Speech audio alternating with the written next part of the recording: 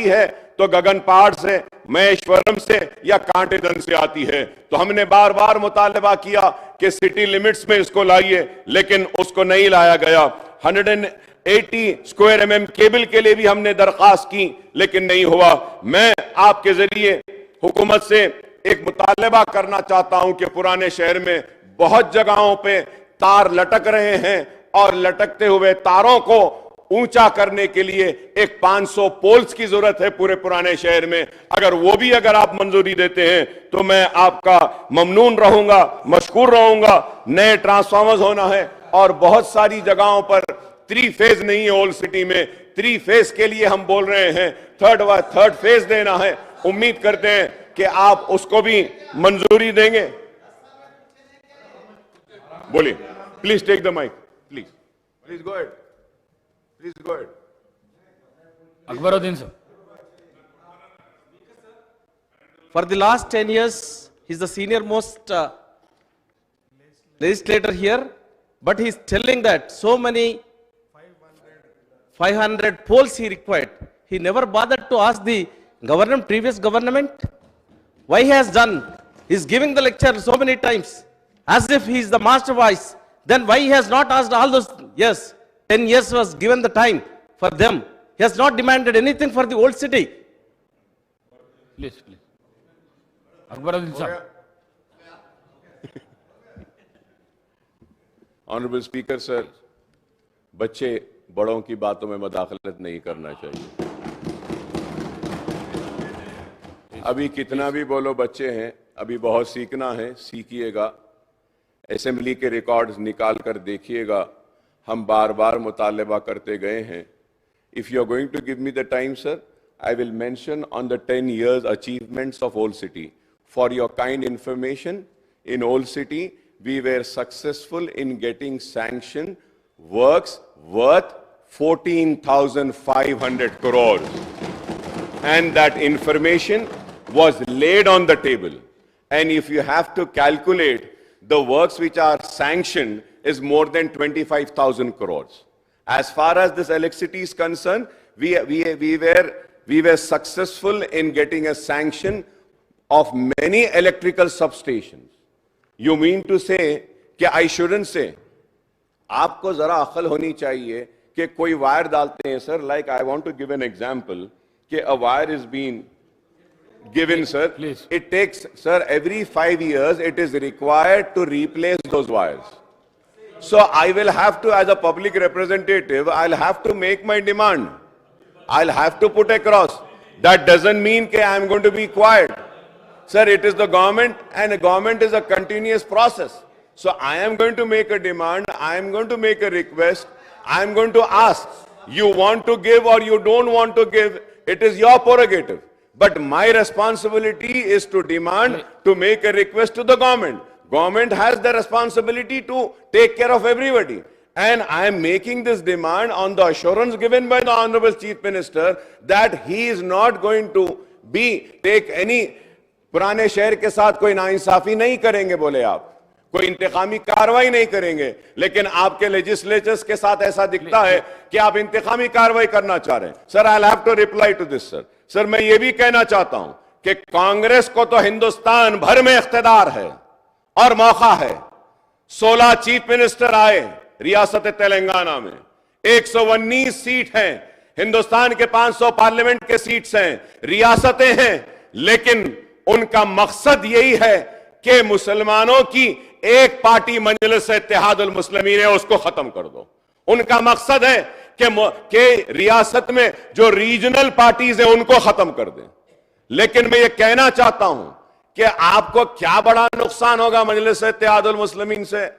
अरे हम 7 सीट पर हैं, लेकिन आपको 7 भी बर्दाश्त नहीं। हम अकेले यहां खड़े होते हैं, ये भी बर्दाश्त नहीं। आपका ये इंटॉलरेंस जो है ना, ये बता रहा है, ये पैगाम दे रहा है कि मुसलमानों से आपको गुस्सा है। क्या मैं मुसलमान हूं तो क्या यहां खड़े होकर अपने मसाइल को पेश नहीं कर सकता हूं? क्या ये मेरा हक नहीं है? I request my learned friend Akbaruddin Owaisi साहब, you know, हमारा जो एमएलए साहब बात करे, he was just asking, basically the demand is there, He was just telling about the inefficiency of the TRS government, which they didn't do. He was not criticizing the MIM and all. No, no, no, no, no. Ek minute. About me, and he said he is a senior member and he failed. No, no, no. He didn't. No, no. He didn't say fail. Mr. Gentleman, I would like to say I haven't failed. No, no, no. Akbar bhai. No, no, no, no, no. He was. No, no. No, no, no, no. Sir. अरे एक minute रुको भाई, एक minute रुको साहब, speaker sir, Owaisi साहब, ओवैसी साहब, ओवैसी साहब, please. No, if any member diverts, sir, gets diverted. Basically, it's only all the emotional issues which comes into being. So our member was just asking and questioning the TRS government, which they didn't do it. This is his context and this is his objective. It would have gone it would have taken in a wrong way. And I would like to request Honorable Speaker to expunge the words what Akbaruddin Owaisi has said about the new member. About the new member, like Akal ka kuch aisa. नहीं, ठीक है भाई. No, I'm not, we are not here. We are here on a positive note. Sir, what? Please. Sir, my point here is, he has seen many assemblies. No, that's fine. We take everything in a very positive way.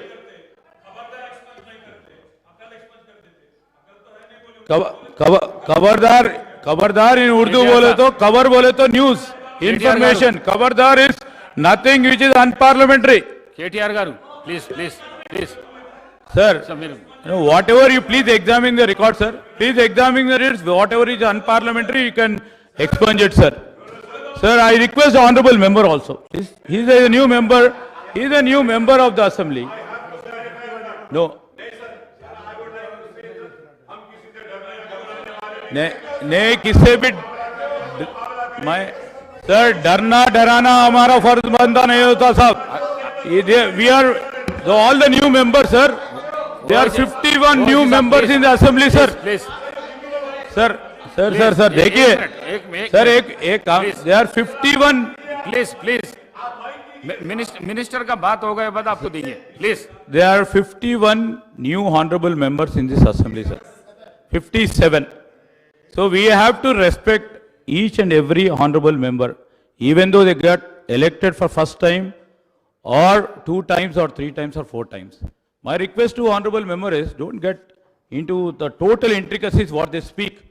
They have just come to assembly. They were trying to express their opinions, try to understand it on the broader thing. You have to accommodate everybody and try to go along with it. రికార్డును పరిశీలించి నిర్ణయం తీసుకుంటాను. అక్బరుద్దీన్ ఓవైసీ సాబ్ subject पर मैं subject पर ही छू sir. But before going on the subject, sir, first I am going to mention the details of the work which was questioned, and after that I'll come on my subject, sir. Please. Sir, Old City, sir, the abstract of work taken up as on 6/2/23, sir, expenditure incurred in Old City after formation of Telangana state, sir. EHTSS, unit numbers, quantity 6, amounting to 731.37 crores. Augmentation of PTRS, numbers 11, amount 64.18, quantity 1, sir, crores, sir. Sir, other works, LS 84.39, sir. The total works completed, sir. The works completed 879.94, sir. Sir, the work under progress is 66.35 crores, sir. The total amount of work sanctioned in Old City are 946.29 crores, sir. Sir, now 33/11 kV substations, number quantity 14, amount in crores 90.7, sir. Quantity is 1. 33 kVA line, sir, kilometers 240, amount 75.2 crores, sir. Sir, additional power transformers, numbers 59, amount is 27.3, sir. Enhancement of power transformer number 16 amount is 11.4 crore. Additional distribution transformers number 3,316. Amount 56.4 crores, sir. Enhancement of distribution of transformers number 210. Amount is 12.3 crores. Erection of 11 kV lines, kilometers 560. Amount is 41.6. Other works 85.1. The total amount 400. Old City total 1,279.94 crores. Now I'll go further ahead. I have 6 pages. You were asking, right? I come prepared. I come very prepared. Going further ahead, sir, TS Transco development work with an expenditure of 879.94 crores. Description: EST substation 220 by 132 by 33 kV fab in Old City at Mailardopalli and Chanchalguda, sir. The amount is 89.12 crores and 60.16 crores, sir. Augmentation of PTR's 11 number, amount 64.18 crores. Augmentation of 220 and 132 kV lines, 4 numbers, 84.39. The total amount is almost 200 crores, sir. Work in progress with an expenditure of 66.35 crores. EH substation in progress, 1 number, 63.63 crores. Augmentation of PTRs in progress, 1 numbers. And sir, TSPD, the maintain uninterrupted and reliable supply of the following works have been taken up after formation of Telangana. And this, sir, Honorable Speaker, sir, this is the statement which was tabled in this house, sir. It is not the statement which I am giving, sir. 33 by 11 kV substation, sir. 33 kV lines of 110 kilometers. Additional power transformers, sir. I have mentioned, sir, enhancement of power transformers capacity, 16 numbers. 11 kVA line of 200 kilometers in Old City, 11 kVA reconductoring of 100 kilometers, additional distribution of transformers, which I have said, 3,316, sir. Sir, additional enhancement of DTR, 2110 numbers, sir. Low tension line, 1,681 kilometers. The work under progress in Old City with an expenditure of 26.64 crores.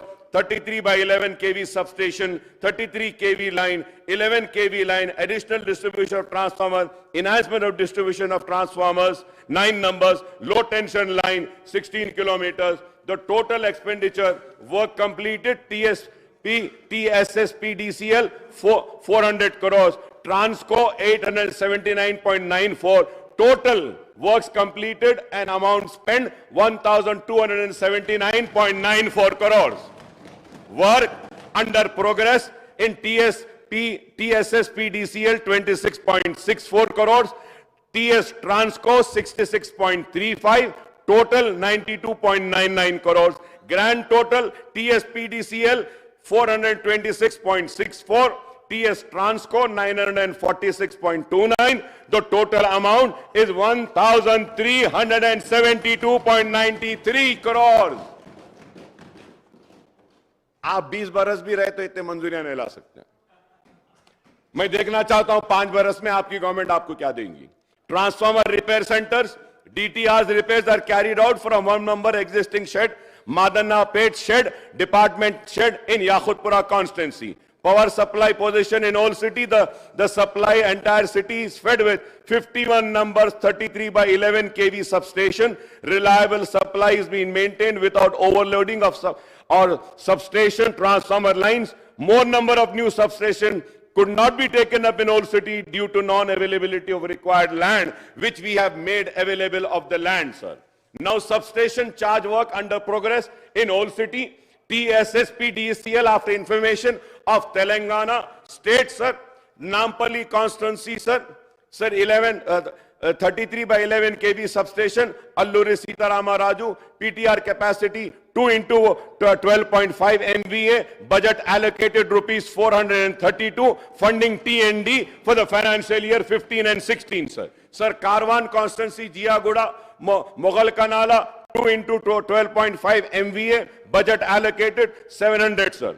Sir, uske baad 2017 and 18, sir. Charminar, Devi Bagh, And again in lakhs, sir, the amount is 1,200 T&D, sir, funding for the year 2017 and 18, sir. Sir, Chandrayaan Gutta, Wadi Huda, 2 into 8, 0 MVA, 521 lakhs, sir, IPDS for the year 2017 and 18. In Chandrayaan Gutta, Arundhati Colony, 2 into 12.5 MVA, lakhs 450 lakhs, sir, IPDC for the year 2018 and 19. Again for Chandrayaan Gutta, Midhani Bus Depot, 1 into 12.5 MVA plus 1 into 8, 0 MVA, lakhs 550, sir, T&D for the year 21-22, sir. Sir, Bahadurpura, Aliabad, sir, again, lakhs is 450. Bahadurpura, Miralam, 699 lakhs. Goshamayal, Kulsumpura, 420 lakhs. Goshamayal, Koti Women's College, 450 lakhs. Malakpet, B quarters, 700 in lakhs, sir. Malakpet, Tigalagudda, Rajendra Nagar, 950 lakhs. Yakutpura, Madanna Pet, 850 lakhs, sir. Yakutpura, Lakshmi Nagar, 800 lakhs, sir. Malakpet, Dabilpura, 1,835 lakhs, sir. And this is for the financial year 21-22. और बोलूं, sir, honorable speaker, sir. No, sir, wait, sir. Please wait, sir. I am not yielding, sir. मैं ये बोलना चाहता हूं, अगर हम काम नहीं कराते होते, तो बार बार जीत कर नहीं आते। 6 मर्तबा जीत कर आया हूं, और लोग यहां से यहां जाते हैं, वहां से वहां आते हैं, लेकिन हम जहां हैं वहीं खड़े हुए हैं। मंसूबे बनाए, साजिश बनाए, हम बुरे दिखे, मुसलमानों की एक आवाज को दबाने की कोशिश करी, वो कांग्रेस ने, लेकिन उसके बावजूद भी मुसलमानों ने अपने एतमाद का इजहार हम मजलिस इत्तेहाद अल मुस्लिमीन पे किया, और हम कामयाब होकर आए हैं, कामयाब होकर आते रहेंगे। Let me make it one more thing clear, sir. I have come with a majority of 81,000 change votes, and I have secured 67,000 poll votes. मतलब ये कि आवाम का भरोसा हमारे साथ है। आप अगर समझते हैं कि आपको इख्तिदार मिल गया 10 बरस के बाद, तो आप हमको डराएंगे, हम डरेंगे। हम डरने या घबराने वालों में से नहीं है। हम मुकाबला करते आए हैं, मुकाबला करते रहेंगे। किरण कुमार रेड्डी ने जेल में डाला, हम जेल में रहे, हमको भेज दिया शहर से, हम उस वक्त भी नहीं डरे। अरे हम डरने घबराने वाले नहीं है। मैं 5 मर्तबा जेल में जाके आ चुका हूं, और भी जाना है तो जाएंगे। आप तसादुम चाहते हैं, ठीक है, हम करने तैयार हैं, हम गले लगाने को भी तैयार हैं, लेकिन याद रखो, हमारे हाथ दराज हैं, हम इख्तिदार के गिरेबानों को खेल सकते हैं। हम अपने दामन के तार बेचने को तैयार नहीं हैं, हम तैयार नहीं हैं। अगर आप समझ रहे हैं कि इख्तिदार है, तो हम डर जाएंगे और उठकर हमको डिस्टर्ब करेंगे। नहीं, मुसलमानों की आवाज तेलंगाना में थी, है और रहेगी। इस आवाज को कोई नहीं दबा सकता। यह आवाज पूरे वो ताप के साथ थी, और वो ताप के साथ ही रहेगी। हम मसाइल के लिए जिद्दोजहद करते रहे हैं, करते आए हैं और करते रहेंगे। हमारी जिद्दोजहद चंद्रबाबू नायडू के दौर में भी थी। हमारी जिद्दोजहद, आई एम कंक्लूडिंग सर, हमारी जिद्दोजहद सीएम साहब बात, स्पीकर सर, एक नया मेंबर, नहीं स्पीकर सर, एक नया मेंबर, इतना सीनियर मेंबर नया बनाए सो सरकार के खिलाफ आवाज उठाए, तो वो ये मांगा कि 10 साल पिछले sir, please please please please please please please please give me, no no no no mister please, mister Akbaruddin Owaisi, no definitely you will get mic, you can, no definitely you will get mic, you can put your argument. I'm not going to, no speaker sir, Akbaruddin Owaisi ji जितने बार बोले, जितने minute बोले, हम कुछ नहीं कहा, मगर ये कोई तरीका नहीं है। स्पीकर सर,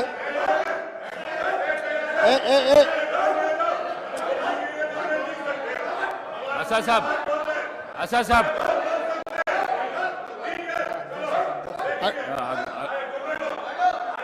अकबर साहब स्पीकर सर, बैठिए बैठिए, आपको माइक देता हूं। स्पीकर अकबर साहब, सर, बैठिए बैठिए। इतना नहीं सर, स्पीकर सर, अकबर साहब ने 6 बार चुनाव लड़के 6 बार चुन के आए, इसीलिए हमारे सरकार मेजॉरिटी मिलते ही अकबरुद्दीन ओवैसी जी को हम प्रोटेम स्पीकर बनाए। हम जितना उनको, वो पार्टी को, माइनॉरिटी को जितना मौका देना है हम कोशिश किए। ये 1 मिनट, yes, because of your seniority, this is not any out of turn quota, we have respected your seniority and your experience, that is what I wanted to clarify. At the same time, he has to respect colleague member. He is also, no, seniority doesn't get any extraordinary powers.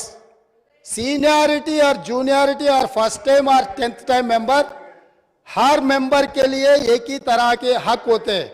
आपके अध्यक्ष में जितने भी 119 members है, हर member के लिए एक ही तरीका का यहाँ पर मौका मिलना चाहिए, एक्सप्रेस करने के लिए मौका देना चाहिए। अगर कोई नया मेंबर कुछ मुद्दा उठाए तो सीनियर मेंबर सब्र करके उनको जवाब दिए तो ठीक रहेंगे, तब वो कुछ सीखने के भी एक मौका मिलेंगे। क्योंकि ये सभा में 57 न्यू मेंबर्स चुनाव लड़के जीत के आए। जैसा अकबरुद्दीन ओवैसी साहब को लोग चुने, डॉक्टर कवमपल्ली सत्यनारायण को भी लोग चुन के यहाँ भेजे।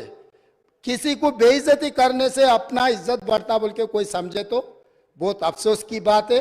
ये ऐसा चर्चा यहाँ पर हम लोग सब दोस्त है, कलीग मेंबर्स है, एक को दूसरे अगर हम इज्जत दिए तो ही लोगों के सामने अपना इज्जत बढ़ेंगे, अपना एक्सपीरियंस के लिए भी एक शोभा देंगे। और तीसरी बात speaker sir, I wanted to reiterate the records. जितने भी मेरे learned friend old city development के बारे में बहुत कुछ कहा, मैं अप्रिशिएट करता हूं, क्योंकि उनका रिकॉर्ड, उनका एक्सपीरियंस ये सभा में रखने के लिए उनको मौका मिले। आप माइक दिए, साहब ने ये मौका को अच्छा उनके डेवलपमेंट के बारे में बोले। मगर मैं एक बात बोलना चाहता हूं स्पीकर सर, ट्रांसमिशन लॉसेस जितना तरक्की किए वो सरकार में था, वो अलायंस पार्टनर है, वो सरकार से अलग नहीं है। बार बार यहीं से केसीआर साहब ने, वहां से हमारे मित्र अकबरुद्दीन ओवैसी साहब ने ये कहा, टीआरएस और एमआईएम का गठबंधन है, हम लोग साथ में रहेंगे, ये सरकार को मदद हम देंगे बोल के वहीं से अकबरुद्दीन ओवैसी साहब ने कहा। तो हम लोग उनको अलग नहीं देख रहे। वो और ये 10 साल तेलंगाना में सरकार चलाया, 10 साल सरकार चलाने के बाद भी आपके ही सरकार में अब जितने भी मुद्दे उठाए और वो डेवलपमेंट नहीं हुआ। आप जो बात हमारे सामने रखे, हम जरूर ओपन माइंड से, हम ओल्ड सिटी या न्यू सिटी को अलग अलग नहीं देखते। वो शहर हमारे है, 450 साल के शहर है, वो शहर का शान बढ़ाना हमारी जिम्मेदारी है। ओल्ड सिटी में जितना भी डेवलपमेंट के लिए अकबरुद्दीन ओवैसी एमआईएम पार्टी के नेता है, ये पूरा मुस्लिम का जिम्मेदारी ले वाला नहीं है। ये आम जनता, हिंदूज भी उनको वोट डाले। जहां पर चंद्रायन गुट्टा में पूरा मुसलमान वोटों से चुन के आए क्या? ओल्ड सिटी में जितने भी 7 एमएलए जीत कर आए, हिंदू का कोई किसी का वोट नहीं मिला एमआईएम को। ये बात कहना चाहता है, ये बात तो ठीक नहीं, अफसोस की बात है। सब लोग आपको वोट देके आपको चुना के इधर भी जाए। आप बोल रहे मुसलमान के आवाज दबाने के लिए कोशिश कर रहे। भाई आपके मुसलमान के रिप्रेजेंटेटिव जैसा नहीं देख रहे। ये तेलंगाना 4 करोड़ जनता के तरफ से आप चुन के आए, 4 करोड़ जनता के लिए आप रिप्रेजेंट करो। नहीं सर आपको जब स्पीकर सर अकबरुद्दीन ओवैसी साहब को जब माइक मिलेगा ना, तब उनके बात वो रख सकता है। तो अभी तो वो डिस्टर्ब नहीं कर सकते सर वही सच है तो सर अगर वही सच रहा तो हम लोग जुबली से एक मुसलमान हिंदुस्तान के सबसे बड़ा खिलाड़ी अजहरुद्दीन ओवैसी को हम टिकट दिए, अजहरुद्दीन को हम टिकट दिए तो अजहरुद्दीन को हराने के लिए दूसरा मुसलमान को वहां चुनाव लड़वा के एक मुसलमान को हरा दिए। दूसरी बात, कामारेड्डी से हम लोग शब्बीर अली जी को जिताने के लिए, एक माइनॉरिटी को जिताने के लिए हम कोशिश किए तो शब्बीर अली को हराने के लिए उनके जाने माने दोस्त कल्वकुंट्ला चंद्रशेखर राव वहां कामारेड्डी से चुनाव लड़ा साहब। इनो अजहरुद्दीन को हरा देते एक मुसलमान को, इनके खास दोस्त कल्वकुंट्ला चंद्रशेखर राव कामारेड्डी में दूसरे मुसलमान को हराने के लिए कोशिश करते, मगर ये मुसलमान के हक के ठेकेदार कैसे बनेंगे सर? अभी रहा फाइनल। अकबर साहब डेफिनेटली आपको जो माइक मिलेगा तब बोलो। आप और ट्रांसमिशन लॉस के बारे में सीएम साहब आप हाउस को आगे में रखो सर, बैठिए, आप हाउस को आगे में रखो सर, बाद में वो लोग जो बोल रहे हैं उनको बोलने दो। लीडर बात करते जब मैं माइक नहीं दे सकता हूँ। आप बैठिए सर बैठिए, मैं देता हूँ, अकबर साहब को देता हूँ। आप अकबर साहब को देता हूँ, बैठिए आप। स्पीकर सर, अगर ये मामला आप बैठिए। हमारे दोस्त एमआईएम पार्टी अगर माइनॉरिटी एंगल में लेकर गए तो मेरा साथी डॉक्टर कवंपल्ली सत्यनारायण वो दलित है सर, दलितों को ऐसे अवमान नहीं कर सकता है, वो दलित है। दलित को एमआईएम मुसलमान लोग मिलके उनको बेइज्जती करना भी ठीक नहीं है सर। ये देख कर एमआईएम सोचकर अगर उन मेंबर्स को पोडियम में भेजना नहीं भेजना उनके लीडर का जिम्मेदारी है सर। और रहा सर, अब इतना सारे ओल्ड सिटी में डेवलपमेंट हुआ ना सर, मैं यहाँ पर ट्रांसमिशन लॉसेस के बारे में मैं ये हाउस के सामने गवर्नमेंट डॉक्यूमेंट्स में रखना चाहता हूँ। Hyderabad south 43% transmission losses, Siddipet division 61.37% transmission losses, Garhwal division 50.29 transmission losses. Speaker sir, విద్యుత్ సరఫరాలో బిల్లుల వసూలులో ఈ రోజు హరీష్ రావు గారు బాధ్యత వహిస్తున్న సిద్దిపేటలో 61.37% అధ్యక్ష, గజ్వెల్ మాజీ ముఖ్యమంత్రి గారు ప్రాతినిధ్యం వహిస్తున్న శాసనసభ నియోజకవర్గంలో 50.29 ట్రాన్స్మిషన్ లాసెస్ ఇప్పటి వరకు అక్బరుద్దీన్ ఓవైసీ గారు ఏదైతే చెప్తున్నారో హైదరాబాద్ సౌత్ నుంచి 43% ట్రాన్స్మిషన్ లాసెస్ ఈ రాష్ట్రంలో అత్యధికంగా విద్యుత్ వినియోగం చేసే దాంట్లో బిల్లులు ఎగవేసిన దాంట్లో మొదటి స్థానం సిద్దిపేట ఉంది, రెండవ స్థానంలో గజ్వేల్ ఉంది, మూడవ స్థానంలో హైదరాబాద్ సౌత్ ఉంది. ఈ ముగ్గురు లీడర్లు 10 సంవత్సరాలు తెలంగాణ రాష్ట్రాన్ని పరిపాలించి విద్యుత్ బకాయిలు చెల్లించక మొండి బకాయిలల్లా సిద్దిపేట, గజ్వేల్, హైదరాబాద్ సౌత్ ఉన్నాయి అధ్యక్ష. ఈ రోజు మొత్తం విద్యుత్ రంగమే దివాలా తీయడానికి, అప్పుల పాలు కావడానికి ఈ 3 ప్రాంతాల నుంచి బిల్లులు చెల్లించకపోవడం వల్ల ఈ రోజు ఈ పరిస్థితి దాపురించింది.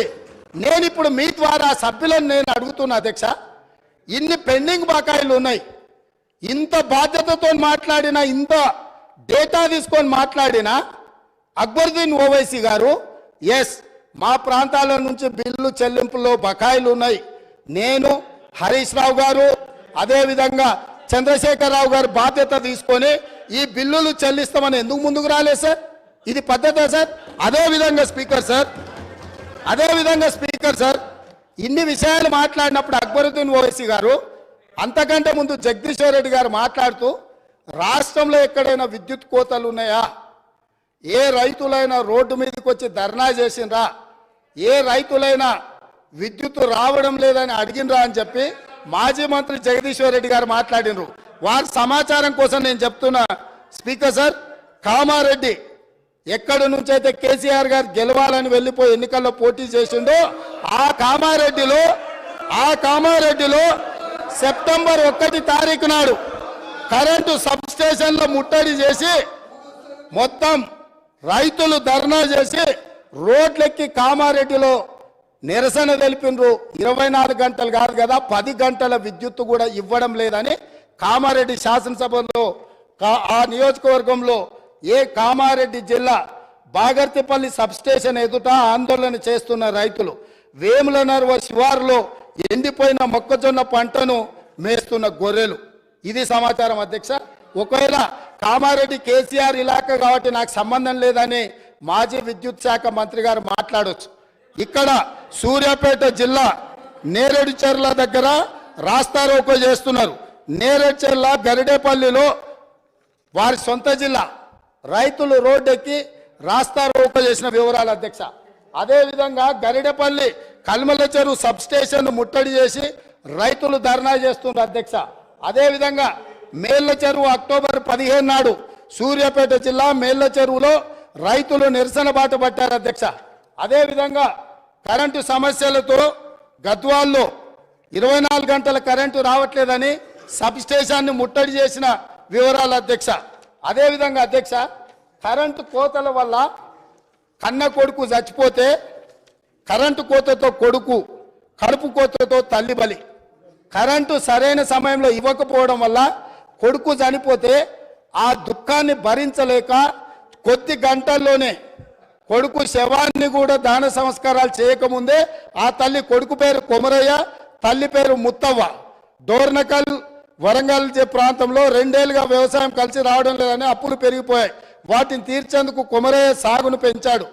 కానీ విద్యుత్తు రాకపోవడం వల్ల కొమరయ్య అనే రైతు చచ్చిపోతే ఆ దుఃఖాన్ని తట్టుకోలేక గుండె బగిలి కన్న తల్లి ముత్తవ్వ కూడా చనిపోయింది అధ్యక్ష. ఇదే కాదు అధ్యక్ష, ఇంత ప్రోగ్రెస్ రిపోర్ట్ చదివిండు కదా మా మిత్రుడు. నేను అడగదలుచుకున్నా, ఎందుకంటే వారు చాలా సీనియర్ సభ్యులు, వారు అన్ని విషయాలను వారు సభ ముందుకు తెస్తే నిజంగా మేము అప్రిషియేట్ చేస్తాం అధ్యక్ష. మేము వైట్ పేపర్ పెట్టింది దేనికోసం అధ్యక్ష? వాస్తవాలను ప్రజల ముందుకు తీసుకెళ్లి వాళ్ళ సలహాలు సూచనలు తీసుకొని ఒక మంచి పరిపాలన ఇవ్వాలని మేము చర్చ చేసినాం అధ్యక్ష. ఇంత చర్చ జరిగినా అక్బరుద్దీన్ ఓవైసీ గారు శ్రీశైలం ఎడవగట్టు కాల్వ 1988-89లో ఆనాటి కాంగ్రెస్ ప్రభుత్వం 89లో ప్రారంభించింది, 2001లో పూర్తయింది. 20 సంవత్సరాల నుంచి శ్రీశైలం ఎడవగట్టు కాలువ మీద 900 మెగావాట్ల విద్యుత్ ఉత్పత్తితో నడుస్తున్న ప్రాజెక్టు, నీళ్ల ద్వారా నడిచే ప్రాజెక్టు అధ్యక్ష. అక్కడ ఈ ప్రాజెక్టును మేము నిర్మిస్తే నిర్వహణ లోపం వల్ల ఆగస్టు 22, 2020 నాడు ప్రభుత్వ నిర్లక్ష్యం వల్ల 2 రోజుల ముందే హెచ్చరించిన ఇక్కడ సమస్యలు ఉన్నాయి, తక్షణమే అధికారుల నిపుణులను పంపించి ఈ సమస్యల్ని పరిష్కరించండి, లేకపోతే పెను ప్రమాదం జరగబోతుందని అక్కడ అధికారులు ఇక్కడ ఉండే అధికారులకు హెచ్చరిక లెటర్ పంపించిన వారు మంత్రిగా ఉన్నప్పుడు నిర్లక్ష్యం వల్ల, పట్టించుకోకపోవడం వల్ల శ్రీశైలం విద్యుత్తు సొరంగం 900 మెగావాట్లది బ్లాస్ట్ అయి 9 మంది చచ్చిపోయారు అధ్యక్ష. 9 మందిలో ఏఈ ఉజ్మా ఫాతిమా, హైదరాబాద్ ఓల్డ్ సిటీలో. ఆ అమ్మాయికి మైనారిటీ కాంగ్రెస్ పార్టీ ఇచ్చిన రిజర్వేషన్తో నా అమ్మాయి ఇంజనీరింగ్ చదివి ఉద్యోగం చేసి అక్కడ చేరితే ఆ అమ్మాయి ఒక మహిళ అయి ఉండి, ఆడబిడ్డ అయి ఉండి అక్కడ ఉద్యోగం చేస్తుంటే ఆ అమ్మాయి చనిపోతే ఆ కుటుంబాన్ని మేము ఇంటికెళ్ళి పరామర్శించినాము, మేము ఆదుకున్నాం ఆ కుటుంబాన్ని. కానీ రాష్ట్ర ముఖ్యమంత్రి గారుగా ఆనాటి ముఖ్యమంత్రి గారు కానీ ఆనాటి విద్యుత్ శాఖ మంత్రి కనీసము మన చాదర్గట్టులో ఉండే ఆ మైనారిటీ ఏఈ కుటుంబాన్ని కూడా పరామర్శించలేదు. శ్రీశైల సొరంగము పేలిపోవడం వల్ల 9 మంది ఉద్యోగస్తులు అక్కడికక్కడనే బుగ్గిపాలైపోయిన శవాన్ని కూడా గుర్తించలేని పరిస్థితిలో ఖాళీ బూడిదై మసైపోయింది. మానవత్వం లేని ప్రభుత్వము దాని మీద విచారణకు ఆదేశించలేదు. కనీసం ప్రమాద స్థలాన్ని మేము పరిశీలించి బాధితులకు కొంత ఉపశమనం కలిగిద్దామంటే మమ్మల్ని పోలీసులను పెట్టి అరెస్ట్ చేసి పోలీస్ స్టేషన్లలో కూసబెట్టిండ్రు అధ్యక్ష. ఇన్ని తప్పిదాలు ఎంఐఎం పొత్తులో ఉన్న బీఆర్ఎస్ పార్టీ ఆనాడు ప్రభుత్వం నుండి దుర్మార్గాలు చేస్తే ఈ శ్రీశైలం ఎడమగట్టు కాలువ మీద జరిగిన ప్రమాదం గురించి కూడా మా మిత్రుడు ఈ సభలో ప్రస్తావించి ఉంటే ఎస్ డెఫినెట్ గా మేము అప్రిషియేట్ చేసి ఉండేవాళ్ళం. కాబట్టి ఈరోజు Sir, sir. Let me. So, sir. Akbar साहब नहीं अकबर साहब प्लीज नहीं अकबर साहब आप अकबर साहब, इतना please, समझो please. ये सरकार जिम्मेदारी से ये व्हाइट पेपर टेबल किए, ये व्हाइट पेपर टेबल करने के बाद आप जो भी सुझाव दे रहे, सुझाव लेने के लिए भी हम तैयार हैं। इसका मतलब ये नहीं जो इल्जाम किए, जो गुनहगार है, आप उनके तारीफ पे तारीफ करते रहा तो यहां बैठकर सुनने के लिए कोई तैयार नहीं है। आप जो ओल्ड सिटी हैदराबाद के लिए या तेलंगाना के लिए डेवलपमेंट करने के लिए क्या फंड चाहिए आप बोलो, हम जिम्मेदारी से हम निभाएंगे। मगर आप ये काम नहीं कर रहा है। आप पुराने दोस्त को, जो बिगड़ा हुआ दोस्त को आप बचाने के लिए जितना आपके शक्ति है सब सारा आप क्यों उनके रक्षा के लिए आ रहे, मेरे समझ में नहीं आया। इसका ये आप क्या करना चाह रहे हैं? आप क्या मदद कर रहे हैं? नहीं, अच्छा दोस्त को, स्पीकर सर, अच्छे दोस्त को 10 रुपए देकर साथ में लेना, बुरा दोस्त को 10 रुपए देकर चुरा लेना, ऐसे दोस्ती आपको ठीक नहीं है। आप जितना तेलंगाना जनता जिनको तिरस्कार किए वहां पर बिठाए, उनके तरफ आप क्यों वकालत ले रहे?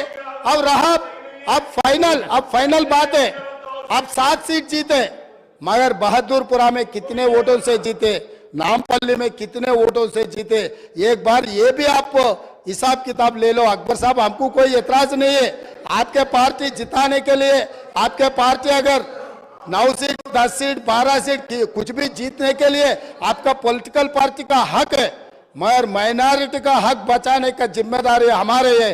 हर बहुत सारे प्रदेशों में हम मुख्यमंत्री बनाए, इस देश का राष्ट्रपति माइनॉरिटी को हमने बनाया, आपने नहीं बनाया, आप नहीं बनाया। बिहार के, उत्तर प्रदेश के, महाराष्ट्र में हम लोग मुख्यमंत्री बनाए माइनॉरिटीज को। इस देश का राष्ट्रपति हम ही ने बनाया माइनॉरिटी को। आपके सुझाव से नहीं, हमारी जिम्मेदारी है माइनॉरिटी को साथ में लेकर चलने का। हम किसी से माइनॉरिटी वेलफेयर के लिए किसी से सीखने का जरूरत नहीं है। 4% रिजर्वेशन दिया हमने दिए, 12% वादा किया, धोखा किया उस आदमी से, आप दोस्ती कर रहे, ये ठीक नहीं। आपका मर्जी, आप डिसाइड कर लो किसके साथ में रहना, मोदी के साथ में रहना, मोदी को मदद करने वाले के साथ में रहना, न्यूट्रल रहना, सेक्युलर रहना, आपका मर्जी है, आपका मर्जी को हम कुछ नहीं बोल सकते। मगर कांग्रेस के ऊपर जब इल्जाम लगाने के लिए कोशिश कर रहा है, सोच कर इल्जाम करो, क्योंकि अब हम लोग స్పీకర్ సార్ నేను ఒకటే మాట చెప్పదలుచుకున్నా, వాళ్ళ ఇష్టం, వాళ్ళు స్వతంత్రమైన రాజకీయ పార్టీ, వాళ్ళు ఎవరితోనైనా పొత్తులు పెట్టుకోవచ్చు, వాళ్ళు ఎక్కడైనా పోటీ చేయొచ్చు, వాళ్ళు పొత్తులు పెట్టుకునేదాన్ని పోటీ చేసేదాన్ని కాంగ్రెస్ ఎప్పుడు వ్యతిరేకించదు। మా విధానం మాది, వాళ్ళ విధానం వాళ్ళది। అయితే మైనారిటీ యొక్క వెల్ఫేర్ కావచ్చు, డెవలప్మెంట్ కావచ్చు, మా ప్రభుత్వం కట్టుబడి ఉన్నది 100%। ఉమ్మడి ఆంధ్రప్రదేశ్లో కూడా కమాలుద్దీన్ గారిని పిసిసి అధ్యక్షుడిగా చేసిన చరిత్ర కాంగ్రెస్ పార్టీది। ఆనాడు ఉమ్మడి ఆంధ్రప్రదేశ్లో హోమ్ మినిస్టర్గా మైనారిటీని పెట్టిన చరిత్ర కాంగ్రెస్ పార్టీది। కాబట్టి మైనారిటీల విషయంలో కాంగ్రెస్ చిత్తశుద్ధిని ఎవరు శంకించవలసిన పని లేదు। వారు ఎక్కడి నుంచి అయితే ఎన్నిక వచ్చిందో ఆ ప్రాంతమే కాదు, రాష్ట్రంలో ఏ ప్రాంత అభివృద్ధికి పోయినా వారు మాట్లాడవచ్చు, వారు సూచనలు చేయొచ్చు, వారిని సూచన చేయాల్సిందిగా నేను కోరుతున్నా। కేటీఆర్ గారు, మీరు చాలా సీనియర్ శాసనసభ్యులు, లీడర్ ఆఫ్ ది హౌస్ మాట్లాడేటప్పుడు డిస్టర్బ్ చేయొద్దు దయచేసి, please Akbaruddin Saab. Honorable Speaker, sir. Please. Honorable Speaker, sir. मोहतरम चीफ मिनिस्टर रेवंत रेड्डी साहब ने जिस जबान में बात की है, जिस अंदाज में बात की है, सुनकर बड़ा अफसोस हुआ। इस वजह से कि आज मैंने बीजेपी के एक बड़े लीडर को भी यही बात कहते हुए सुना, नाम लेना नहीं चाहता क्योंकि वह ऐवान में नहीं है। ऐवान के आदाब और रूल्स को मैं जानता हूं। बीजेपी के बड़े लीडर, मैं नाम नहीं लूंगा, उन्होंने यही बात कही जो चीफ मिनिस्टर रेवंत रेड्डी साहब ने कही कि पुराने शहर के लोग बरखी बिल्स बाकी हैं और भरते नहीं हैं। ऑनरेबल स्पीकर सर, मैं ये भी आपसे कहूंगा कि यह हाउस की कोई सैंटिटी है या नहीं है सर। अगर है तो in the second Telangana legislative assembly last session of August, I had raised a question and I had asked कि बार बार बीजेपी से दूसरों से इल्जाम लगता है कि पुराने शहर में बरखी की चोरी है, तो उसके ऊपर the government of that day tabled the statement stating that कि पुराने शहर में बरखी की चोरी नहीं है। अगर तो मैं आपके जरिए चीफ मिनिस्टर साहब से क्लैरिफिकेशन चाहता हूं कि आप बरखी के बकायेजात ड्यूस की बात कर रहे हैं या चोरी की बात कर रहे हैं। मैं देखिए साहब, मैं आपसे पूछ रहा हूं, क्या आप पुराने शहर में बरखी की चोरी है बोल रहे हैं या ड्यूस है बोल रहे हैं? స్పీకర్ సార్, ముఖ్యమంత్రి గారు, నేను ఒక ఓల్డ్ సిటీ గురించి చెప్పలే. విద్యుత్ బకాయిలు ఎక్కడెక్కడ ఉన్నాయో సిద్దిపేట నెంబర్ 1 మళ్ళీ నేను చెప్పదలుచుకున్నాను. 61.37 గజ్వెల్ డివిజన్లో 50.29, హైదరాబాద్ సౌత్ 43%. ఇవి విద్యుత్ బకాయిలు ఉన్నాయి, బిల్లులు రావడం లేదు. ఈ బిల్లులను చెల్లించిపించే బాధ్యత గజ్వెల్లో కేసీఆర్ గారు, సిద్దిపేటలో హరీష్ రావు గారు, హైదరాబాద్ సౌత్లో అక్బరుద్దీన్ ఓవైసీ గారు బాధ్యత తీసుకొని ఈ విద్యుత్ బకాయిలను చెల్లింపజేస్తే ఈ సంస్థ అప్పుల నుంచి బయటపడుతుంది. వారు అది కూడా మాట్లాడి ఈ ప్రభుత్వానికి సహకరిస్తే బాగుంటుందని నేను చెప్పిన. కాబట్టి వారు ఏదో ఊహించుకొని सर मैं उतना ही बोला ना सर, आप जो क्लैरिफिकेशन पूछे मैं जिम्मेदारी से जवाब दिए. जवाब देना भी कोई गुनाह है क्या? हो गया बस.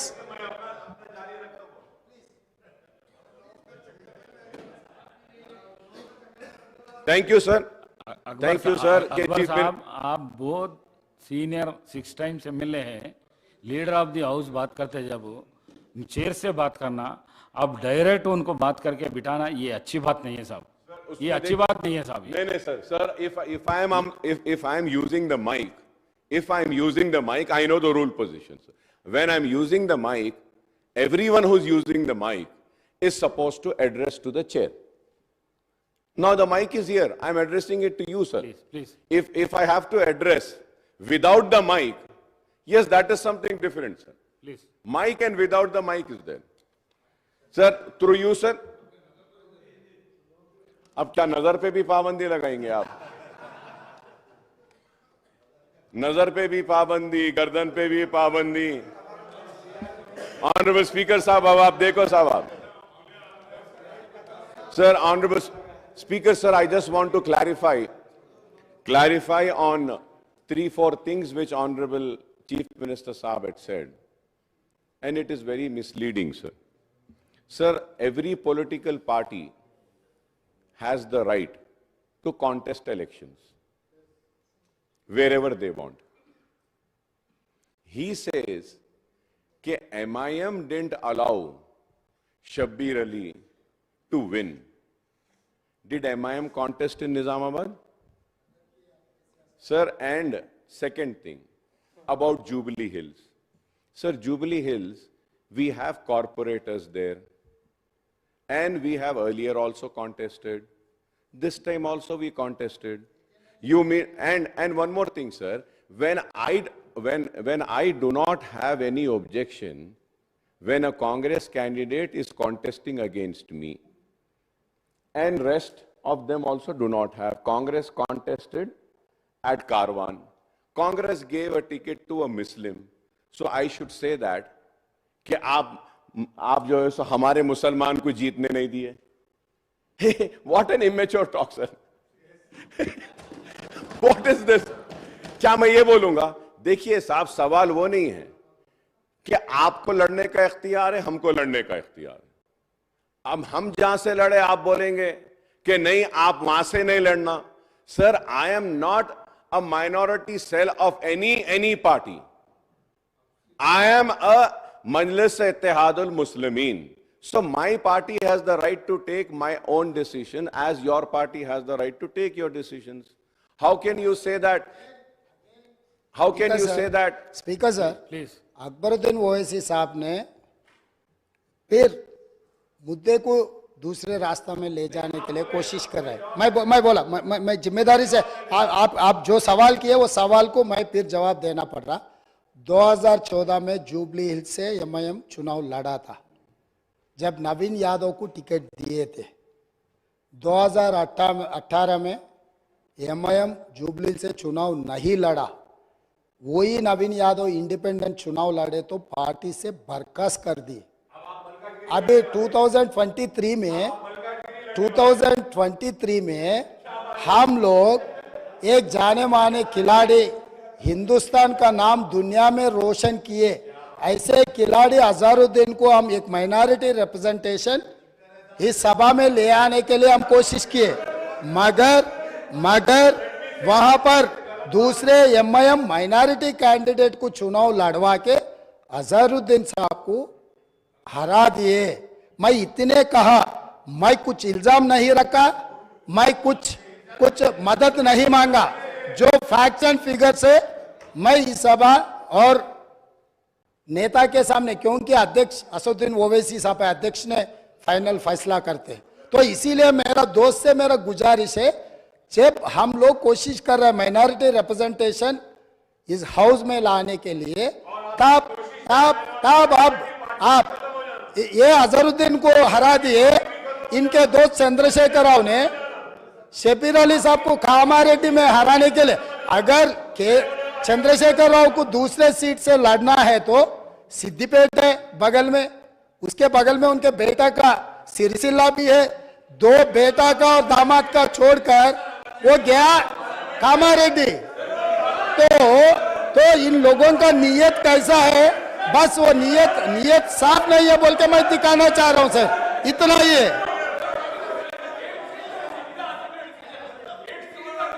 अकबर साहब. Sir, my humble request to you is that, sir, let me complete what I have to say, sir. Sir, let me just complete what I have to say, sir. Please.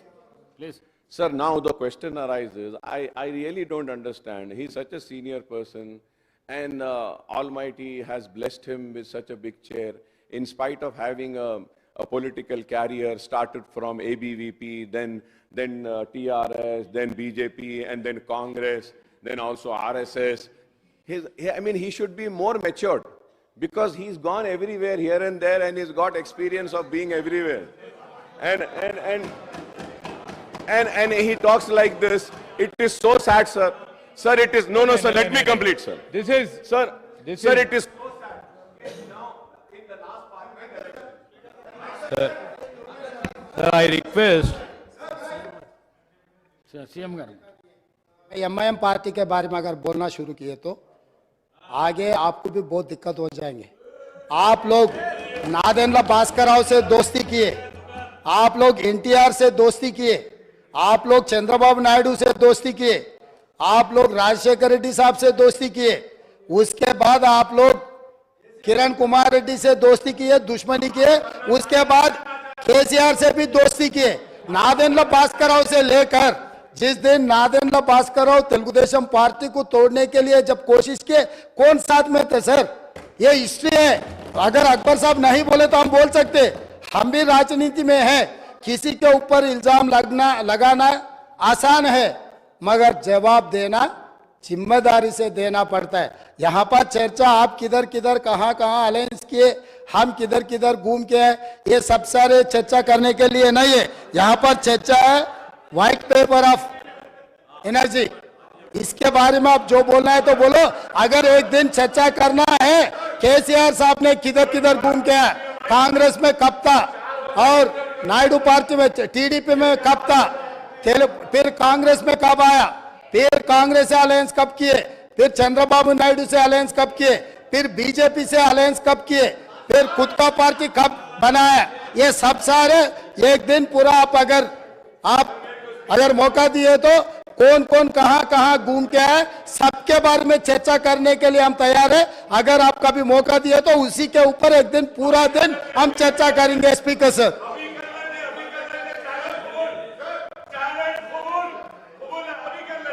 नहीं अब तो पावर के बाद subject अब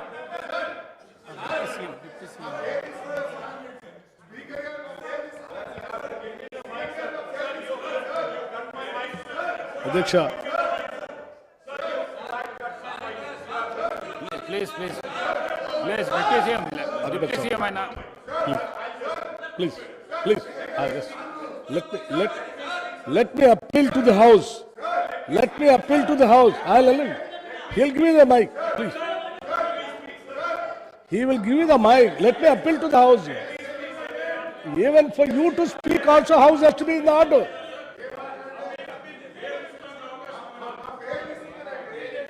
Adyaksha, please let me appeal. అధ్యక్ష హరీష్ రావు గారు దయచేసి కూర్చోండి.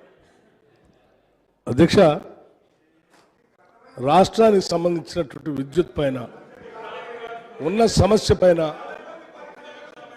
10 సంవత్సరాలు వాళ్ళు విధ్వంసం చేసిన విద్యుత్ శక్తి పైన ఈరోజు వాస్తవ పరిస్థితులు సభలో పెట్టి కొంచెం వాటి మీద సీనియర్ సభ్యులంతా సలహాలు సూచనలు ఇస్తే దాన్ని రాష్ట్ర ప్రజల కోసం ఉపయోగించుకుందామనేటువంటి ఆలోచనతో శ్వేతపత్రం పెట్టాం.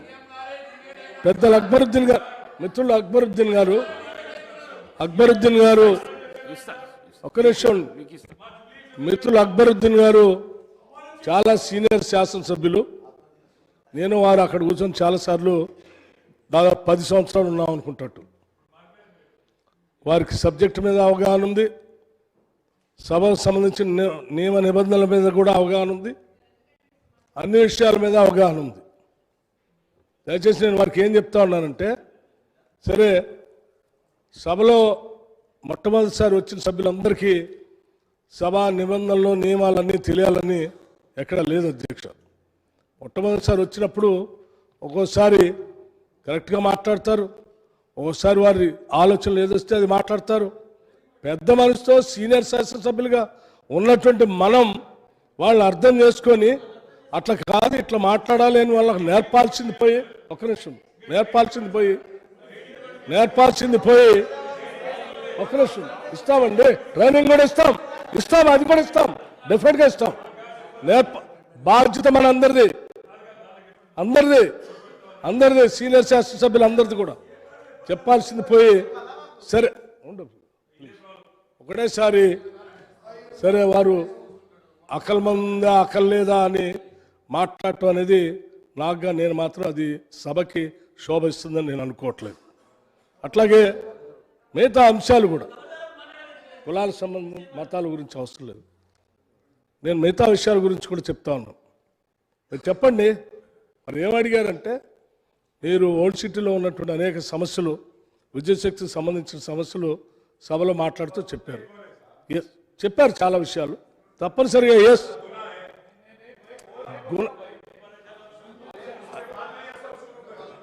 అక్బర్ సాబ్ నేనేం చెప్తున్నా, అక్బర్ సాబ్ నేనేం చెప్తున్నాను కూడా మీరు వెనకుండా మాట్లాడుతున్నారు. నేనేం చెప్తా ఉన్నాను समझारू सर, आप प्लीज वार చెప్తా भाई साहब प्लीज अरे this is not fair, not correct, ये not correct, I am sorry Abdul भाई, Akbar Bhai, this is not correct. No, I'm sorry. This is not correct. This is not the way of talking in the house. No way. Come on, Akbar Bhai. You are a learned member of the house. You can't speak like this. You can't behave like this also. Come on. No. I'm sorry to say. Please sit down. Please take the chair. My request is, whatever you are making a request, yes, as a responsible government, we will definitely call for a meeting. Whatever you are asking, we will try to sort it out, solve them. అంతేగాని మేము అది అడిగాము ఇది అడిగాము చేయలేదని అంటే ఇందులో పెట్టలేదంటే మాకు తెలిసిన సమాచారం అంతా అందులో పెట్టాము. ఇంకా ఏదైనా సమాచారం ఉంటే మీరు చెప్పండి, అది కూడా మాకు. అరే ఉండండి సార్. అక్బర్ సాబ్ మీరే అట్లాగే leader of the house Akbar సాబ్ కూడా తెలుసు. ఒక్క నిమిషం, అక్బర్ గారికి కూడా తెలుసు, సభలో సభానాయకులు లేచి మాట్లాడేటప్పుడు సాధ్యమైనంత వరకు సభలో ఉన్నటువంటి ఎవరైనా సరే కూర్చొని మైక్ ఇస్తారు. వారు మాట్లాడిన తర్వాత వారు చెప్పింది ఏదైనా ఉంటే మిగతా విని వారు కూడా చెప్తారు. మాట్లాడే సభానాయకుడిని కూడా సరే మీకు భాష ఉందనో లేకపోతే విజ్ఞానం ఉందనో మీరు అడ్డగోలుగా సభానాయకుడి గురించి కూడా కామెంట్ చేయటం అనేది సభకు మంచిది కాదు అధ్యక్ష. It's not correct. With all my respects to you, please. అది ఎవరిని కూడా అవమానించుకోవటం కరెక్ట్ కాదు. అవమానించుకోవటం కరెక్ట్ కాదు. Whatever it is.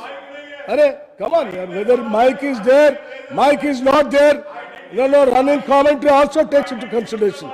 మీకు కూడా తెలుసు, రన్నింగ్ కామెంటరీని కూడా మనం తీసుకుంటాము. రన్నింగ్ కామెంటరీని కూడా కన్సిడర్ చేస్తాం. చాలా సందర్భాల్లో రన్నింగ్ కామెంటరీ చేసినటువంటి సందర్భాన్ని కూడా సభలో ఖండించాం. ఈ విషయాలు మర్చిపోవద్దు. మీరు సీనియర్ శాసనసభ్యులే, కానీ ఒక్క నిమిషం ఉన్నాం. రాజగోపాల్ రెడ్డి గారు ప్లీజ్ దయచేసి సబ్జెక్ట్ మీదకి వెళ్దాం. ఈ అంశాల గురించి వారు మాట్లాడవాలండి ఇస్తారు. వారు మాట్లాడవాలండి. అక్బరుద్దీన్ గారికి మైక్. అక్బరుద్దీన్ గారు ఫైన్. వారు ఏం సబ్జెక్టు సంబంధించి ఈ శ్వేతపత్రానికి సంబంధించి ఏమేమి చెప్పాలనుకుంటున్నారో చెప్పాలండి, నాకేం అభ్యంతరం లేదు. కానీ ఈ సభ నడవటానికి, నిబంధనలతో నడవటానికి ప్రతి సభ్యుడు బాధ్యత ఇది అధ్యక్ష. ఇదేదో ఒక్క సభానాయకుడితో సభాపతితో ఒక్కరిదే కాదు, సభలో ఉన్న వాళ్ళందరూ బాధ్యత. దయచేసి అందరూ కూడా సభ నడవటానికి ప్రయత్నం చేయాలని చెప్పి మీ ద్వారా చెప్తూ మాట్లాడవలసి.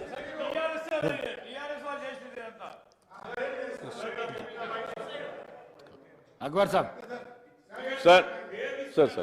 Sir, 1 minute, sir. Sir, Honorable Speaker, sir, I hope that my mic would be not snatched away again, sir. Sir, Honorable Leader of the House and Honorable Chief Minister Sahab has said that MIM was with N.T. Rama Rao, MIM was with Chandrababu Naidu. Sir, that's what I'm saying, sir. Sir, we have been only for the sake of upliftment of the state. We have always played a role of constructive opposition, sir. And we will continue to play that, sir. और हम हमारे मसाइल के लिए जिद्दोजहद करें. अगर नाडेनला भास्कर राव साहब की बात कर रहे हैं तो उस वक्त हमने मुसलमानों के लिए आर्टिकल 30A के तहत एक मेडिकल और एक इंजीनियरिंग कॉलेज हिंदुस्तान में सबसे पहले आर्टिकल 31A के तहत लिया हमने. मैं ये क्लैरिफाई करना चाहता हूं कि इस वजह से कि मुसलमान तालीम में पसमानदा थे और उसके बाद में रेवंत रेड्डी साहब ने कहा कि एक मुसलमान को हराने के लिए जुबली हिल्स गए, इससे पहले नहीं लड़े थे. Sir, I would like to, through you, tell the Honorable Chief Minister Saab that he is now an MLA. In last parliament, he contested for Malkajgiri. So if he doesn't contest this time, so if he again goes to Malkajgiri after next 5 years, तो shall I stand and say कि आप जब ने गए थे अब क्यों गए बोल के? ये कैसी बात है साहब ये? और सर एवरी देखिए साहब, सर जमहूरियत का कोई ठेकेदार नहीं है, जमहूरियत सबकी है और जमहूरियत में हमको इलेक्शन लड़ने का इख्तियार है और बार बार बार बार आप हमको बीजेपी की बी टीम बोल के पुकारते रहे। हम बीजेपी की नहीं, हम बीजेपी की बी टीम नहीं है सर। सर हम मर जाएंगे, जंगलों का रुख कर लेंगे, ये सांपों और बिच्छुओं को इन हथेली पे दूध पिला लेंगे, जंगलों का रुख कर लेंगे, मगर कभी बाबरी मस्जिद को शहीद करने वाले और मुसलमानों के खून से होली खेलने वालों के करीब नहीं जाएंगे। हम मरते मर जाएंगे, मगर कभी बीजेपी के साथ जाने वालों में से नहीं है। और हम सिर्फ मुसलमानों के हक के लिए लड़ते हैं। चीफ मिनिस्टर साहब ने कहा कि किसी दिन बहस कर लेंगे, मजलिस कहां गई। चलिए मैं चैलेंज को कबूल करता हूं और आपको चैलेंज देता हूं, आज ही बहस कर लेंगे। मजलिस कहां गई, किधर गई, किसके साथ रही, कबूल है तो आ जाओ, आज उस पर बहस कर लेंगे, हम तैयार हैं। ये बातें सर कि आप वहां क्यों गए, यहां क्यों गए, इधर क्यों लड़े, अरे हमको इख्तियार है लड़ने का, हम लड़ेंगे सर। हम लड़ सकते हैं जहां भी हमारे को लड़ना। अकबर भाई ये चैलेंज करने का, हेलो हेलो अकबर साहब, नहीं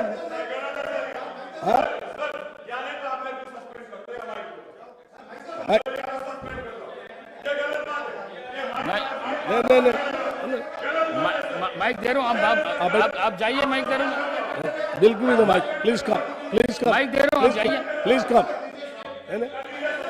ये क्या चैलेंज है, ये क्या चैलेंज है अकबर भाई, चैलेंज क्या है, ये क्या चैलेंज है, प्लीज सुनो। अरे यार दे रहा हूँ, प्लीज कम, आपको दे रहा हूँ मैं, यहाँ माइक दे रहा हूँ, माइक दे रहा हूँ। आप जो बात कर रहे हो करेक्ट नहीं है। चैलेंज क्या है भाई, सीट के ऊपर जाइए। चैलेंज क्या है, क्या चैलेंज है, हेलमेट है तो नहीं देता मैं। चैलेंज क्या है भाई, ये गलत है चैलेंज करना यार। अकबर साहब को दे अकबर साहब को दे रहा हूँ मैं, आप जाइए, दे रहा हूँ। विल में आप रहे तो मैं नहीं दे सकता हूँ, आप जाइए।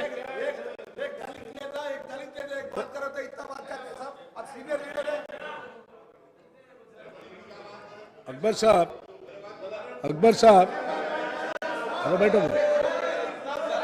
మిత్రులు అక్బరుద్దీన్ గారు మాట్లాడటానికి మళ్ళీ మైక్ ఇచ్చారు అధ్యక్ష. మీరు సబ్జెక్టు సంబంధించి విద్యాశక్తికి సంబంధించి మాట్లాడాలి కానీ సభానాయకుడిని పట్టుకొని ఇందాక కూడా అదే మాట్లాడారు. What a mature talk, what a mature talk. అరే మీరు సభలో ఎంత సీనియర్ సభ్యులే ఉండి సభానాయకుడిని పట్టుకొని చాలా సర్కాస్టిక్ గా నవ్వుకుంటూ వాట్ ఏ ఇమెచ్యూర్ టాక్ అంటే వాట్ డస్ దట్ మీన్ అధ్యక్ష? ఇమెచ్యూర్ టాక్ అయిపోయింది. ఇప్పుడేం ఛాలెంజ్ ఏంది ఇది? ఇదేమన్నా గోళానా, కుస్తీ బయట? అధ్యక్ష ఇది కరెక్ట్ కాదు. మీరు సభలో మీరు సభలో సబ్జెక్ట్ మీద మాట్లాడండి.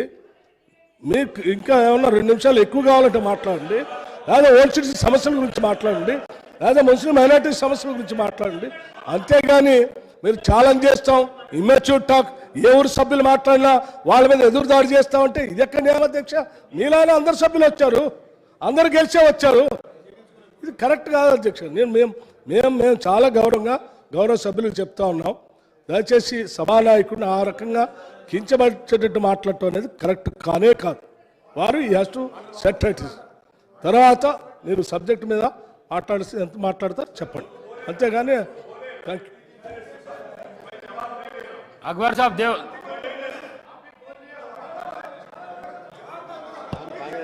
नहीं धमकी नहीं दे रहा हूं, नहीं दे रहा हूं, नहीं दे रहा हूं. अकबर साहब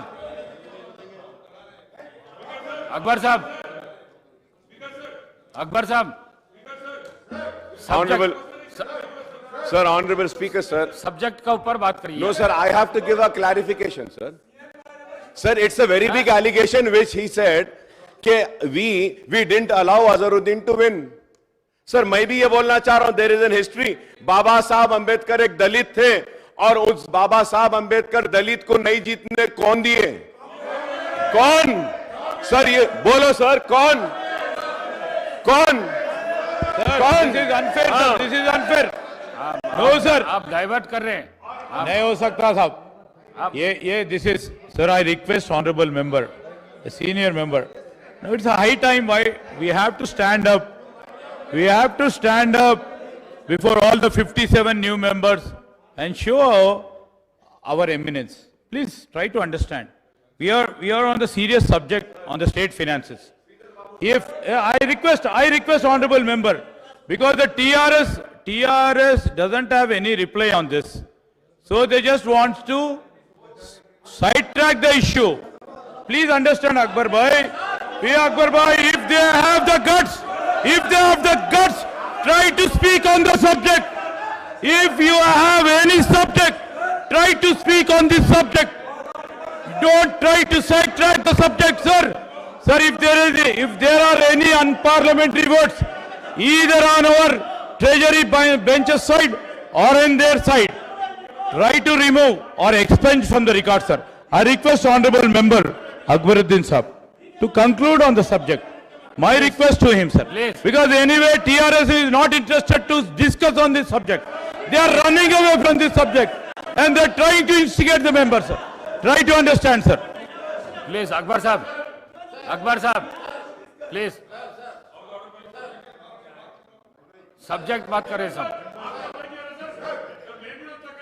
Sir, Honorable Speaker, sir, I would like to come on record and also clarify on one last thing which is very important. Honorable Chief Minister Saab had said that it was Congress which gave the 4%. Let me remind and correct, that time he was not in Congress. That time he was, I don't know, anyway. Sir, Please. sir, it was Rajshekhar Reddy, sir. Sir, I would like to correct the record, sir.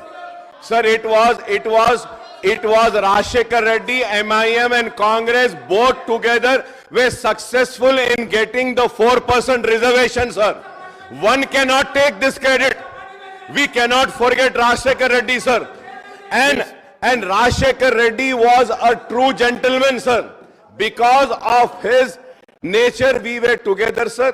And at that time, leaders from Delhi, sir, again, I do not want to mention the name, they came and met my late father at my father's residence.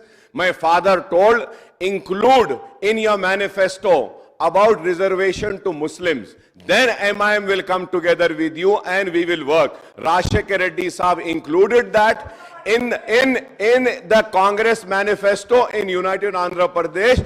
After that, together, Rajshekhar Reddy and myself, we struggled, sir. We fought for it, and also Muhammad Ali Shabbir was also part of it, sir. So we together got the 4%. Do not say that it is only Congress who got 4%. This is unfair. We were also part of it. And then, Please, sir, please go on subject, please. yes, sir. Please. और उसके बाद में, Mr. Sir, मैं ये कहना चाहता हूं, बहैसियत एक रुकने असेंबली, क्या मैं अपने चीफ मिनिस्टर के सामने अपने मसाइल को नहीं रख सकता? क्या मैं एक रुकने असेंबली की हैसियत से मेरे पुराने शहर में या मेरे कॉन्स्टिट्यूंसी में अगर किसी चीज की जरूरत है तो क्या नहीं बोल सकता? क्या नहीं बोलना चाहिए? तो आप रिकॉर्ड्स को उठाकर देखिए सर. मैं सिर्फ यही बोला कि ओल्ड सिटी में ये थोड़े काम बाकी है. There is a continuation. Government is a continuous process sir. कि आज अगर 100 करोड़ के काम हुए तो आगे फर्ज करिए उस 100 करोड़ को कंप्लीट करने के लिए एक 10 करोड़ की जरूरत होगी. तो मैं 10 करोड़ के लिए क्या मुतालबा नहीं करूंगा? मैंने आपके सामने कहा कि कितने पोल्स आए, और थोड़े से पोल्स अगर आ जाते हैं तो काम कंप्लीट हो जाएगा. तो क्या ये मेरा गुनाह है? क्या ये मेरी गलती है? Did I deviate from the subject? I was very much on the subject, sir, and I was just requesting the leader of the house and the deputy chief minister and the minister for power to kindly look into this leftover issues. If these leftover issues are considered and attended, the project and the work will be completed. तो क्या गलत है? आप बोलिए नहीं बोलना चाहिए. नहीं. अगर नहीं बोलना है और आप बोलिए कि मैं अकबर साहब बोलिए. Sir, Honorable Speaker, sir, when I spoke, sir, I brought about the issues which were not mentioned in the white paper. I was listening to all the members. I had heard the ex Jagdish Reddy Saab also. I heard BJP members also. I heard many from the treasury benches also. But many issues which I had mentioned today in my speech was not addressed. So did I deviate from the subject? And sir, if I have given the calculations and I had said about the per capita consumption, I had said about the debt, about the loans, sir, it is not my statement. I gathered all that by calculating from the white paper. I don't understand the reason for the treasury benches to get agitated and come to a conclusion as if I am coming for the rescue of BRS. No, sir. I am not coming for rescue of BRS. BRS is capable enough and strong enough to fight its own battle. MIM with the 7 members is capable and strong enough to fight its own battle. BJP with its 8 MLAs is strong enough and capable to fight its own battle. Everybody have the capability. But you know, just saying that okay, you are going for them. No, sir. Sir, before concluding, I would request once again to the government, the leftover issues are there about Old City, which I was mentioning, and in that time, I couldn't address because a lot of interruptions had happened, sir. I was talking about FOC. We want few more FOC, sir, in Old City, sir. And also, I was mentioning about Falaknuma substation is there. Kindly make that Falaknuma substation, as it is a substation, make it a division. Like this, upgrade it. And sir, there are many transformers which needs to be upgraded from 100 to more, from 200 to more. Additional load is there. Calculate that. And sir, there is a rule in which each and every section has number of households. In Old City, one section has too many houses. So kindly do the bifurcation and have the equal division and do it in the same way in which you're doing in New City, Secunderabad, High-Tech City. This is what I just wanted to. And also, sir, there is a very big issue about old conductors, sir. The conductors needs to be replaced in Old City. I hope that this will also be addressed, sir. And also, sir, 180 square millimeters cable is required. I hope that this will also be addressed, sir. And recently, sir, in my constituency, आग लग गई थी sir, जिसकी वजह से एक दुकान को नुकसान हुआ था, तो उसको भी. And also, I would also like to say, sir, about there is a problem of low voltage in many areas of Old City still, in spite of having so many sanctions. So I want that also to be addressed, sir. In the last 3-4 months, sir, maintenance work has not been taken up, sir. The AB cables and earthings in South Zone area, they say that there is a shortage and there is no material in the store. I request through you to the Minister Saab to kindly make available of all the equipment that is required, sir. And lastly, sir, Honorable Chief Minister Saab had also said that Akbar Saab didn't tell about the Sri Salem. Sir, it was there in my note. I was about to say, but because of the interruption, we couldn't say. Sir, in the white paper, nothing has been mentioned about Sri Salem के पास भी हमारा जो power generation का जो हिस्सा तेलंगाना को दिया गया था, उसमें आग लगी. सर, white paper में अब तक नहीं कहा गया कि आग पर काबू कैसे पाया गया, who took the repair work, and has the repair been completed. As per my information, ये रिपेयर वर्क कंप्लीट नहीं हुआ. तो क्या उसके बारे में भी आप एलैबोरेट करिए, अपना रिप्लाई देंगे. और मैं उम्मीद करता हूं कि जिन जिन मसाइल को हमने उठाया है, और वो श्री सैलम में एक मुसलमान बच्ची थी एक, और उनके बारे में सीएम साहब ने कहा, मैं आपके जरिए हुकूमत से भी कहूंगा कि उनको भी कुछ इमदाद या कुछ देने के लिए. देखिए, मसाइल तो हम उठाते हैं, जरूरी नहीं है कि हर मसला हमारा हल हो जाए या हर मुतालबा हमारा कबूल हो जाए। तो हमने मसाइल उठाए जब ये इख्तिदार में थे, बहुत से मसाइल पर इन्होंने तवज्जो दी, सुना, हल किया, बहुत से मसाइल को हल नहीं किया। तो इन्होंने जो नहीं किया, एक उम्मीद के साथ आपसे तवक्को कर रहे हैं कि आप हल करेंगे, इसलिए तो उठा रहे हैं। अगर हम उठा भी नहीं सकेंगे तो फिर अवाम जो हमको यहां भेज रही है उसका क्या मकसद होगा। मैं उम्मीद करता हूं कि जो भी बातें हमने इस वाइट पेपर की बहस मुबाहिसे में आपके सामने रखी, हुकूमत इन पर न सिर्फ तवज्जो देगी बल्कि मौसर जवाब हुकूमत की जानिब से हमको हमारे उठाए गए मसाइल पे मिलेगा। और आखिर में मैं डिप्टी चीफ मिनिस्टर साहब से एक अदबन एक दरख्वास्त करूंगा कि जो जिम्मेदार लोग हैं उनसे कहिए कि नए लोग आए हैं, एक मर्तबा हमारे साथ भी बैठकर पुराने शहर के मसाइल के ताल्लुक से जो भी है हम उनके सामने रखेंगे, जो भी उसमें हल हो सका है करिए, जो बाद में होगा, लेकिन मसाइल हैं।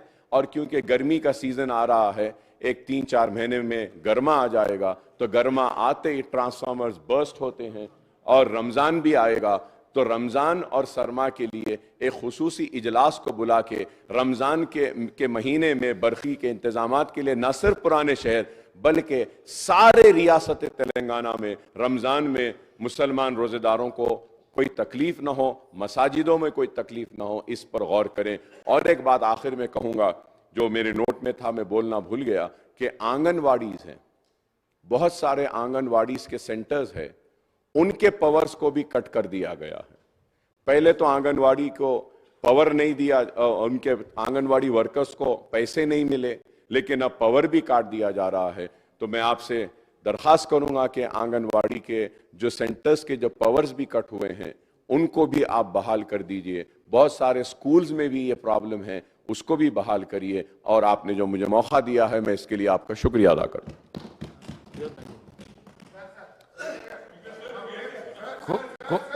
కూనమనేని సాంబశివరావు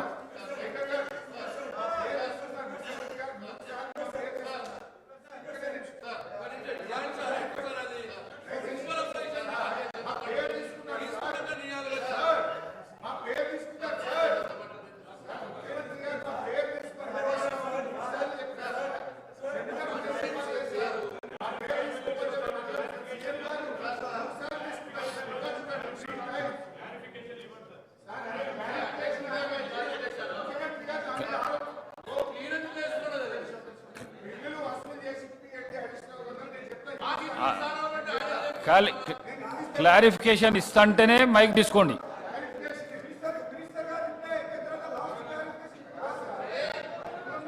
ఒక్క నిమిషం ప్లీజ్ ఒక్క నిమిషం ప్లీజ్. హరీష్ రావు గారు క్లారిఫికేషన్ ప్రసంగాలు ఇస్తే మాత్రం కట్ చేసేస్తా. స్పీకర్ సార్, మైక్ ఇచ్చినందుకు ముందుగా మీకు ధన్యవాదాలు. దయచేసి కట్ చేయకండి, నేను అంశంలోకి పోను. ముఖ్యమంత్రి గారు మాట్లాడిన దానికి క్లారిఫికేషన్ ఇచ్చే ప్రయత్నమే తప్ప నేను దయచేసి ఇతర అంశాల్లోకి పోను. కానీ మీరు దండం పెడితే జర మైక్ కట్ చేయకుండా.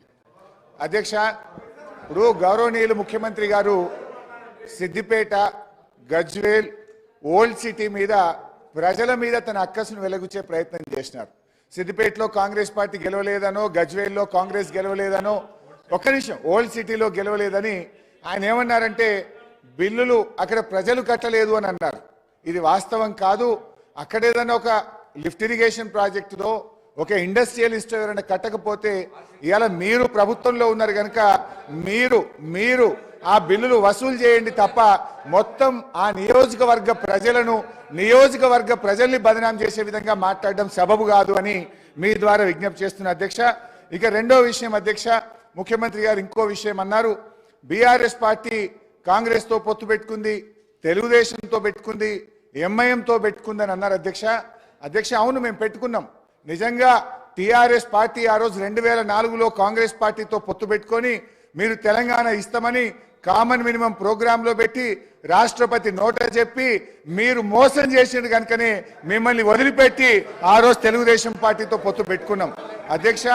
అయితే ఇవాళ మేము తెలుగుదేశంతో పెట్టుకున్నా, కాంగ్రెస్తో పెట్టుకున్నా, ఎవరితో పెట్టుకున్నా మొత్తం ఈ రాష్ట్ర దేశ రాజకీయ వ్యవస్థను ఒప్పించి మెప్పించి తెలంగాణ సాధనలో భాగంగా చేసినాం. ఇవాళ మేము సక్సెస్ అయినాం. మా ప్రయత్నం వల్లనే ఇవాళ తెలంగాణ వచ్చింది. లేకపోతే ఆ రోజు తెలుగుదేశం తెలంగాణకు జై తెలంగాణ అంటేనే పెట్టుకుంటామన్నాం. మాకు సీట్లు ఓట్ల కంటే కూడా రాజకీయ వ్యవస్థను ఒప్పించాలి, మెప్పించాలి, ఈ రాష్ట్రాన్ని సాధించాలని ఒక వ్యూహాత్మక భాగంలో మేము చేసినాం. ఇవాళ విజయం సాధించినాం. ఇవాళ రాష్ట్రాన్ని మేము సాధించినాం అనేటువంటి విషయాన్ని ముఖ్యమంత్రి గారు గుర్తుపెట్టుకోవాలి. ముఖ్యమంత్రి గారు ఆయన వ్యక్తిగతంగా పదవుల కోసం ఆయన పార్టీలు మారింది తప్ప మేము ఇతర రాజకీయ పార్టీలతో పొత్తు పెట్టుకుంటే తెలంగాణ కోసం మేము పెట్టుకున్నాం. అధ్యక్ష, జూబ్లీ హిల్స్ ఎమ్మెల్యే గారిని కూడా last 1 minute Jubilee hills MLA గారిని కూడా ఇవాళ అవమానపరిచినారు. జూబ్లీ హిల్స్ ప్రజలు, విజ్ఞులైనటువంటి ప్రజలు మా ఎమ్మెల్యే గోపీనాథ్ గారిని గెలిపిస్తే ఏదో ఎంఐఎం పోటీలో పెట్టడం వల్ల ఆయన గెలిచిండని జూబ్లీ హిల్స్ ప్రజల్ని అవమానపరిచే విధంగా జూబ్లీ హిల్స్ ఎమ్మెల్యే గారి పేరు కూడా తీసుకోలేదు. వారికి ఎందుకు వస్తుంది? వివేకానంద గారు సార్, వారు తెలంగాణ వారి ఎలా గౌరవ సభ్యులు మాట్లాడుతూ సిద్దిపేట ప్రజలు పిల్లలు ఎక్కడ కూడా ప్రజలనే పదం రాలే ఉంటే దాన్ని తప్పకుండా మీరు ప్రజల పదం రాలే. ప్రజల ఒక నిమిషం సిద్దిపేట ప్రాంతానికి సంబంధించి వారు చెప్పినట్టుగా అది వాటర్ ప్రాజెక్టుదా ఇంకేదా ఆ డెఫినేషన్లో పోలేదు. అక్కడ నుంచి బకాయిలు రావాల్సి ఉండే, వారు గౌరవ సమర్థవంతమైన శాసనసభ్యులు బిల్లు కట్టేయాల్సి ఉండే అన్నారు తప్ప దానికి మీరు అంతలో దొంగ భుజాలు జరుపుకునే అవసరం లేదు. తర్వాత మీరు చెప్తా ఉన్నారు ఇవాళ, అరే నేనేమంటే భుజాలు జరుపుకునే అవసరం లేదు, ప్రజల గురించి మాట్లాడలేదని చెప్తా ఉన్నాం గారు చెప్తా ఉన్నా. తర్వాత అధ్యక్ష ఇంకొక మాట, ఇలా తెలంగాణకు సంబంధించి చెప్తారు, తెలంగాణ కాంగ్రెస్ చేయకపోతే వాళ్ళు తెచ్చింది అధ్యక్ష. ఇలా తెలంగాణ తెస్తే మీరు 10 సంవత్సరాలు మంత్రులు, దయచేసి ఆ విషయం మర్చిపోవద్దు. ఇలా తెలంగాణ తేకపోతే తెలంగాణ పార్లమెంట్ ఆర్టికల్ 3 ఇవాళ మీ పార్లమెంట్ సభ్యులు కేశవరావు గారు కానీ కాంగ్రెస్ పార్లమెంట్ సభ్యులు లేకపోతే తెలంగాణ ఎక్కడ అధ్యక్ష? ఇలా వీళ్ళు మాట్లాడతారు. ఆనాటి నాయకత్వం ఒకరని చెప్తానా, అన్పార్లమెంట్ అయితే తెలుగుతాం కానీ వీడికే ఏం నాకుంటే పోయినా కూడా పార్లమెంట్ లో తెలంగాణ బిల్ పాస్ అయిపోతే రాకపోతుంది అధ్యక్ష. ఆనాడు స్పీకర్, లోక్సభ స్పీకర్, ఆనాడు సభ్యులు పోడియం దగ్గర అవుతుంటే కూడా బిల్లు ఏ విధంగా బాధ్యతలు చేస్తే ఇట్లా మాట్లాడితే ఇట్లా బరుగుతే ఎట్లా నడుస్తాయి అధ్యక్ష? నేను అడుగుతా ఉన్నా, ఇలా బరాబర్గా కాంగ్రెస్ పార్టీ సోనియా గాంధీ గారి నాయకత్వంలో ఈ హౌస్ లో వాళ్ళ నాయకుడు చెప్పిండు సోనియా గాంధీ లేకపోతే తెలంగాణ వచ్చేది కాదు. ఇవాళ ఇట్లా మాట్లాడితే ఎట్లా అధ్యక్ష? ఆనాడు ఉండే పరిస్థితి వల్ల మేము మళ్ళీ చెప్తున్నాం, మా రాజగోపాల్ రెడ్డి గారు, మా డాక్టర్ వివేక్ గారు, మేము ఆనాడు వాళ్ళ ఎంపీ కేశవరావు గారు, ఇలా శాసన మండలి చైర్మన్ సుఖాంజరెడ్డి గారు అనగానే పార్లమెంట్ సభ్యులం లేకపోతే ఎక్కడిది తెలంగాణ అధ్యక్ష? సోనియా గాంధీ గారు అయిపోతుంది అధ్యక్ష. ఇంకొకటి సబ్జెక్ట్ ఈవేరు కాకుండా ఒకటి గౌరవ, నేను జగదీశ్వర్ రెడ్డి గారు మంత్రి గారిని అడుగుతా ఉన్నా, 10 సంవత్సరాలలో ఎన్ని సంవత్సరాలు విద్యుత్ శాఖ మంత్రి ఉన్నా తెలియదు అధ్యక్ష. ఒకరు కూసారు అయినా నెంబర్ ఈరోజు అధ్యక్ష 2010 అధ్యక్ష 2010 ఫిబ్రవరిలో ఆనాటి గౌరవ ముఖ్యమంత్రి గారు రోషయ్య గారు తెలంగాణ ఉద్యమం ఉన్నప్పటికీ కూడా మేము ఆనాడు శ్రీధర్ బాబు గారు, మేము గౌరవ శాసనసభ్యులు కేటీ రామారావు గారు శాసనసభ్యులు, మేము ఆనాడు నేదురూరులో ఒక పవర్ ప్లాంట్ ఫౌండేషన్ వేసుకున్నాం 3x700 2100 మెగావాట్కు. అధ్యక్ష నేను ఎందుకు చెప్తా ఉన్నానంటే ఆ పవర్ ప్లాంట్ ఫౌండేషన్ వేసుకున్నాం 2010లో. మేము పార్లమెంట్ సభ్యుని గ్యాస్ అలొకేషన్ రాలే, ముఖ్యమంత్రి గారు అనేక సందర్భాల్లో లెక్క రాసిండు, 432 ఎకరాల దాగాను 13 కోట్లు పెట్టి ఆనాడు సేకరణ చేసిన అధ్యక్ష. పొల్యూషన్ సంబంధించినటువంటి అన్ని అనుమతులు వచ్చినాయి, వాటర్ శాంక్షన్ తీసుకున్నాం, దానికి సంబంధించిన పర్యావరణ అనుమతులతో పాటుగా మొత్తం అనుమతులు వచ్చాయి అధ్యక్ష. మేము చేస్తలేమని గౌరవ సభ్యులు వేరే ఈ సభలలో పేర్లు వద్దు కాబట్టి చెప్తాను. నేను చెప్పినాక చెప్పు సార్, నేను గౌరవ సభ్యులు మిగతా లేని వాళ్ళ పేరు తీసుకోవద్దుగా నేను తీసుకుంటలేను. వాళ్ళు మా పిండ ప్రదానం చేసిన అధ్యక్ష అన్నాడు, నేను బతుకున్నటువంటి పార్లమెంట్ సభ్యుడిని ఆ ప్రాజెక్ట్ ఎందుకు చేస్తలేరని మా పిండ ప్రదానం చేసారు. ఇవాళ వీళ్ళు 10 ఏళ్ళ అధికారం, మేమేం చేయాలి అధ్యక్ష? వీళ్ళకి ఇవాళ ఆ ప్రాజెక్ట్ ఎందుకు కట్టాలి? బొగ్గులేని యాదాద్రి భద్రత చేస్తారు, నాకు సింగరేణి నాకు కూత వేటలు ఉంటుంది, నా ప్రాజెక్ట్ ఎదురు ఎందుకు చేయాలి అధ్యక్ష? 432 ఎకరాల జాగా సేకరించి ఎదురుట్లేదు ఉంది అధ్యక్ష. దానికి పర్యావరణ అనుమతులు కాదంటే మీకు పేపర్ పంపిస్తా. పర్యావరణ అనుమతులు లోయర్ మేనర్ నుంచి నీటి శాంక్షన్ ఎవ్రీథింగ్ పబ్లిక్ హియరింగ్ కూడా అయింది అధ్యక్ష. పబ్లిక్ అరే రన్నింగ్ కామెంటరీ మంత్రివి గౌరవనీయుడివి నువ్వు ఇట్లా రన్నింగ్ కామెంటరీ చేస్తా మీరు. నేను అడుగుతాను సభాధ్యక్ష, ఇది మర్యాద కాదు. నేను అడుగుతాను నాకు బిడ్డగా నా పిండ ప్రయాణం చేసిరు ఇవాళ బతుకున్నాను పిండ ప్రయాణం చేస్తాం వీళ్ళు వాళ్ళని ఏం చేయాలి అధ్యక్ష? వాళ్ళకి బాధ్యత లేదా? బాధ్యత లేదని అడుగుతాను. 10 ఏళ్ళలో వీళ్ళు తెలంగాణలో మేము పొడిచినాం, మేము తెచ్చినాం, మేము బంగారు తెలంగాణ ఇచ్చాం. ఏం చేసిన అధ్యక్ష 10 ఏళ్ళలో? 10 ఏళ్ళలో ఎందుకు చేయాలి? 10 కరీంనగర్ జిల్లా ప్రజలకు ఆనాడు నాకంటే ముందు పార్లమెంట్ సభ్యులు గౌరవ చంద్రశేఖరరావు గారు తెలంగాణ ఉద్యమాన్ని తెలంగాణ నినాదాన్ని కాపాడుకోవడానికి ఉప ఎన్నికల్లో మళ్ళీ గెలిపిస్తే నా చర్మం వెలిచి చెప్పులు కుట్టిస్తాను. ఈ ప్రాజెక్టు ఏవా అధికారంలోకి వచ్చినాక మీ బాధ్యత లేదా? నా పిండ ప్రదానం చేసిన దాంట్లో ఈ శాసనసభ్యులు ఉన్నారే, ఇలా మీ బాధ్యత లేదా? ఇలా మీరు మాట్లాడుతున్నారు అధ్యక్ష. నా ప్రాజెక్టుకి సంబంధించి ఎందుకు చేయలేదో కూడా జవాబు చెప్పాల్సిన అవసరం నా జిల్లా ప్రజలకు వీళ్ళకి ఉందని మనం చెప్తాను.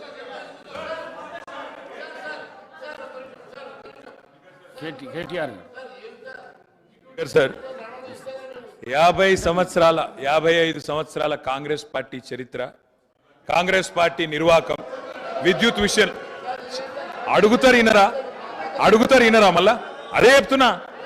అధ్యక్ష నేను చెప్తలేను, వైట్ పేపర్లో ఇలా చాలా గొప్పగా ఈ ప్రభుత్వమే స్పష్టంగా చెప్పింది అధ్యక్ష. ఏం చెప్పింది అధ్యక్ష? మాకు ప్రజలు 11 సార్లు అవకాశం ఇస్తే 50 ఏళ్ళ అవకాశం ఇస్తే మేము ఇయ్యగలిగింది 2014 నాటికి 6 గంటల కరెంటు మాత్రమే. అంతటి అసమర్థత మాది, అంతటి చేతగానితనం మాది అని వాళ్ళే ఒప్పుకున్నారు అధ్యక్ష. చెప్పనండి అధ్యక్ష, నేనేం అన్పార్లమెంటరీ మాట్లాడతలేను, శ్వేతపత్రంలోదే మాట్లాడుతున్నాను అధ్యక్ష. కాంగ్రెస్ అధ్యక్ష ఇప్పుడు మీది కాంగ్రెస్ పార్టీ కాదు సార్. అధ్యక్ష మీరు మాకు అవకాశం ఇవ్వాలి సార్, తప్పు సార్ సార్. ఆయన మాట్లాడినప్పుడు నాకు అవకాశం ఇవ్వాలి మీరు దయచేసి. అధ్యక్ష విజయవాడలో రాయలసీమ థర్మల్ పవర్ కేంద్రం ఎక్కడ పెట్టిన అధ్యక్ష? కడపలో బొగ్గుందా అధ్యక్ష? కడపలో నీళ్లున్నాయా అధ్యక్ష? విజయవాడలో బొగ్గుందా? ఇలా బాగా మాట్లాడుతున్నారు. ఆ రోజు తెలంగాణలో విద్యుత్ కేంద్రాలు కట్టకుండా తెలంగాణ ఏర్పడే నాటికి 2700 లోటు మెగావాట్లతో 2700 మెగావాట్ల లోటుతో ఆనాడు మాకు నష్టాల్లో అప్పజెప్పిపోయింది. వీళ్ళు కాదా అధ్యక్ష? 6 గంటల కరెంట్ ఇచ్చింది వీళ్ళు కాదా? నేదునూరు గురించి మాట్లాడుతున్నారు అధ్యక్ష. నేదునూరు గురించి చెప్తా అధ్యక్ష.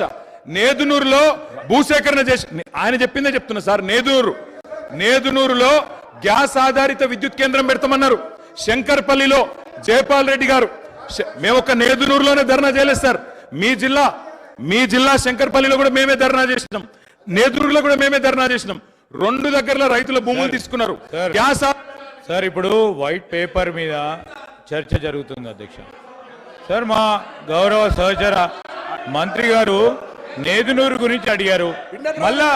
మళ్ళా రాజకీయంగా చర్చ మొదలుపెట్టే ప్రయత్నం చేస్తా ఉన్నారు గౌరవనీయులు. మేము అడుగుతా ఉన్నాము, ఎవరైతే సిపిఐ సభ్యులు వారి చర్చ ఇంకా జరిగేదిందో చెప్పండి. తర్వాత వారి పూర్తి స్థాయిలో క్లారిఫికేషన్లు అడగమనండి సార్. తప్పకుండా పూర్తి స్థాయిలో వారు జవాబు చెప్తారు పవర్ మంత్రి గారు. దయచేసి మరి ఆ చర్చను కొనసాగించే విధంగా సిపిఐ గౌరవ శాసనసభ్యులకు అవకాశం అనుకుంటారు. సార్ అది జైపూర్ ఫౌండేషన్ వేసినాడు వేసారు. నా పిండ ప్రదానం చేశారు ఒక సభ్యుని ఆవేదన చెప్పుకుంటారు. కడప కర్నూలు గురించి మాట్లాడతారు అధ్యక్ష. నా జిల్లాలో ఎందుకు చేయలే? పిండ ప్రదానం చేశారు కదా అని అడుగుతాను అధ్యక్ష. ఇవాళ ఎందుకు మీరు ఆ ప్రాజెక్టు చేపట్టలేని అడుగుతా, దానికి ఎందుకు సార్? మంత్రి గారు అడిగిన ప్రశ్నకు జవాబే ఇవ్వండి మీరు దయచేసి. ఇలా బాధ ఎక్కడ అనిపిస్తుంది సార్ అంటే, సరే మంత్రులకు ఆవేశం రావచ్చు, పాపం వారికి ఏదో గతంలో ఏదో అవమానం జరిగిందని బాధపడుతుండొచ్చు. కానీ మరి స్వయంగా ఈ ముఖ్యమంత్రి గారే మా నాయకుడు కేసీఆర్ గారి పిండం పెడతా అని చెప్పి మాట్లాడిన నాయకుడు సార్. దాని గురించి నేను పోను, కానీ దాని లోపలికి నేను పోను. కానీ అధ్యక్ష వారికి తెలవాలా, మంత్రి వారికి తెలవాలా. ముఖ్యంగా శ్వేతపత్రం ప్రచురించింది ప్రభుత్వం, అన్ని సమగ్రమైన సమాచారంతో అవగాహనతో రావాలి. నేదునూరులో ఎక్కడ మానకొండూరు నియోజకవర్గం నేదునూరులో, అదేవిధంగా శంకర్పల్లి వాళ్ళ చేవెళ్ళ నియోజకవర్గం శంకర్పల్లిలో ఆనాడు యూపీఏ ప్రభుత్వం ఉన్నప్పుడు గ్యాస్ ఆధారిత విద్యుత్ కేంద్రాలు నెలకొల్పుతామని చెప్పి భూసేకరణ చేసిండ్రు, రైతుల దగ్గర తీసుకున్నారు. మేము టీఆర్ఎస్ పార్టీగా ఆనాడు ఒక దగ్గర ధర్నా చేయలే, ఒక వ్యక్తికి వ్యతిరేకంగా ధర్నా చేయలే. కేంద్ర ప్రభుత్వమే తీసుకున్న నిర్ణయాన్ని గ్యాస్ ఆధారిత విద్యుత్ కేంద్రాలు ఎందుకు పెడతలేరు? బొగ్గు లేని విజయవాడలో ఎందుకు పెడతారు? బొగ్గు నీళ్లు లేని రాయలసీమలు ఎందుకు పెడతారు? మా కాడ ఎందుకు పెట్టరు అని అన్నాడు. తెలంగాణ ప్రయోజనాల కోసం తప్పకుండా తెలంగాణ బిడ్డలుగా తెలంగాణ రాష్ట్రాన్ని సాధించిన పార్టీగా కొట్లాడినాం, గట్టి కొట్లాడినాం. అధ్యక్ష, నేను ఒకటే అడుగుతా ఉన్నా, గౌరవ మంత్రి గారికి అవగాహన ఉండాలా. ఈ దేశంలో ఎక్కడన్నా గ్యాస్ ఆధారిత విద్యుత్ కేంద్రం సఫలమైందా? నేదునూరులో గ్యాస్ అలొకేషన్ అయ్యిందా? ఏదో అక్కడ హాట్ స్పాట్స్ గా భూములు తెచ్చిండ్రు, ఏదో క్లియరెన్స్ అన్నారు, పారేసిపోయిండ్రు తప్ప ఆనాడు యూపీఏలో జైపాల్ రెడ్డి గారు స్వయంగా పెట్రోలియం శాఖ మంత్రిగా ఉండే గ్యాస్ అలొకేషన్ చేయలేదు. గ్యాస్ అలొకేషన్ చేయలేదు కాబట్టే ఆ రెండు ప్రాజెక్టులు టేకాఫ్ కాలేదు. నేను మంత్రి గారిని కోరుతా ఉన్నా, ఇప్పుడు టేకప్ చేయండి. ప్రభుత్వం మీది.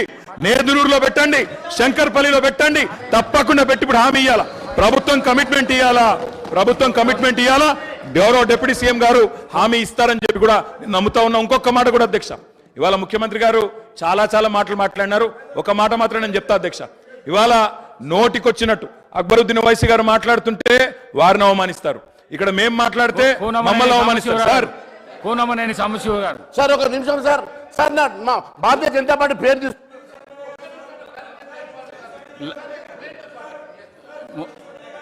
డిస్కషన్స్ అయితే కానీ కూనమనేని సాంబశివరావు గారు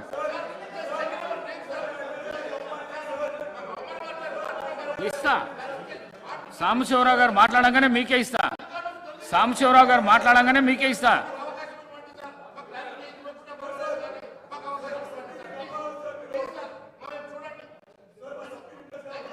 మాట్లాడండి మహేశ్వర్ రెడ్డి గారు. సార్ ఒక నిమిషం. థ్యాంక్ యూ అధ్యక్ష.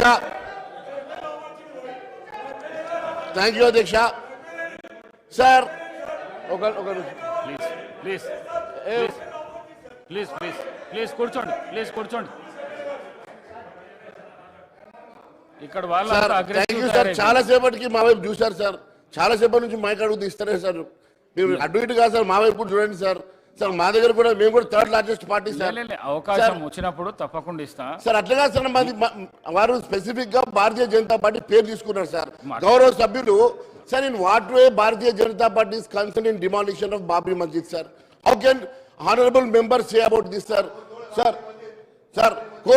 Sir this is the house sir. ఇక్కడ గౌరవమైనటువంటి సభలో ఇలాంటి పచ్చి అబద్ధాలు మాట్లాడడం సబబు కాదు సార్. ఇది చాలా అన్యాయం. ఎంఐఎం ఈ రకంగా అవమానపరిచే మాటలు మాట్లాడితే ఊరుకునే సమస్య లేదు సార్. నిన్నటి వరకు వాళ్ళ చేతిలో స్టీరింగ్ ఉంటే కారులో వాళ్ళు హాయిగా ప్రయాణం చేసిండ్రు కాబట్టి 10 సంవత్సరాలు అనుభవించారు కాబట్టి ఆనందంగా ఉన్నారు. ఇంకొకటి సంసారం కుదరలే కాబట్టి ఈరోజు వాళ్ళ మీద పడుతున్నారు సార్. వాళ్ళు ఏమైనా చేసుకోండి, మధ్యలో భారతీయ జనతా పార్టీ జోలికి వస్తే బాగుండదని చెప్పి తెలియజేస్తా ఉన్నారు సార్. భారతీయ జనతా పార్టీ ఎప్పుడు కూడా బాబ్రీ మస్జిద్ డిమాలిషన్ లో మా పాత్ర లేదు. అనవసరంగా బాబ్రీ మస్జిద్ ఇష్యూలు ఇక్కడ తీసుకురావడం మంచిది కాదు అని చెప్పి తెలియజేస్తా ఉంది సార్. అంతేకాకుండా సార్, మొన్న కూడా గౌరవ ఉప ముఖ్యమంత్రి గారు మొన్న మాట్లాడుతూ ఎక్కడ కూడా మేనిఫెస్టోలో ఎక్కడ కూడా మరి నిరుద్యోగ వృద్ధి పెట్టలేదన్నారు సార్. పేజ్ నంబర్ 9లో నిరుద్యోగ వృద్ధి గురించి చాలా స్పెసిఫిక్ గా ఉన్నది సార్. కూనమనేని సాంబశివరావు గారు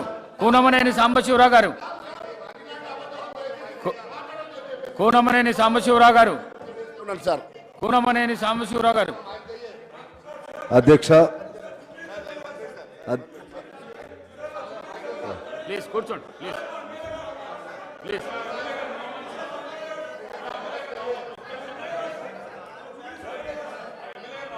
కూనమనేని సాంబశివరావు గారు మాట్లాడినాక ఇస్తా, తప్పకుండా ఇస్తా, మైక్ ఇస్తా. కూనం అధ్యక్ష,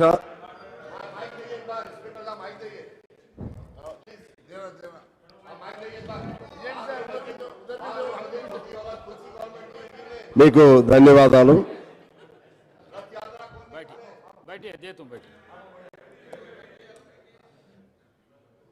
ఒక తుఫాను వెలిసినట్లుగా ఉంది. మాలాంటి వాళ్ళకి అదేమనంటే సభ్యులు సంఖ్య ఇటువంటి చెప్తా ఉంటారు. ఒక్కళ్ళైనా సరే ఇక్కడ అందరూ సమాన హక్కులే ఉంటాయి. ఒక్క శాసనసభ్యుడైనా సరే అందరూ ఆయా నియోజకవర్గాల నుంచి గెలిచే వచ్చారు. కానీ చాలా సరే, మరలా నేను డైవర్షన్ అని మీరు అనుకోవద్దు అధ్యక్ష. కానీ ఇవాళ ఈ సభ జరుగుతున్న పరిస్థితులు చూస్తుంటే ఎజెండాకు సంబంధించి కాకుండా ఏవేమో అంశాలన్నీ రావటం చాలా బాధాకరంగా ఉంది. ఇలా జరుగుతూ ఉంటే ఇక మాలాంటి వాళ్ళం మాట్లాడాలన్నా కూడా సాధ్యం కానటువంటి పరిస్థితులు కనపడతా ఉన్నాయి. దీన్ని ఎప్పుడో ఒకసారి ఎక్కడో ఒకసారి మీరు విడిగా అయినా సరే ఆ రెండు పెద్ద పార్టీలని లేకపోతే మిగిలిన అన్ని పార్టీలను పిలిచి ఎక్కడో చోట ఒక సమన్వయంగా చేయవలసిన అవసరం ఉందని నేను కోరుతా ఉన్నాను. లేకుండా ఉంటే సమయం గడుస్తూ ఉంది, అంశాలేమి చర్చకు రావట్లేదు, ఎటువెటో ఎజెండా డైవర్ట్ అయిపోతూ ఉంది. దీన్ని మీరు పరిగణలో తీసుకోవాలని చెప్పి నేను కోరుతున్నాను అధ్యక్ష. అలాగే ఈ విద్యుత్తుకు సంబంధించి ఈ సందర్భంగా కొన్ని పాతవి మీకు గుర్తు చేయాలని నేను భావిస్తూ ఉన్నాను. ఈ ఉచిత విద్యుత్ అనేది నాకు తెలిసి నాకున్న గుర్తు మేరకు మొట్టమొదటిసారిగా విజయభాస్కర్ రెడ్డి గారు ఆయన ప్రవేశపెట్టారు. తర్వాత ఎన్టీ రామారావు గారు 5 హార్స్ పవర్ వ్యవసాయానికి సంబంధించి వారు తీసుకొచ్చారు. ఆ తర్వాత చంద్రబాబు గారి కాలంలో ఈ విద్యుత్ పెద్ద గొడవ జరిగింది. అప్పుడు సంస్కరణలు ఆ నేపథ్యంలో ఆ సందర్భంగా సిపిఐ, సిపిఎం, అలాగే ఆ తర్వాత కాంగ్రెస్, ఇలాగ అన్ని పార్టీలు కలిసి పెద్ద ఉద్యమాన్ని చేపట్టడం, నిరాహార దీక్షలు అప్పుడున్న ఎమ్మెల్యేలు చేయటం, అప్పుడున్నటువంటి దానిలో నాకు తెలిసి 17-18 రోజులు లేకపోతే 13-14 రోజులు నిరాహార దీక్షలు కూడా చేశారు. అందులో రాజశేఖర రెడ్డి గారు వీళ్ళందరూ కూడా ఉన్నారు. ఆ తర్వాత ఇక ఈ ఉచిత విద్యుత్ అనే ఒక ఆలోచన రావటం జరిగింది. అప్పటి నుంచి కూడా ఇప్పటి వరకు ఏ ప్రభుత్వం అయినా సరే విద్యుత్ టారిఫ్ పెంచడానికి కానీ విద్యుత్ ఛార్జీలు పెంచడానికి కానీ ధైర్యం చేయలేకపోతున్నారంటే ఆనాడు కమ్యూనిస్టులు అలాగే ఇతర ప్రజాతంత్ర పార్టీలు కలిసి చేసినటువంటి ఉద్యమ నేపథ్యం వల్లనే ఇవాళ ఈ మేరకైనా మనం చర్చించుకుంటున్నామని నేను మీ ద్వారా సభకు తెలియజేస్తా ఉన్నాను. అలాగే రాజశేఖర రెడ్డి గారు ఒక ప్రయత్నం ఈ ఫ్రీ పవర్ అనే దాన్ని ఆ కాన్సెప్ట్ని ఇంకా పూర్తి స్థాయికి తీసుకెళ్లారు. ఇప్పుడు కేసీఆర్ గారు వచ్చిన తర్వాత దీన్ని ప్రాక్టికల్గా సాధ్యం చేయగలిగారు. అవునన్నా కాదన్నా సాధ్యం చేయగలిగారు. మొత్తం మీద అన్ఇంటరప్టెడ్ పవర్ అనేది మనం సాధించుకోవడం జరిగింది. ఈ సందర్భంగా నేను మీ దృష్టికి ఒకటి తీసుకురావాలనుకుంటున్నాను. అప్పుడు మంజూరైనటువంటి అప్పుడున్నటువంటి పవర్ ప్రాజెక్ట్స్ సంబంధించి నాకు తెలిసి ఇందాక అది కేటీపీఎస్ అంటే పాల్వంచలో ఉన్నది మా నియోజకవర్గంలోనే ఉంటుంది. అది తెలంగాణ వచ్చిన తర్వాత కమిషన్ అయింది లేకపోతే ఇతర పూర్తయింది. కానీ కిరణ్ కుమార్ రెడ్డి గారు ఉన్నప్పుడే దానికి శాంక్షన్ ఇవ్వటం జరిగింది. దానికి సంబంధించినటువంటి ఇన్ఫ్రాస్ట్రక్చర్ మొత్తం కూడా నేనే అక్కడ ఆ కాలేజ్ ఏదో ఉంటే దాన్ని షిఫ్ట్ చేయించటం అవన్నీ కూడా చేశాను. శాంక్షన్ మాత్రం అప్పుడే అయింది. ఆ విధంగా ఈ 2014 తర్వాత అట్లా అది కమిషన్ అయింది. మణుగూరు అంటే ఇప్పుడు భద్రాద్రి, యాదాద్రి ఈ రెండు మాత్రం టిఆర్ఎస్ వచ్చిన తర్వాత టేకప్ చేయడం జరిగింది. ఇంకా యాదాద్రి పూర్తి చేయవలసినటువంటి అవసరం ఉంది. నేను దాని లోతుకి వెళ్ళను. మీకు అది ఒకటి అంటే ఇందులో కూడా 2014 తర్వాత అనేది మెన్షన్ చేశారు దాన్ని భద్రాద్రిని. కానీ శాంక్షన్ మాత్రం అంత ముందు వచ్చిందని చెప్పడం కోసం మీ దృష్టికి తీసుకొస్తున్నాను. పని మీరు వచ్చినాకే నేనే చెప్తున్నాను. శాంక్షన్ అదే నేను అనేది కూడా అది కమిషన్ మీ పరిధిలోనే.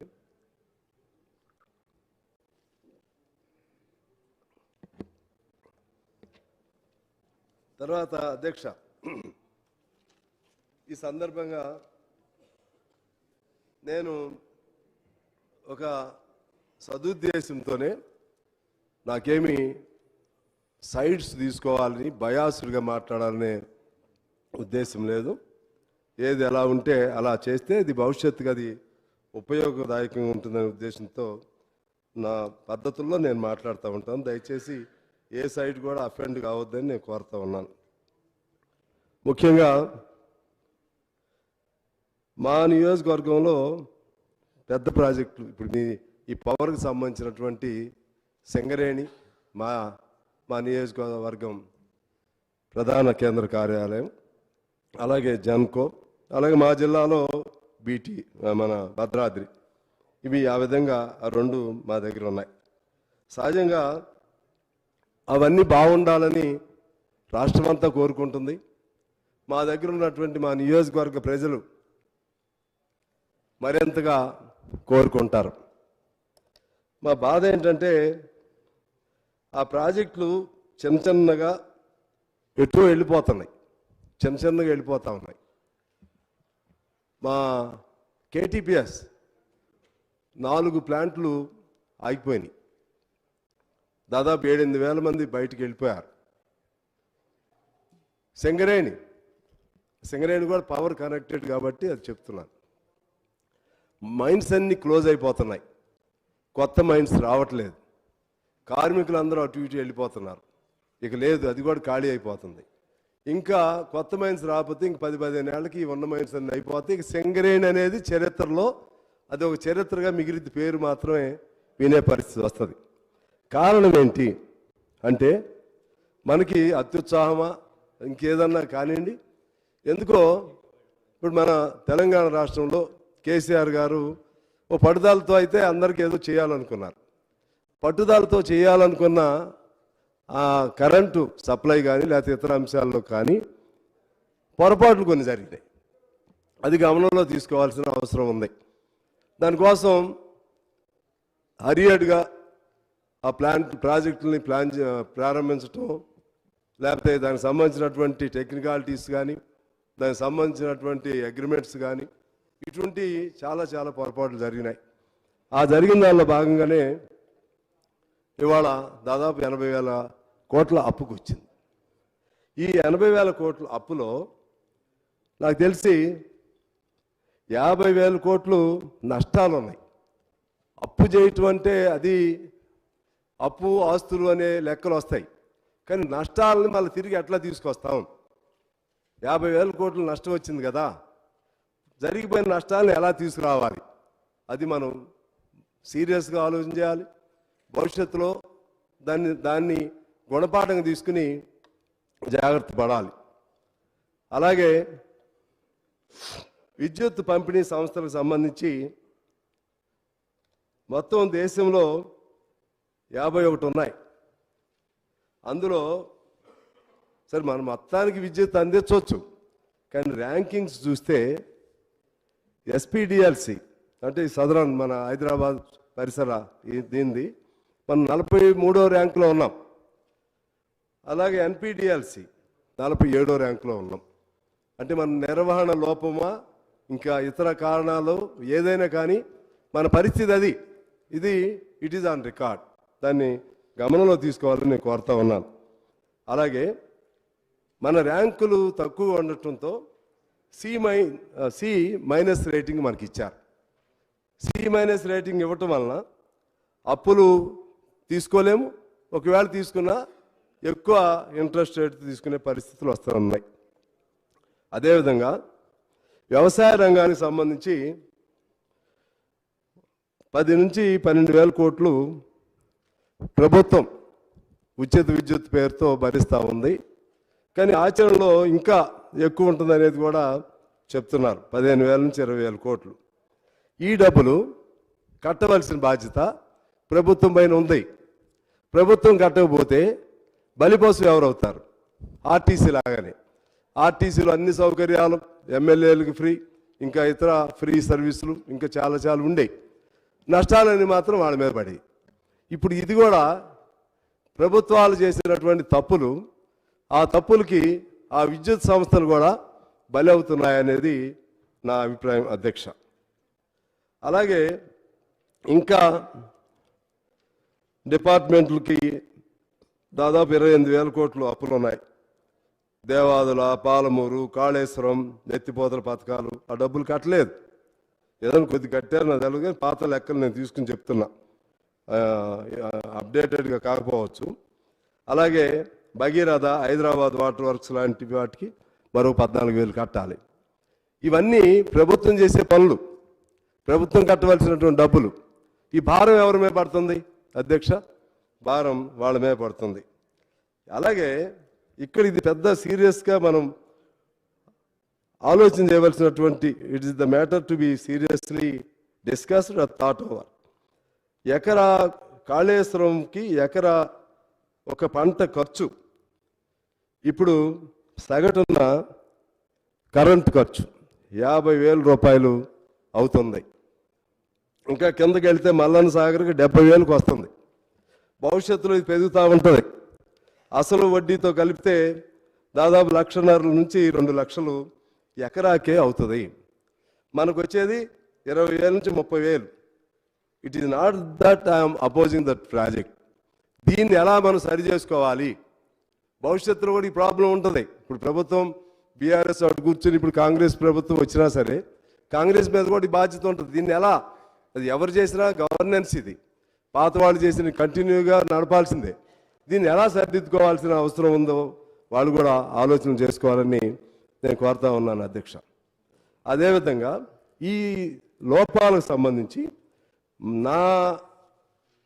నేను సేకరించుకున్న సమాచారం ప్రకారంగా ఎందుకంత అప్పులయ్యాయి, ఎందుకంత నష్టం వచ్చింది, దాని మీద ఒక 2-3 పాయింట్స్ చెప్తే అది భవిష్యత్తులో ఇటువంటి జరగకుండా ఉండటానికి అవకాశం ఉంటుందని నేను భావిస్తూ ఉన్నాను. అందులో ఇప్పుడు ఈ భద్రాద్రికి సంబంధించి సరే గౌరవ ముఖ్యమంత్రి గారు కూడా చెప్పారు, నేను కూడా కొంత దానికి 2015లో ఒప్పందం అయింది, స్టార్ట్ కావాలి, 2017కి పూర్తి కావాలి, 2022 అయింది పూర్తి అయ్యేసరికి. దాంతో నిర్మాణ వ్యయం, అప్పులు, వడ్డీలు పెరిగి 5,000 కోట్ల ప్రాజెక్టు 8,000 కోట్లకు అయింది. అంటే అన్నీ సకాలంలో అవుతున్నాయని కాదు, కానీ ఇక్కడ జరిగిన లోపాన్ని మీ దృష్టికి వీరి దృష్టికి కూడా తీసుకొస్తున్నాను. అంటే అది ఆ విధంగా అది అఫ్కోర్స్ ఓకే ఏదన్నా ఏమి జరిగిందనేది మీ దృష్టికి తీసుకొస్తున్నాను. తర్వాత ఇక్కడ ఇంకో పెద్ద తప్పు ఏంటంటే బిహెచ్ఈఎల్ వాళ్ళు ఇండియన్ బుల్స్ అనే కంపెనీకి వాళ్ళు మెషినరీ సప్లై చేశారు అంతకుముందు. వాళ్ళు మాకు వద్దన్నారు, మరలా అది బాగాలేదని. అది ఎందువల్లంటే మన సబ్ క్రిటికల్ టెక్నాలజీకి సంబంధించింది, దాన్ని ఇక్కడ ఉపయోగించారు.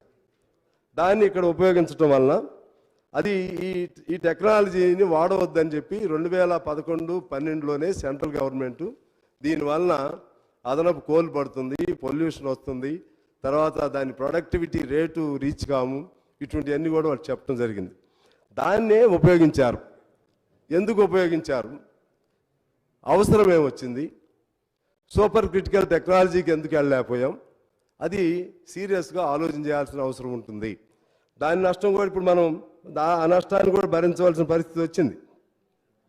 అదేవిధంగా దీనివలన సంవత్సరానికి అదనపు భారం 315 కోట్లు ఉంటుందని నిపుణుల అంచనా. అంటే దీనికి సంబంధించినటువంటి టెక్నాలజీలో ఉన్నటువంటి లోపం వలన, దాని ప్రొడక్టివిటీ కెపాసిటీకి రీచ్ కాకపోవటం వలన, ఆ విధంగా దాని జీవితకాలానికి సంబంధించి లాంగ్ రన్ దానికి సంబంధించినటువంటి లైఫ్ ఎండింగ్ అయ్యేసరికి 7,875 కోట్ల నష్టం వస్తుంది అధ్యక్ష. 7,875 కోట్ల నష్టం. మనం ఇప్పుడు నష్టాన్ని చూస్తున్నాం, రానున్న నష్టాలను కూడా మనం చూడాలి. ఇది ఇంకా అది రికరింగ్ అంటారో లేకపోతే దాన్ని అలా కంటిన్యూ అవుతున్నటువంటి నష్టం, దాన్ని జాగ్రత్తగా చూడాల్సిన అవసరం ఉంది అధ్యక్ష. అదేవిధంగా ఇక్కడ ఈ టెండర్స్ పిలిచే ప్రక్రియలో జనరల్గా ఇంత పెద్ద పెద్ద ప్రాజెక్టులు పిలవాలంటే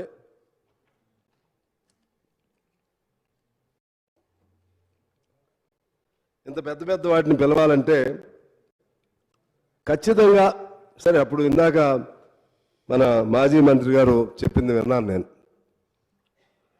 అది తొందరగా పూర్తి చేయాలని దాంతో బిహెచ్ఎల్కి అప్పచెప్పారని అన్నారు. కానీ ఇది సహజంగా గ్లోబల్ టెండర్ అనేది ఒక సిస్టమ్. అప్పుడు ఉన్నప్పుడు ఏంటంటే ఆ కాంపిటేటివ్నెస్లో కొద్దిగా తక్కువ, ఎవరు తక్కువ ఆక్షన్లో పాల్గొంటే బిడ్డింగ్లో ఉంటే వాళ్ళకి ఇస్తారు. దానివలన చాలా మనకి అది ఒక నష్టంగా మీ దృష్టికి తీసుకొస్తున్నాం. ఈ నష్టాలను లెక్కేస్తేనే ఇంత నష్టాల కింద వచ్చినట్లు. అదేవిధంగా సబ్ క్రిటికల్ టెక్నాలజీకి సంబంధించి ఖచ్చితంగా ఫారిన్ కోల్ వాడాలని నిబంధన ఉందని చెప్తున్నారు. దానివల్ల అదనపు రేటు పడతా ఉంది. అలాగే మా భద్రాద్రికి సంబంధించిన దాన్ని కట్టేటప్పుడు ఈ అడావుడిలో దానికి సరైనటువంటి హైట్, సరైనటువంటి ప్రదేశంలో లేకపోవటం వలన, పల్లవంలో కట్టడం వలన, కనీస ఎత్తు ప్రమాణాలను పాటించకపోవడం వలన మొన్న జరిగిన వరదలకే కోల్ ప్లాంట్ మునిగిపోవటం జరిగింది. రేపు పోలవరం పూర్తయితే ఏమవుతుందనేది ఒక ఆలోచన కూడా ఉంది అధ్యక్ష. అలాగే మా జన్కో, మా కేటీపీఎస్, మా పార్లమెంట్కి సంబంధించి అది త్వరితగతిన పూర్తి చేసేసారు, సంతోషం. కానీ ఇప్పుడు ప్రతి సంవత్సరంలో 2 నుంచి 3 నెలలు ఏదో పేరుతో ట్రిప్ అవటమో ఇంకో పేరుతోనో ఆగిపోతూ ఉంది.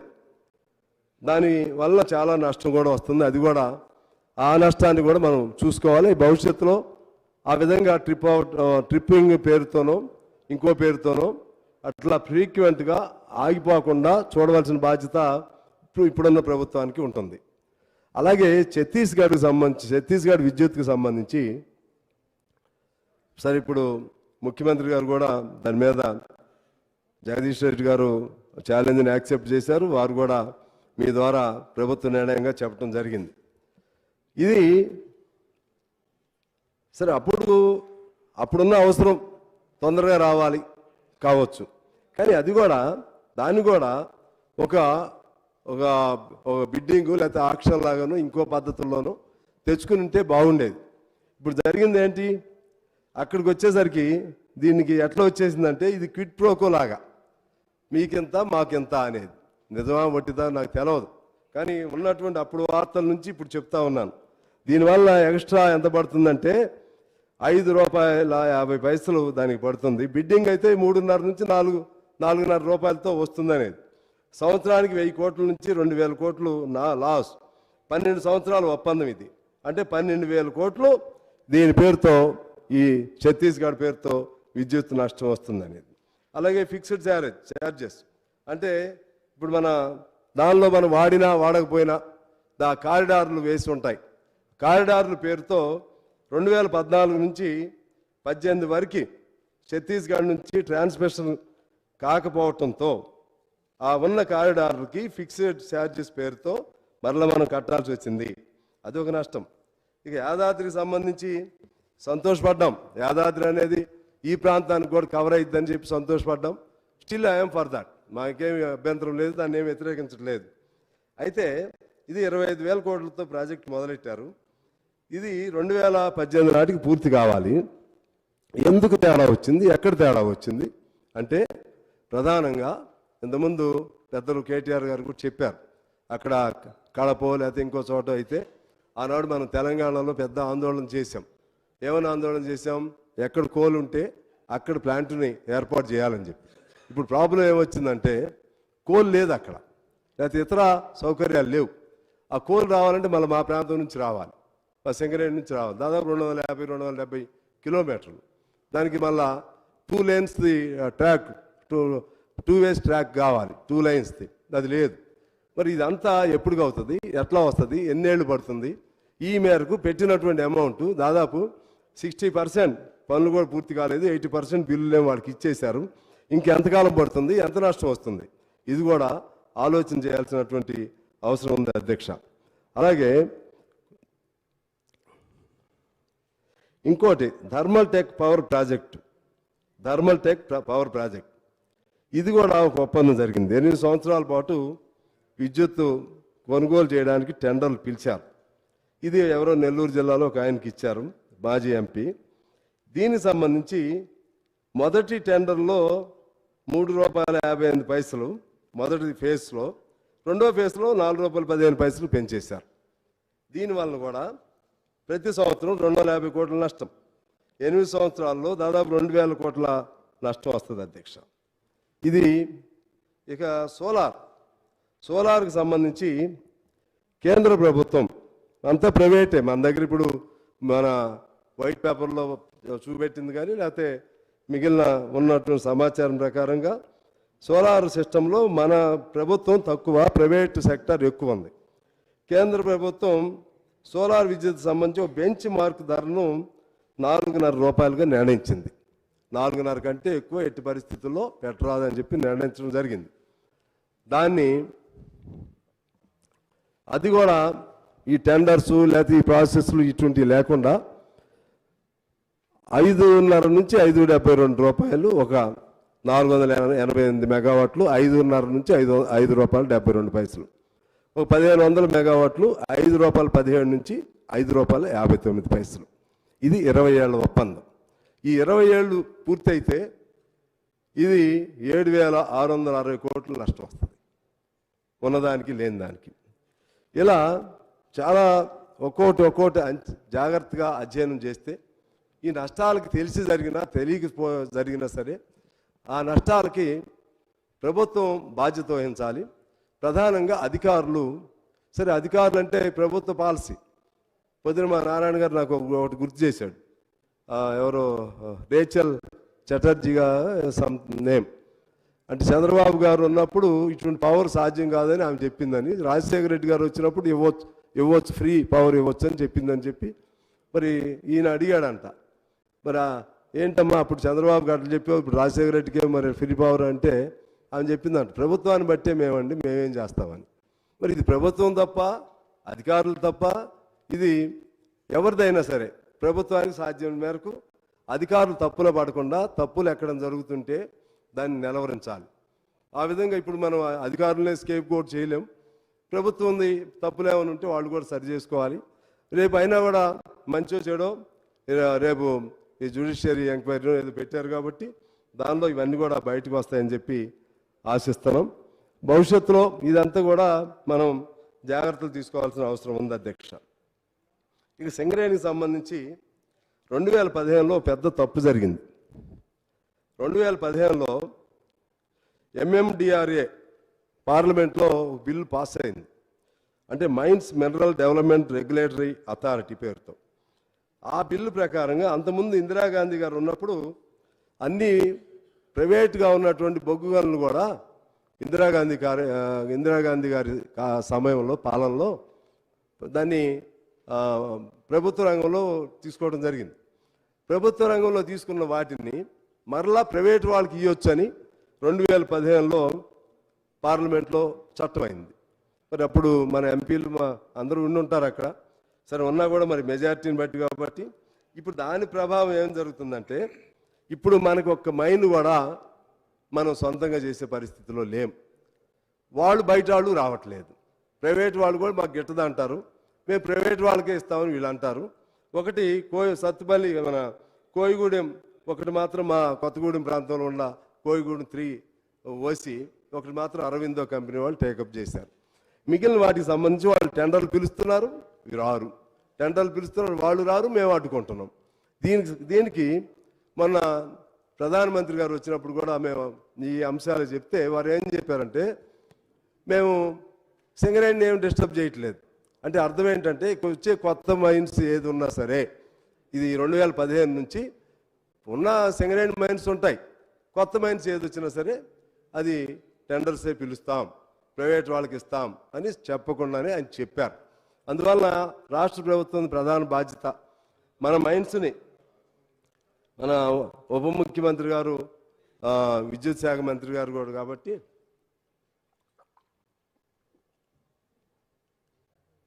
అక్కడైతే ఉన్నది వాస్తవం, చట్టం అయితే అయి ఉంది. ఎలా మన మైన్స్ని కాపాడతారు, ఇందాక నేను చెప్పినట్లుగా ఇంకో 15-20 ఏళ్ల తర్వాత సింగరేణి అనేది ఉండదు.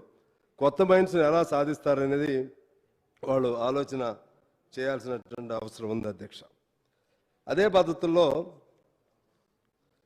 ఒక్కటి మీ దృష్టికి నేను తీసుకొస్తున్నాను. మా సింగరేణిలో కార్మికులు ఒకనాడు 60,19,000, తెలంగాణ వచ్చినప్పుడు 60,000, ఇప్పుడు 39,000. కాంట్రాక్ట్ కార్మికులు 30,000. అంటే కేసీఆర్ గారు అప్పుడు ఖచ్చితంగా మనం కాంట్రాక్ట్ సిస్టమ్కి వ్యతిరేకంగా, అవుట్సోర్సింగ్ సిస్టమ్ వ్యతిరేకంగా దెబ్బలాడదాం, కొత్త మైండ్స్ తీసుకొద్దాం, 1,00,000 మంది ఉండే విధంగా ఎప్పుడు చూద్దామని చెప్పారు.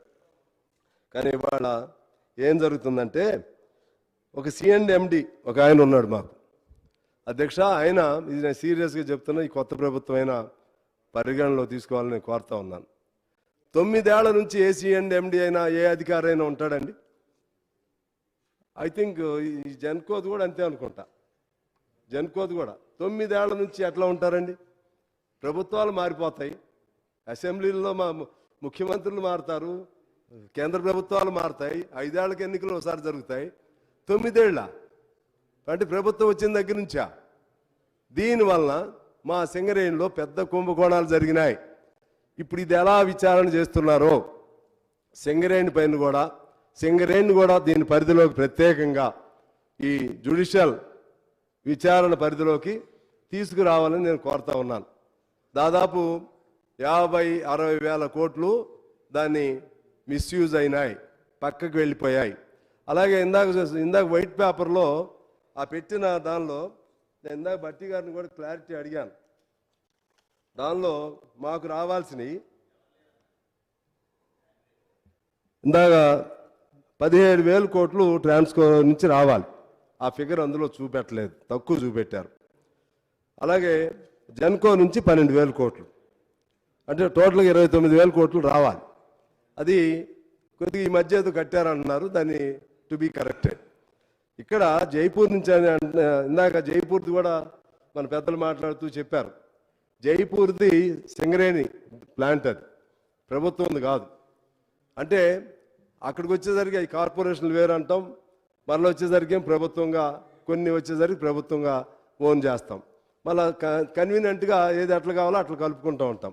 అది సింగరేణిది, జైపూర్ ప్లాంట్ అనేది సింగరేణిది. సింగరేణి 1,200 మెగావాట్స్ దానికి పవర్ కెపాసిటీ ఉంది, ప్రొడక్టివిటీ కెపాసిటీ ఉంది. 4.5 సంవత్సరాల నుంచి అధ్యక్ష ₹1 కూడా ప్రభుత్వం దానికి పే చేయలేదు. ఈ పద్ధతుల్లో ఉండటం వలన సింగరేణిలో ఒకప్పుడు బాగా సిరులు నింపిన సింగరేణి అని మా వాళ్ళు పాటలు పాడుతూ ఉంటారు. ఇవాళ సిరులు లేవు, ఎండిపోతున్న సింగరేణిగా అయింది, కార్మికులు లేని సింగరేణిగా అయింది. సింగరేణి అంటే బండ చాటున, బండ కింద నలిగిపోతున్న కార్మికుల రక్తంతో నల్లబొగ్గు ఎర్రగా మారినటువంటి గొప్ప చరిత్ర కలిగిన సింగరేణి. మహానుభావులు శేషగిరిరావు గారు, కొమరయ్య గారు, విఠలరావు, పెద్ద వాళ్ళందరూ సింగరేణిని కాపాడటానికి ఎంతో కృషి చేస్తే ఇవాళ సింగరేణి ఇవాళ కనుమరుగయ్యే పరిస్థితి వస్తూ ఉంది. దీన్ని కొత్త ప్రభుత్వం దాన్ని ఎలా సెట్ చేయాలో దాన్ని జాగ్రత్తగా ఆలోచన చేయాలి. సింగరేణిలో పనిచేసే కార్మికులు దిగిపోయిన తర్వాత సొంత ఇల్లు లేనటువంటి, దిక్కు లేని పరిస్థితుల్లో ఒకనాడు దక్షిణ భారతదేశానికే వెలుగులు ఇచ్చినటువంటి సింగరేణి ఇవాళ దిగిపోయిన తర్వాత కార్మికులు సొంత ఇల్లు లేకుండా మన వాచ్మెన్ లాగానో ఇంకో చోట ఉద్యోగాలు చేసే పరిస్థితి వస్తుంది అధ్యక్ష. అందుకని కొత్త ప్రభుత్వాన్ని నేను కోరుతా ఉన్నాను. వాళ్ళకి చాలా స్థలం ఉంది సింగరేణిలో, ఎకరాల స్థలం ఉంది. పనిచేసే ప్రతి కార్మికుడు 200 గజాలు స్థలం ఇస్తే వాళ్ళే మళ్ళీ ప్రభుత్వం లోన్ ఇస్తుంది, బ్యాంకులు లోన్ ఇస్తాయి, ఇబ్బంది లేకుండా వాళ్ళు ఇల్లు కట్టుకుంటారని చెప్పి నేను తెలియజేస్తా ఉన్నాను. అలాగే అందులో ఉన్నటువంటి కాంట్రాక్ట్ వర్కర్లను చిన్నగా ఫేజ్డ్ మేనర్గా అయినా సరే వాళ్ళు కనీసం పర్మనెంట్ చేయలేకపోయినా హై పవర్ శాలరీస్ అనేది కోల్ ఇండియాలో ఇస్తున్నారు, వాళ్ళకి అవి ఇప్పించే విధంగా చేయాలని నేను కోరుతున్నాను. అలాగే విద్యుత్కి సంబంధించినటువంటి అంశానికి సంబంధించి అక్కడ కూడా ఇదే పరిస్థితి. దాదాపు 60,000 మంది కార్మికులు ఉన్నారు. 60,000 మందిలో సగం మంది ఆర్టిజన్స్ పేరుతో ఉన్నారు. మన కన్స్ట్రక్షన్ వర్కర్స్ టీఆర్ఎస్ ప్రభుత్వం అధికారంలోకి వచ్చినాక వాళ్ళని ఆర్టిజన్స్ అనే పేరు పెట్టారు అధ్యక్ష. ఆర్టిజన్స్ అనే పేరులోనే అది బ్రిటిష్ అవశేషాలు ఉన్నాయి. ఆర్టిజన్స్ అంటే ఏ పని పడితే ఆ పని చేసేటువంటి వాళ్ళు, దాన్ని అలాగే చూస్తూ ఉన్నారు. వాళ్ళకి తగిన న్యాయం చేయకుండా, ఎందుకంటే సంపద అంతా అక్కడి నుంచి వస్తుంది, ఇటు సింగరేణ లేదా జన్కోనా లేదా విద్యుత్ సంస్థల తెలంగాణకి అవసరమైన సంపద తెలంగాణలో పెద్ద ప్రాజెక్టులు ఆ రెండిట్లో పనిచేస్తున్నటువంటి ఇక్కడ పనిచేసే కాంట్రాక్ట్ కార్మికులు కానీ అక్కడ పనిచేసే ఆర్టిజన్స్ కానీ వాళ్ళ బ్రతుకులు కొద్దిగా బాగుండి ఈ జీతభత్యాలు వాళ్ళకి సరిగా ఇస్తే వాళ్ళు భవిష్యత్తులో మన సంస్థల్లో ఆ ప్రొడక్షన్ పెంచడంలో వాళ్ళు ఉపయోగపడతారు. ఇవాళ ప్రొడక్షన్ పెంచాలంటే కష్టం చేయాల్సింది వాళ్ళు. వచ్చిన ప్రొడక్షను లాభాలు అవన్నీ మళ్ళీ ఎటో పోతాయి. నేను ఒకసారి చూశాను అధ్యక్ష, అక్కడ భూములు కోల్పోయినటువంటి వాళ్ళు పాల్వంచిలో అంటే ఈ జెన్కో సంబంధించి వాళ్ళని గేట్ లోపలికి రానియట్లేదు. ఇక్కడ విద్యుత్ మన ఆఫీస్ హెడ్ ఆఫీస్ ఉంది, అక్కడ లోపలికి రానియట్లేదు. వాళ్ళు రోడ్డు మీద నిలబడి ఉన్నారు. భూములు కోల్పోయిన వాళ్ళు మా భూములకు డబ్బులు కావాలని చెప్పి వాళ్ళు తిరుగుతుంటే మీరు లోపలికి రావడానికి వీల్లేదని ఆ గేట్ల దగ్గరే బయట నిలబెట్టినటువంటి పరిస్థితులు చూసాం అధ్యక్ష. అందువలన భూములు కోల్పోయినా లేకపోతే ఇతర దానిపైన దెబ్బతిన్నటువంటి వాళ్ళందరినీ సిఎస్ఆర్ పాలసీ కిందో ఇంకో దాని కిందో సిఎస్ఆర్ పాలసీ పేరుతో డబ్బులన్నీ డైవర్ట్ చేస్తున్నారు. అది అక్కడ సంక్షేమానికి చూస్తూ ఆ ఉద్యోగస్తులు బాగోగులను చూస్తూ ఆ విధంగా ఆ రెండు పరిశ్రమల్ని బాగు చేయాల్సిన అవసరం ఉందని తెలియజేస్తూ చివరిగా నేను మనవి చేసేది ఒకటే, భవిష్యత్తులో సింగరేణి బతకాలి, జన్కోలు బతకాలి. ఈ అక్రమ పద్ధతుల్లో లేకపోతే తెలియక చేసినా సరే నష్టాలు జరిగినా లేకపోతే అప్పులైనా సరే, అప్పులంటే మనమేమి వీ కాంట్ డెనై, కానీ నష్టాలకు సంబంధించి వచ్చినప్పుడు ఆ నష్టాలకు బాధ్యులు ఎవరో మా సింగరేణి కూడా ముఖ్యమంత్రి గారు ఇప్పుడు వచ్చారు కాబట్టి సింగరేణి కూడా ముఖ్యమంత్రి గారి దృష్టికి మీ ద్వారా తీసుకెళ్తున్నాను. 9 ఏళ్ల నుంచి ఒక్క అధికారి అక్కడ ఉన్నారు సార్. ఆ 9 ఏళ్ల నుంచి ఒక అధికారం ఉండటం వలన కొన్ని వేల కోట్ల రూపాయలు మిస్యూజ్ జరిగింది. దాన్ని కూడా విచారణ అంశంగా చేర్చాలని చేరుస్తూ మీకు మనవి చేస్తూ సింగరేణి, జెన్కో అలాగే ప్రభుత్వ రంగ సంస్థలు అవన్నీ బాగా బతకాలి. బాగా బతకాలంటే ఇవాళ జరిగినటువంటి ఈ మీటింగ్స్లో మనం ఎవరెవరు ఏ సూచనలు ఇచ్చారో అది గమనంలో తీసుకోవాలని కోరుతూ ఆఖరిగా మన సోలార్ సిస్టమ్ ఇప్పుడు యాదాద్రి ఉంది. యాదాద్రి భవిష్యత్తులో చాలా కష్టమైద్ది. అది 2-వే రైల్వే ట్రాక్ కానీ ఇంకా చాలా ఇబ్బందులు అవుతాయి. కనీసం అక్కడ సోలార్ సిస్టమ్ని ఇంట్రొడ్యూస్ చేస్తే ఉపయోగం ఉంటుంది. కొద్దిగా టైం పట్టినా ఇనిషియల్గా గవర్నమెంట్ పెట్టుబడి పెట్టాల్సిన పరిస్థితి వచ్చినా సరే బాగా ఎంకరేజ్ చేయాలి.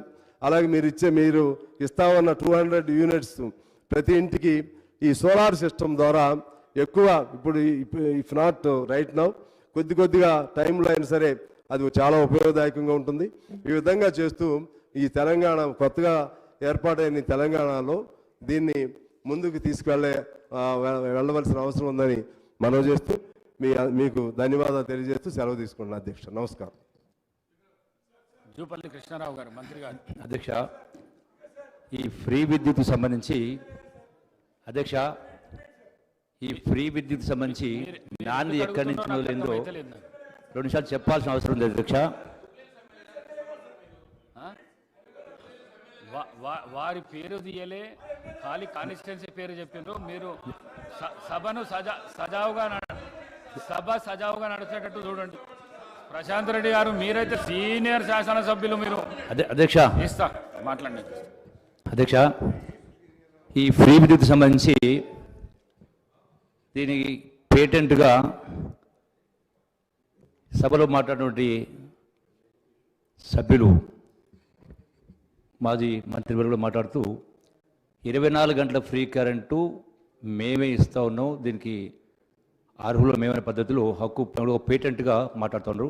సభలే కాదు, సభ బయట కూడా ఎన్నికల సందర్భంలో గౌరవ మాజీ ముఖ్యమంత్రి గారు కూడా కల్వకుంట్ల చంద్రశేఖర్ గారు పదే చాలా సందర్భాల్లో ఫ్రీ కరెంటు 24 గంటలు ఇస్తామని చెప్పన్నారు. అసలు ఫ్రీ కరెంట్ అనేటువంటి ఈ యొక్క పదవి ఎప్పటి నుంచి వచ్చింది అధ్యక్ష? 2001లో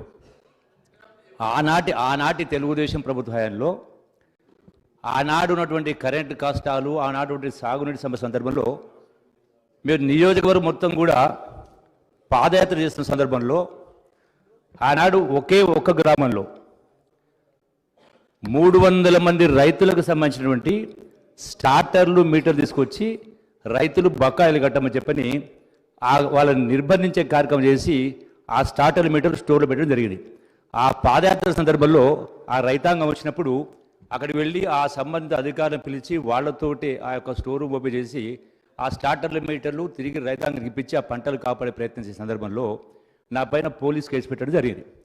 15 రోజులు జైల్లో ఉన్నాం. ఆనాడు జైలు ఉన్న సందర్భంలో ఆనాటి సిఎల్పి నాయకులు Congress party doctor YS Rajasekhara గారు జైలు సందర్శన జరిగింది. ఈ ప్రభుత్వం మొండి గతంలో ఉన్న ప్రభుత్వం, ఈ ప్రభుత్వం మొండి ప్రభుత్వం ఎన్నాళ్ళు జైల్లో ఉంటావు, బెయిల్ తీసుకొని బయట రమ్మని చెప్పడం జరిగింది. అప్పుడు నేను ప్రశ్నించిన, అన్నా ఎందుకు కట్టాలి తెలంగాణ రైతాంగం కరెంటు బిల్లు? బోర్లు వాళ్ళే వేసుకుని, బావులు వాళ్ళే దొరుకుని, మోటార్లు వాళ్ళే కొనుక్కుని, కరువు కాలంలో ఒక్కొక్క మోటారుకు ఒక 5 హార్స్పవర్ మోటార్కు సంవత్సరానికి ఆనాడు 3,000 రూపాయలు కరెంటు బిల్లు అధ్యక్ష. అవి పేరుకుపోయి ఆనాడు ఆకలి చావులు, ఆత్మహత్యల పరిస్థితి రైతాంగానే. ఆ సందర్భంగా ఎందుకు కట్టాలి? ప్రభుత్వ ఖజానా నుంచి నాగార్జున సాగర్ శ్రీశైలం ప్రాజెక్టు కట్టించి ఆంధ్ర రైతాంగానికి ఫ్రీగా నీళ్ళు ఇస్తున్నారు కదా, మరి తెలంగాణ రైతాంగానికి ఫ్రీ కరెంట్ ఇవ్వచ్చు కదా అని అడిగిన, ప్రశ్నించిన. అన్నాడు కరెక్టే నువ్వు అన్నది, మన ప్రభుత్వం వచ్చిన తర్వాత రైతాంగానికి ఫ్రీ కరెంట్ ఇద్దాం కానీ నువ్వు బెయిల్ తీసుకొని బయటికి రా అన్నాడు. సంతోషం అన్నా, మన కాంగ్రెస్ ప్రభుత్వం రావాలి, మీరు ముఖ్యమంత్రి కావాలి, ఫ్రీ కరెంట్ కావాలి. కానీ ఇప్పుడు నేను బయటికి రాలేను, ఎందుకంటే పంటలు ఎండిపోతూ ఉంటే లక్షలాది మంది మీద కేసులు పెట్టి ఆ స్టార్టర్లు మీటర్లు బిక్కుపోతూ ఉంటే ఆ పంటలు ఎండిపోతూ ఉన్నాయి. ఆ పంటలు కాపాడాలి కాబట్టి నేను ఇప్పుడు రాలేనన్నా బయటికన్నా. సారీ అన్న క్షమించంటే, ఆనాడు నువ్వు నాకంటే మొండోడు ఉన్నాయని చెప్పి నీ ఇష్టం అని వెళ్ళిపోతే, ఆనాడు మహబూబ్ నగర్ జైలు నుంచి హైదరాబాద్ చెంచల్గూడ జైలు మార్పించుకొని jail to assembly, assembly jail, ఇదే శాసనసభలో 10 రోజులు వరుసగా జైలు నుంచి అసెంబ్లీకి, అసెంబ్లీ జైలు పోయిన తర్వాత ఆనాడు అన్ని పార్టీలు అప్పీల్ చేసిన తర్వాత ఆనాడు బెయిల్ తీసుకుని పెట్టుకున్న తర్వాత ఆనాడు బలవంత వసూలు ఆయనే ఆనాడు కాంగ్రెస్ ప్రభుత్వంలో అధ్యక్ష. ఆ తదనంతరం కాంగ్రెస్ పార్టీ అధికారం రాగానే 2004లో డాక్టర్ వైఎస్ రాజశేఖర గారు ఆనాటి రైతాంగం యొక్క 1,300 కోట్ల బకాయిలు రద్దు చేసి ఆనాడు మొదటి సంతకం ఫైల్ పైన ఫ్రీ కరెంటు, ఉచిత ఫైల్ పైన కరెంటు, ఫ్రీ కరెంట్ ఇవ్వడం జరిగింది రాష్ట్ర రైతాంగానికి సమైక్య రాష్ట్రంలో. అంటే ఆనాడు సమైక్య రాష్ట్రంలో కూడా యావత్ సమైక్య రాష్ట్రానికి ఫ్రీ కరెంటు 9 గంటల చొప్పున ఇవ్వడం జరిగింది.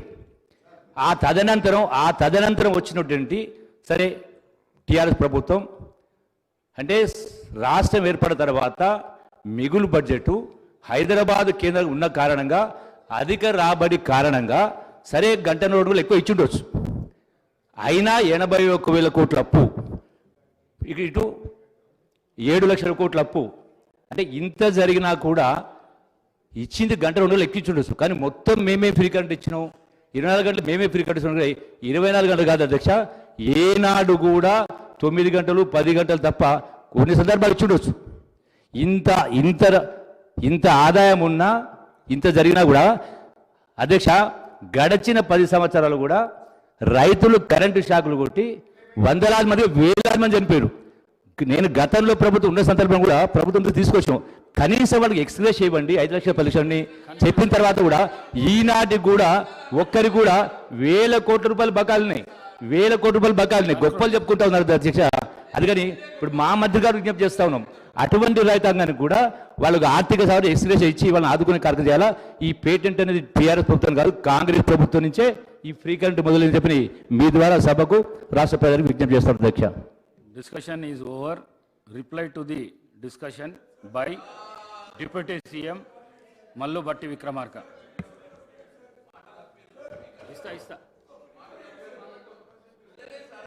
అధ్యక్ష,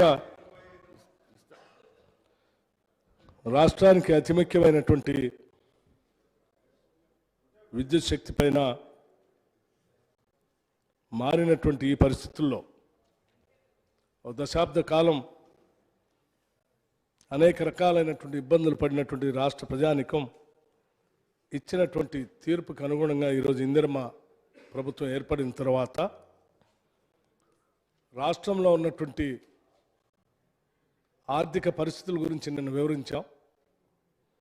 ఈరోజు అదే స్థాయిలో అంతే ముఖ్యమైనటువంటి విద్యుత్ శక్తి గురించి కూడా ఈ సభకి, స్టేక్ హోల్డర్స్కి, రాష్ట్ర ప్రజలందరికీ కూడా వాస్తవ విషయాలు తెలియాలనేటువంటి ఆలోచనతోనే ఈ శ్వేతపత్రాన్ని కూడా ఈ సభలో పెట్టడం జరిగింది అధ్యక్ష. గౌరవ సభ్యులు చాలామంది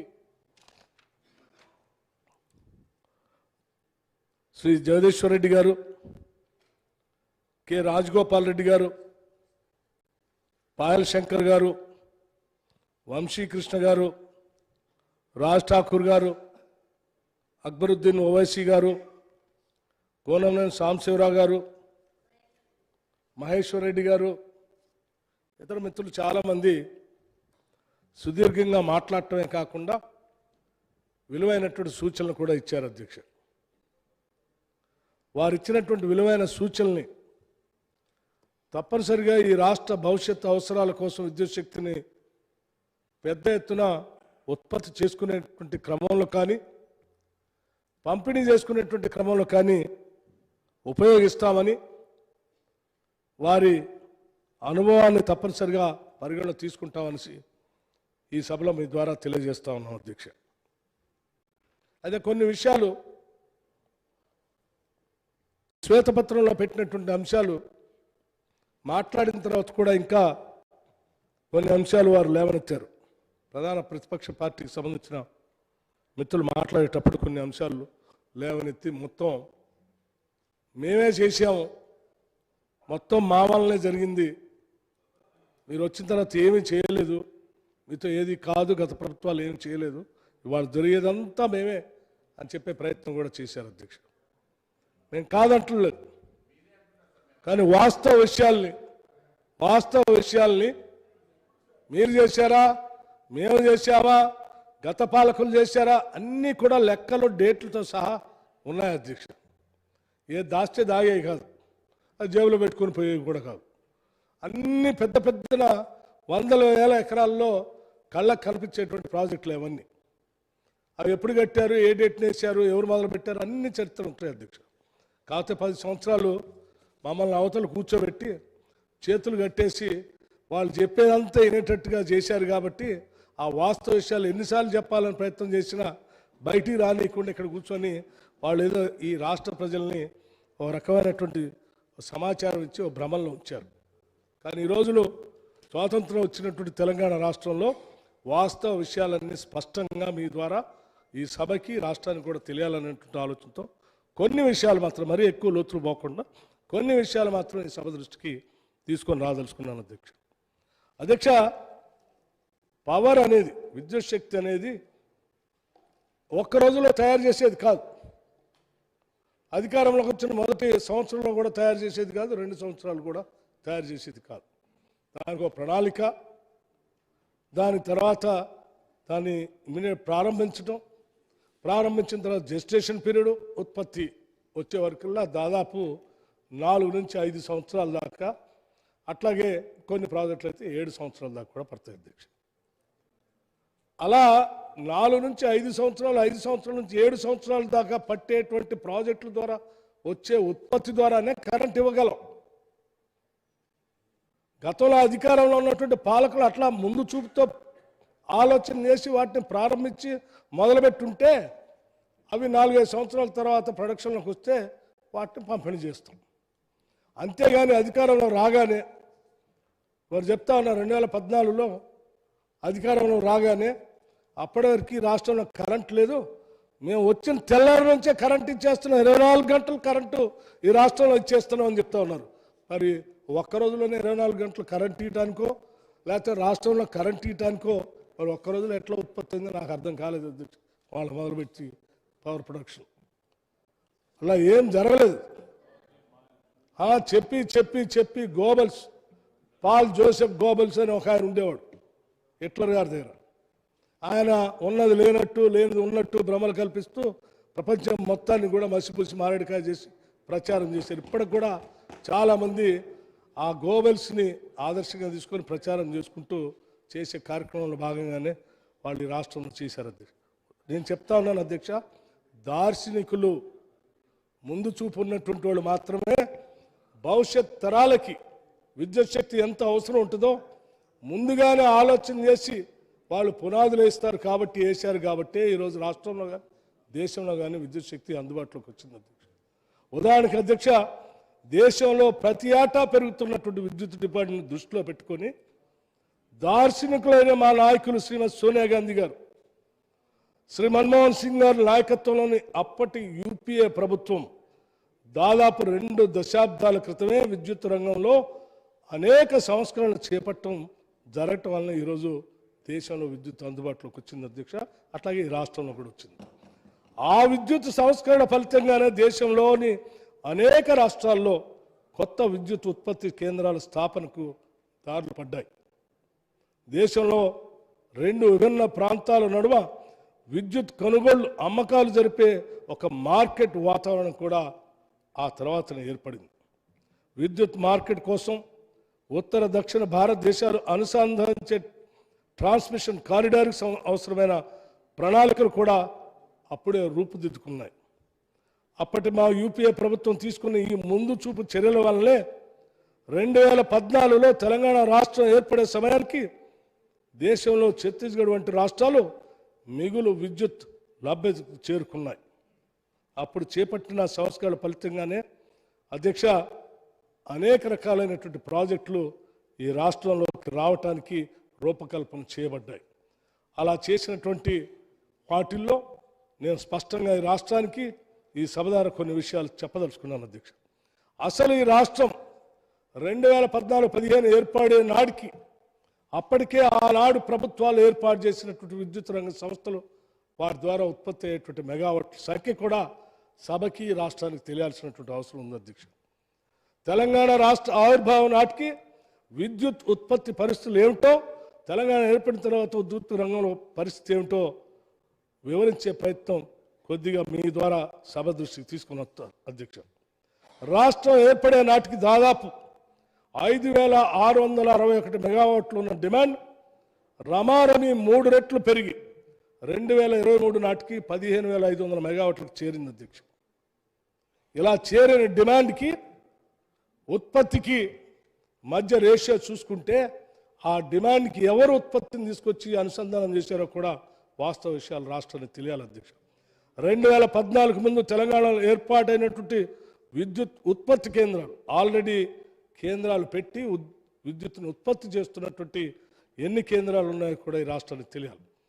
జన్కో థర్మల్ అధ్యక్ష 2,282 మెగావాట్లు, కొత్తగూడెం 500 మెగావాట్లు, కొత్తగూడెం 6th స్టేజ్ 500 మెగావాట్లు, రామగుండం 62.5 మెగావాట్స్, కాకతీయ కేటీపీపీ 500 మెగావాట్లు. అట్లాగే అధ్యక్ష జన్కో హైడల్ 2,080 మెగావాట్లు, నిజాం సాగర్ 10 మెగావాట్లు, నాగార్జున సాగర్ 815.6 మెగావాట్లు, శ్రీశైలం 900 మెగావాట్లు, నాగార్జున సాగర్ లెఫ్ట్ కెనాల్ 60 మెగావాట్లు, పోచంపాడు 36 మెగావాట్లు, సింగూరు 15 మెగావాట్లు, కాకతీయ కెనాల్ 9.16 మెగావాట్లు, చివరికి పాలేరు లాంటి చిన్న కాలువ దగ్గర కూడా 2 మెగావాట్లు పూర్తి చేసి అప్పటికే ఈ రాష్ట్రం ఏర్పడే నాటికే ఉత్పత్తి సాధించినటువంటి పరిస్థితులు ఉన్నాయి అధ్యక్ష. అట్లాగే కేంద్ర విద్యుత్ సంస్థ నుండి మనకు వచ్చిన వాటా 1,873 మెగావాట్లు ఎన్టీపీసీ నైవేల్ నుంచి, పునరుత్పాదక కేంద్రాల నుండి 236 మెగావాట్లు, బయోమాస్ నుంచి 51 మెగావాట్లు, బయోగ్యాస్ నుంచి 74 మెగావాట్లు, మినీ హైడల్ 11.16 మెగావాట్లు, మున్సిపల్ సాలిడ్ వేస్ట్ నుంచి 6.6 మెగావాట్లు, ఇండస్ట్రియల్ వేస్ట్ నుంచి 11 మెగావాట్లు, సోలార్ నుంచి 8.75 మెగావాట్లు, గ్యాస్ ఆధారిత కేంద్రాల నుంచి 926 మెగావాట్లు. రాష్ట్రం ఏర్పడే నాటికే అందుబాటులో ఉన్నది 7,778 మెగావాట్లు. అధ్యక్ష, ఇది రాష్ట్రం ఏర్పడే నాటికి ఈ రాష్ట్రంలో అప్పటికే ఆనాటి పాలకులు ఇక్కడ ఈ ప్రాజెక్టులు పెట్టి ఉత్పత్తి చేసుకొచ్చి రాష్ట్రానికి పవర్ని అందించినటువంటి పరిస్థితి. అట్లాగే అధ్యక్ష 2014 ముందు వాటితో పాటు దార్శనికులు ఆనాటి పాలకులు ఆనాటి కేంద్రంలో ఉన్నటువంటి నాయకత్వ ఆలోచనల్ని ముందు చూపుతూ వాళ్ళు చెప్పిన సూచనలు తీసుకొని ఈ రాష్ట్రానికి పవర్ అవసరం అని చెప్పి ముందుగానే ప్రణాళికలు తయారు చేసి ఈ రాష్ట్రంలో ప్రారంభించినటువంటి ప్రాజెక్టులు అధ్యక్ష. 2014 ముందు తెలంగాణలో నిర్మించడానికి ప్రణాళికలు సిద్ధం చేసి పనులు ప్రారంభించిన అధ్యక్ష. కొత్తగూడెం థర్మల్ పవర్ కేంద్రం 7th స్టేజ్ 800 మెగావాట్లు, కాకతీయ థర్మల్ పవర్ 2వ దశ 600 మెగావాట్లు, సింగరేణి జైపూర్ కేంద్రం 1200 మెగావాట్లు, లోయర్ జోరా హైడల్ కేంద్రం 240 మెగావాట్లు, పులిచింతల హైడల్ కేంద్రం 120 మెగావాట్లు. రాష్ట్రం ఏర్పడే నాటికి పనులు పురోగతిలో ఉన్నటువంటి ఈ కేంద్రాల ద్వారా ఈ రాష్ట్రానికి విద్యుత్తు అందించడం కోసం 2960 మెగావాట్లని ప్లాన్ చేసి వాటిని ప్రారంభించడం, పనులు ముందు కార్యక్రమం చేసింది అధ్యక్ష. అట్లాగే అధ్యక్ష, వీటితో పాటు రాష్ట్ర విభజన సందర్భంగా బైఫర్కేషన్ యాక్ట్లో తెలంగాణ ప్రజలకు న్యాయం జరగాలనేటువంటి ఆలోచనతో ఆనాటి యూపీఏ చైర్పర్సన్ గారు ప్రత్యేకంగా దృష్టి సారించి ఈ రాష్ట్రానికి కొన్ని వెసులుబాటు కల్పించారు. వాటి ద్వారా ఈ రాష్ట్రానికి వచ్చినటువంటి రాష్ట్ర విభజన చట్టం వల్ల అదనంగా ఆంధ్ర నుంచి 1800 మెగావాట్లు బైఫర్కేషన్ యాక్ట్ ద్వారా అధ్యక్ష. ఎన్టీపీసీ రామగుండంలో నిర్మించవలసిన థర్మల్ కేంద్రం నుంచి 4000 మెగావాట్లు, రాష్ట్ర పునర్వసతి చట్టంలో పొందుపరిచిన మొత్తం 5800 మెగావాట్లు. మొత్తంగా అధ్యక్ష, తెలంగాణ ఏర్పడే నాటికి అప్పటికే స్టార్ట్ చేసి ప్రొడక్షన్లో ఉన్నాయి, కొన్ని ప్రారంభించి ప్రాసెస్లో పెట్టి రాష్ట్ర ఏర్పాటు చేసే ప్రొడక్షన్ తీసుకొచ్చే కొన్ని, బైఫర్కేషన్ యాక్ట్ ద్వారా ఆ చట్టంలో పొందుపరిచి రాష్ట్రానికి హక్కులుగా ఇచ్చిన కొన్ని, మొత్తం కలిపితే అధ్యక్ష 1638 మెగావాట్లని ఈ రాష్ట్రానికి అందించిన ఘనత ఆనాటి కాంగ్రెస్ ప్రభుత్వ పాలకులది. కేంద్రంలో పాలించిన సోనియా గాంధీ గారు, మన్మోహన్ సింగ్ గారు దార్శనికతో ఈరోజు ఈ రాష్ట్రానికి ఇంత పవర్ని ముందు చూపుతో ఏర్పాటు చేసి పెట్టారు అధ్యక్ష. అవన్నీ చేస్తే 2014లో వచ్చిన వీళ్ళు మా వల్లనే కరెంట్ వచ్చింది, మేమే ఇస్తున్నాం కరెంట్ అంటున్నారు. ఇదే నేను ముందే చెప్పాను, ఒక రోజులో అయ్యేది కాదు ఇది. వాళ్ళందరూ ముందు చూపుతో చేసి మనకి ఇవ్వబట్టి ఇంత పవర్ వచ్చింది అధ్యక్ష. నేను ఆ విషయం కూడా చెప్తాను. రాష్ట్రం ఏర్పడే నాటికి ఉన్న డిమాండ్ 5661 మెగావాట్ల డిమాండ్ దృష్టిలో పెట్టుకొని ముందు చూపు ఉన్నటువంటి నాయకులు ఏ రకంగా ప్రణాళిక తయారు చేస్తారో కూడా వాళ్ళు ఈ రాష్ట్రానికి అందించినటువంటి ప్రాజెక్టుల ద్వారా ఇచ్చేటువంటి మెగావాట్ల యొక్క శక్తి సామర్థ్యం దాన్ని బట్టి మనకు అర్థమవుతుంది. 5661 మెగావాట్ల డిమాండ్ ఉంటే 1638 మెగావాట్ల విద్యుత్ కెపాసిటీ కలిసినటువంటి రంగాన్ని సిద్ధం చేసి దాదాపు 2.7% రెట్లు ఇక్కడ ఉన్న డిమాండ్ కంటే ప్లాన్ చేసి ప్రొడక్షన్ కోసం ఈ రాష్ట్రానికి పవర్ ప్రాజెక్టులు ఇచ్చారు అధ్యక్ష. అది దార్శనికత అంటే, అది ముందు చూపు అంటే, అది భవిష్యత్ తరాల కోసం పాలకులు ఆలోచన చేయవలసింది. మరి మీరేం చేశారు అధ్యక్ష? తెలంగాణ కోసం కొట్లాడినాం, మా వాళ్ళందరూ బతుకు కోసం కరెంట్ ఇవ్వాలా, మేమే ఇస్తాం, మా ద్వారానే వచ్చిందా. మరి మీరేం ప్రొడక్షన్ చేశారు చెప్పండి? ఉన్న డిమాండ్కి మేము 2.7% ముందే ప్రణాళిక తయారు చేసి పవర్ అందించేటట్టుగా మేము చేశాము. మీరేం చేశారు అధ్యక్ష? 2023 15 మెగావాట్ల పైన నమోదైన డిమాండ్ కోసం గత బీఆర్ఎస్ ప్రభుత్వం దాదాపు 38,000 మెగావాట్లు విద్యుత్ ఉత్పత్తి కేంద్రాలకి ప్రణాళిక చేసి ఉంటే మేము ప్లాన్ చేసిన దానికి సమానంగా ఉండేది. 2.7% అదనంగా ఉన్న డిమాండ్కి మేము ప్లాన్ చేసి ఈ రాష్ట్రానికి విద్యుత్ కేంద్రాలు మేము అందించాం. మీరు ఇప్పుడున్నటువంటి డిమాండ్కి సరిపోయే విధంగా ఉన్న ప్లాన్ చేశారా? 15,000 మెగావాట్ల డిమాండ్ ఉందని చెప్తున్నారు. మరి దానికి మాలాగనే మీకు కూడా దార్శనికతున్నా, ముందు చూపున్నా, అంకిత భావం ఉన్నా, ఈ రాష్ట్రానికి పవర్ ఇవ్వాలనే ఆలోచన ఉన్నా మీరు కూడా ఆ స్థాయిలో ప్లాన్ చేస్తే ఇప్పటికే రాష్ట్రంలో 38,000 మెగావాట్లకి మీరు ప్లాన్ చేసి ఉండాలి. కానీ మీరు చేసింది ఎంత?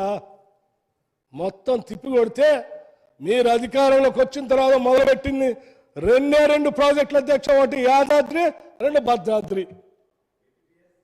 ఈ 2 ఏదో మొత్తం మేము వచ్చిన తర్వాత కరెంట్ ఇస్తున్నాం, మా వల్ల రాష్ట్రానికి కరెంట్ వచ్చిందంటే ఏముంది? యాదాద్రి ఇంతవరకు ప్రొడక్షన్లోకే రాకపోయా. ఇంతవరకు ప్రొడక్షన్లో లేదు కదా. కట్ట భద్రత కడితేనేమో అది పరికరాన్ని సబ్ క్రిటికల్ టెక్నాలజీ తీసుకొచ్చి ఆడబెడుతుంది. అదే కొద్ది భారమా అధ్యక్ష, పాప అమాయకులైన గిరిజనులు ఉండే ప్రాంతం. 2017 కల్నే ఈ దేశంలో అప్పటికే ఉన్నటువంటి పాత ప్రాజెక్టులు ఏదైనా సబ్ క్రిటికల్ టెక్నాలజీ ఏమన్నా టర్బైన్స్ టెక్నాలజీ వాడి ఉంటే వాటిని రిప్లేస్ చేసుకోవాలని కేంద్ర ప్రభుత్వం మన్మోహన్ సింగ్ గారి నాయకత్వంలో ఆల్రెడీ చెప్పడం జరిగింది. అరే ఉన్న పాత వాటినే రిప్లేస్ చేయాలని చెప్తా ఉంటే కొత్తగా మొదలుపెట్టే ప్రాజెక్టులకు కూడాను మీరు సబ్ క్రిటికల్ టెక్నాలజీ తీసుకొచ్చి మీరు ఆడ పెడుతుంది. దానివల్ల ఎంత భారం అధ్యక్ష? రా మెటీరియల్ విపరీతంగా ఎక్కువగా వాడకం పెరిగి దానివల్ల దాని లైఫ్ ఉన్న 30 సంవత్సరాలు ఈ రాష్ట్రం మీద భారం పడాల్సింది. దాదాపు సంవత్సరాలు 200 నుంచి 300 కోట్లు అదనంగా భారం పడుతుందని చెప్తున్నారు.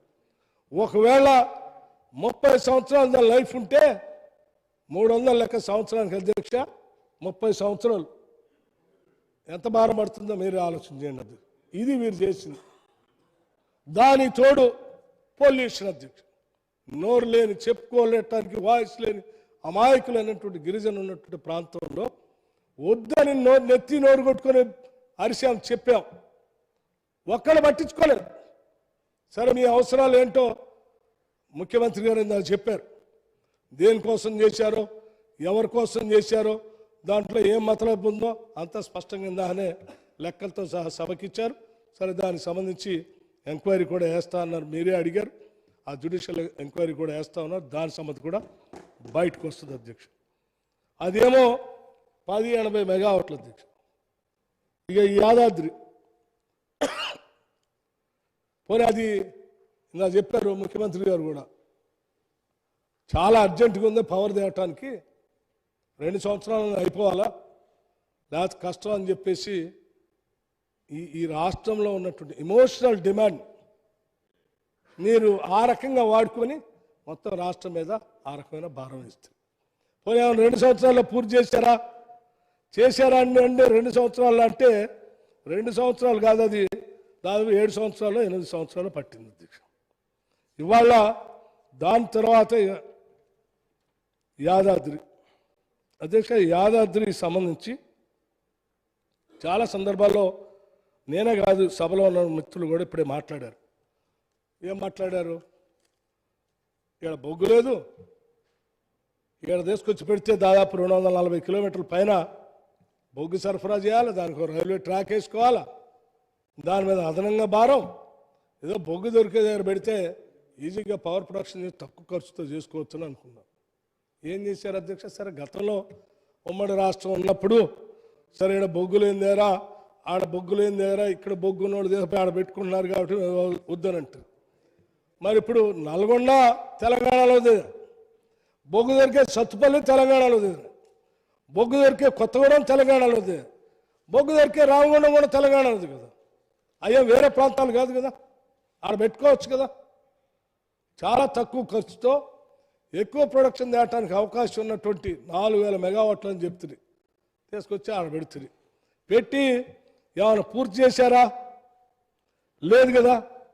ఆ పూర్తి చేయడానికి కూడా ఎంత మీరు ఖర్చు పెట్టి ఆడ భద్రాద్రికి వచ్చేమో పెట్టుబడి ఖర్చు మెగావాటు 6.75 కోట్లుంటే మీ లేట్ చేయటం వల్ల ఆలస్యం చేయటం వల్ల 5.74 కోట్లకి ఆడ పెరిగింది. అంటే దాదాపు 40% పెరిగింది. ఏదో అంటారు. సరే మీరేమన్నా తొందర చేద్దామని మిగతా అన్ని సబ్ క్రిటికల్ వాడినా సూపర్ క్రిటికల్ పక్కన పెట్టి ఏమైనా చేసినా మరి అదేనా కంప్లీట్ చేసి 2 సంవత్సరాలు చేశారంటే అది చేయపోగా ఇంకా అదనంగా భారం పడి అటు ఇటు కాకుండా అయిపోయింది. ఇక మీ యాదాద్రి అధ్యక్ష, ఇది కూడా దీనికి సంబంధించిన డిపిఆర్ ప్రకారం 25,099 కోట్లుగా ఈ విద్యుత్ సంబంధించి మీరు ప్లాన్ చేశారు, జనానికి చెప్పారు, అత్యవసరం కడుతున్నాం అని చెప్పారు. దీన్ని ఈరోజు ఇది 34,543 కోట్లకి మీరు ఆలస్యం చేయటం వల్ల పెరిగింది. అధ్యక్ష, ఒక్క మెగావాట్ ఖర్చు 6.27 కోట్ల నుంచి 8.64 కోట్ల పెరిగింది. ఒక్క మెగావాట్కి అయ్యే ఖర్చు 38% పెరిగింది. మొత్తంగా ఈ ప్రాజెక్టు వ్యయం దాదాపు 10,000 కోట్లుగా పెరిగి రాష్ట్రం మీద అదనంగా భారం పడతా ఉంది. ఆడ భద్రాద్రి అట్లే అదనంగా భారం పడే, ఈ యాదాద్రి ఇట్లే భారం పడే. మీకున్న ముందు చూపింది అసలు ఈ రెండిట్లో మీరు ప్లాన్ చేసింది ఏంది, మీ విజన్ ఏంది, రాష్ట్రానికి తెచ్చిన కరెంట్ ఏంది? ఇవాళ రాష్ట్రంలో కరెంటు సరఫరా అవుతూ ఉందంటే ఎక్కడ కరెంటు సరఫరా అవుతున్నా, ఇంకోటి మూడోది కూడా ఉంది. సరే అది చెప్పిన తర్వాత కరెంటు సరఫరా ఆడ ఛత్తీస్గఢ్తో అగ్రిమెంట్, అధ్యక్ష ఛత్తీస్గఢ్తో అగ్రిమెంటు సార్, అది చాలా ఉంది అసలు. అయ్యా ఛత్తీస్గఢ్తో అగ్రిమెంట్ చేసుకొని ఎందుకు తీసుకొని రాలేకపోతున్నారు? అది కూడా చాలా అర్జెంటుగా నా ముఖ్యమంత్రి గారు చెప్పినట్టు చాలా అవసరం ఉందని చెప్పి నేను అగ్రిమెంట్ చేసుకోవాలి, హడావుడిగా పోయి చేసుకొని మీరు ఛత్తీస్గఢ్ నుంచి రావాల్సిన పవర్ని ఎందుకు తీసుకురావట్లేదు? ఏంటి దీని ఇబ్బంది? మీరు డబ్బులు చెల్లించకపోవటం వల్ల రావట్లేదా, లేకపోతే అసలు ఆడ ఉత్పత్తి చేసుకోవడానికి పనికొచ్చే బొగ్గు లేకపోవటం వల్ల రావట్లేదా, లేకపోతే ఆడ తక్కువ ధరకే దొరుకుతుంది దాన్ని కొనకుండా ఉంటే మార్కెట్లో ఇంకా రేట్ ఎక్కువ పెట్టి కొనవచ్చు అనే ఉద్దేశంతో తీసుకురావట్లేదా? ఎందుకు తీసుకురావట్లేదా 1000 మెగావాట్లని అడుగుతా ఉన్నాను. ఎందుకంటే ఇది మనం అగ్రిమెంట్ చేసుకున్న దాని ప్రకారం మీరు అది తీసుకురాకపోయినా దాని బిల్లు డబుల్ అయితే కట్టాలి. మీరు కట్టారు కదా, ట్రాన్స్మిషన్కి కట్టారా లేదా? ఆ కట్టిన లెక్క ఎవరు తీసుకొస్తారు, ఎందుకు ఖర్చు అయింది అనేది కూడా మీరు ఈ రాష్ట్ర ప్రజలకు చెప్పాల్సినటువంటి అవసరం ఉందని కూడా నేను ఈ సందర్భంగా మనవి చేస్తా ఉన్నాను. అధ్యక్ష, ఇది మీరు మాల్వా నుంచి విద్యుత్ కేంద్రం 1000 మెగావాట్లు విద్యుత్ ఏప్రిల్ 22 నుంచి ఛత్తీస్గఢ్ విద్యుత్ కేంద్రం విద్యుత్ సరఫరా నిలిచిపోయింది. ఎందుకు నిలిచిపోయింది? గ్రిడ్ కారిడార్ అందుబాటులో ఉండి కూడా దాన్ని ఉపయోగించుకోకపోయినా మీరు 638.5 కోట్లు ఇప్పటికే నిరర్ధక చెల్లింపులు చేశారు కదా. మరి దానికి ఎవరు బాధ్యులు? రాష్ట్రానికి సంబంధించిన ప్రజలకు సంబంధించిన డబ్బులే కదా అది. దీనివల్ల మీరు ఇది తీసుకోపోబట్టి మార్కెట్లో విద్యుత్ కొనుగోలు చేయటం జరుగుతూ ఉంది. దానివల్ల 2022-23 వరకు దాదాపు 1886 కోట్ల నష్టం వాటిల్లిందని విద్యుత్ సంస్థల అంచనాలు లెక్కలు చెప్తా ఉన్నాయి. అంటే ఎన్ని రకాల నష్టం అండి? రాష్ట్రం వచ్చిన తర్వాత కరెంటు మేము ఇచ్చాం రాష్ట్ర ప్రజలకు అని చెప్పి మీరు మొదలుపెట్టిన మూడిట్లో 3 పరిస్థితి, భద్రాద్రి ఏమో అట్లా ఉండే, యాదాద్రి ఇట్లా ఉండే, ఛత్తీస్గఢ్ పవర్ ఇట్లా ఉండే. ఈ 3 ఏమన్నా సాధించామన్నా రాష్ట్ర ప్రజలకు ఉపయోగం ఉన్నాయంటే లేవు. ఏమీ చేయనటువంటి మీరు పొద్దున్న లేస్తే 24 గంటల కరెంట్ మేము వేస్తున్నాం. మొత్తం అసలు రాష్ట్రంలో మేము వచ్చిన తర్వాత రాష్ట్ర ప్రజలంతా ఇంకో పెద్ద మనిషి అయితే ఏదో చార్కంది అంటే కిరసాయిల ల్యాంప్ కింద చదువుకున్నారు, లాంతర్ ల్యాంప్ పట్టుకొని వచ్చారు సభలోకి, లేకపోతే వరి కంకులు పట్టుకొని వచ్చారు, లేకపోతే జొన్న కంకులు పట్టుకొని వచ్చారు. మేము వచ్చిన తర్వాత అన్నీ బంద్ అయినాను. ఏమండి ఎప్పుడు బహుశా మీరు సభలోకి వచ్చి ఉండరు, అప్పుడు మీరు ఎప్పుడో చిన్నప్పుడు చూసి 2 రోజుల్లో ముందు చూపుతో మేము ప్రణాళికలు తయారు చేసి ఈ పవర్ ఇచ్చిన తర్వాత ఆ పవర్ని అనుభవిస్తూ ఈరోజు ఇంకా ఆ ఇచ్చినటువంటి వాళ్ళ కృతజ్ఞతా భావంగా మీరు ఇచ్చారు. ఈరోజు మీరు ఇయ్యబట్టే ఈరోజు రాష్ట్రంలో వెలుగు నిండుతుందని చెప్పాల్సిన మీరు ఆ మాట చెప్పకపోగా మీ వల్ల ఏం కాలేదు, మొత్తం మేమే చేసామని చెప్పి ఈ లెక్కలే కదా.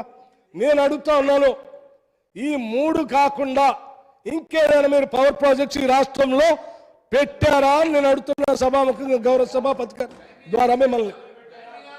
ఈ 3 కాకుండా, ఈ 3 టైం ఇస్తాం, ఈ 3 కాకుండా యాదాద్రి, భద్రాద్రి, ఛత్తీస్గఢ్ అగ్రిమెంట్ కాకుండా కాదండి. గౌరవ మాజీ మంత్రి గారిని నేను అడుగుతా ఉన్నాను, యాదాద్రి భద్రాద్రి కాకుండా సరే మాకెవరికి కనపడకుండా ఇన్విజిబుల్ ఏమైనా ప్రాజెక్ట్ మీరు ఎక్కడ కట్టుంటే చెప్పండి, మేము వచ్చి చూస్తాం. ఎట్లా అండి కళ్ళకు కనపడుతూనే ఉంటాయిగా, కనపడకుండా ఉండేవి కాదు కదా. ఎందుకంటే ఇంకెంతకాలం మాయ చేస్తారు రాష్ట్ర ప్రజల్ని మోసం చేసి చేసి జనం అందరికి అర్థమైపోయా. అర్థమైన తర్వాత కూడా ఇంకా సభలో వచ్చి అదే మాట్లాడుతా అంటే ఎట్లా? అధ్యక్ష మైక్ ఇస్తారు అధ్యక్ష, ఇచ్చినప్పుడు ఇస్తారు ఇస్తారు ఇస్తారు మీకు కూడా ఇస్తారు, తప్పనిసరిగా ఇస్తారు. ఎందుకెవరో గౌరవ సభ్యులు మీకు కూడా ఇస్తారు. మీరు చెప్పేటప్పుడు నేను చెప్తున్నాను అధ్యక్ష. ఇక విద్యుత్ రంగం మరి ఇక ఈయన చేసింది ఏమి ఈ పక్కన ఉన్నాయి అధ్యక్ష. ఇక మీరు చేసిన నిర్వాహకం రాష్ట్రంలో విద్యుత్ శక్తికి సంబంధించినటువంటి అప్పులు సంబంధించి అయ్యా అయ్యా అయ్యా చెప్తున్నాను అయ్యా, మీరు మొదలుపెట్టిన యాదాద్రి భద్రాద్రి ఆ రెండింటితో ఛత్తీస్గఢ్ పవర్ అగ్రిమెంటు, ఈ మూడింటి పుణ్యం అంటూ మొత్తం కలిపి మీరు ప్రొడ్యూస్ చేసింది 1000 మెగావాట్లు, మొత్తం కలిపితే 1000 మెగావాట్లు. దానికి ఈ రాష్ట్రంలో 10 ఏళ్ళుగా మీరు చేసిన అప్పులు కూడా చెప్తా ఉన్నాను. అయ్యా ఒక్కసారి ఆలోచించండి. ఏమంటే మీ చర్యల వల్ల ఈరోజు విద్యుత్ రంగంలో ఉన్నటువంటి సంస్థలన్నీ 81,560 కోట్ల అప్పులు పాలైపోయినాయి అధ్యక్ష. ఏమంటే పట్టుమని ఒక ప్రాజెక్ట్ కట్టరైతే అప్పులు చూస్తే మాత్రం ఇంత పెద్ద ఎత్తున చేస్తుంది. అధ్యక్ష ఇది ఎక్కడ అన్యాము? ఎవడైనా ప్రాజెక్టులు కట్టి కరెంటు తీసుకొచ్చి ఇగో దానికోసం అప్పు చేసాం, ఈ కరెంటు తెచ్చాం, జనంకి ఇచ్చామని చెప్తారు. ఏం ఉండవు అధ్యక్ష, కానీ అప్పులు మాత్రం అయిపోతాయి 86,560 కోట్లు. మరి ఇదేనా? మరి ఇంతైనా గుండె బయలుపోతుంది అధ్యక్ష ఈ అప్పులు చూస్తూ ఉంటే. నేను ఒక మంత్రి గారు నా మాట్లాడుతూ ఎవరికి లేవు అధ్యక్ష అప్పులు, సభలో ఉన్నవాళ్ళు అందరికీ ఉన్నాయని చెప్పిండు. సార్ మీ ద్వారా వారికి చెప్తా ఉన్నాను, నాకు ఎక్కడ అప్పులు లేదు సార్, అప్పులు లేదు సార్. నేను అప్పులు అంటేనే భయం నాకు. అటువంటిది రాక ఈ శాఖ వచ్చింది, ఆ శాఖ, ఈ 2 శాఖలు చూస్తూ ఉంటే లక్షల కోట్ల అప్పు అధ్యక్ష.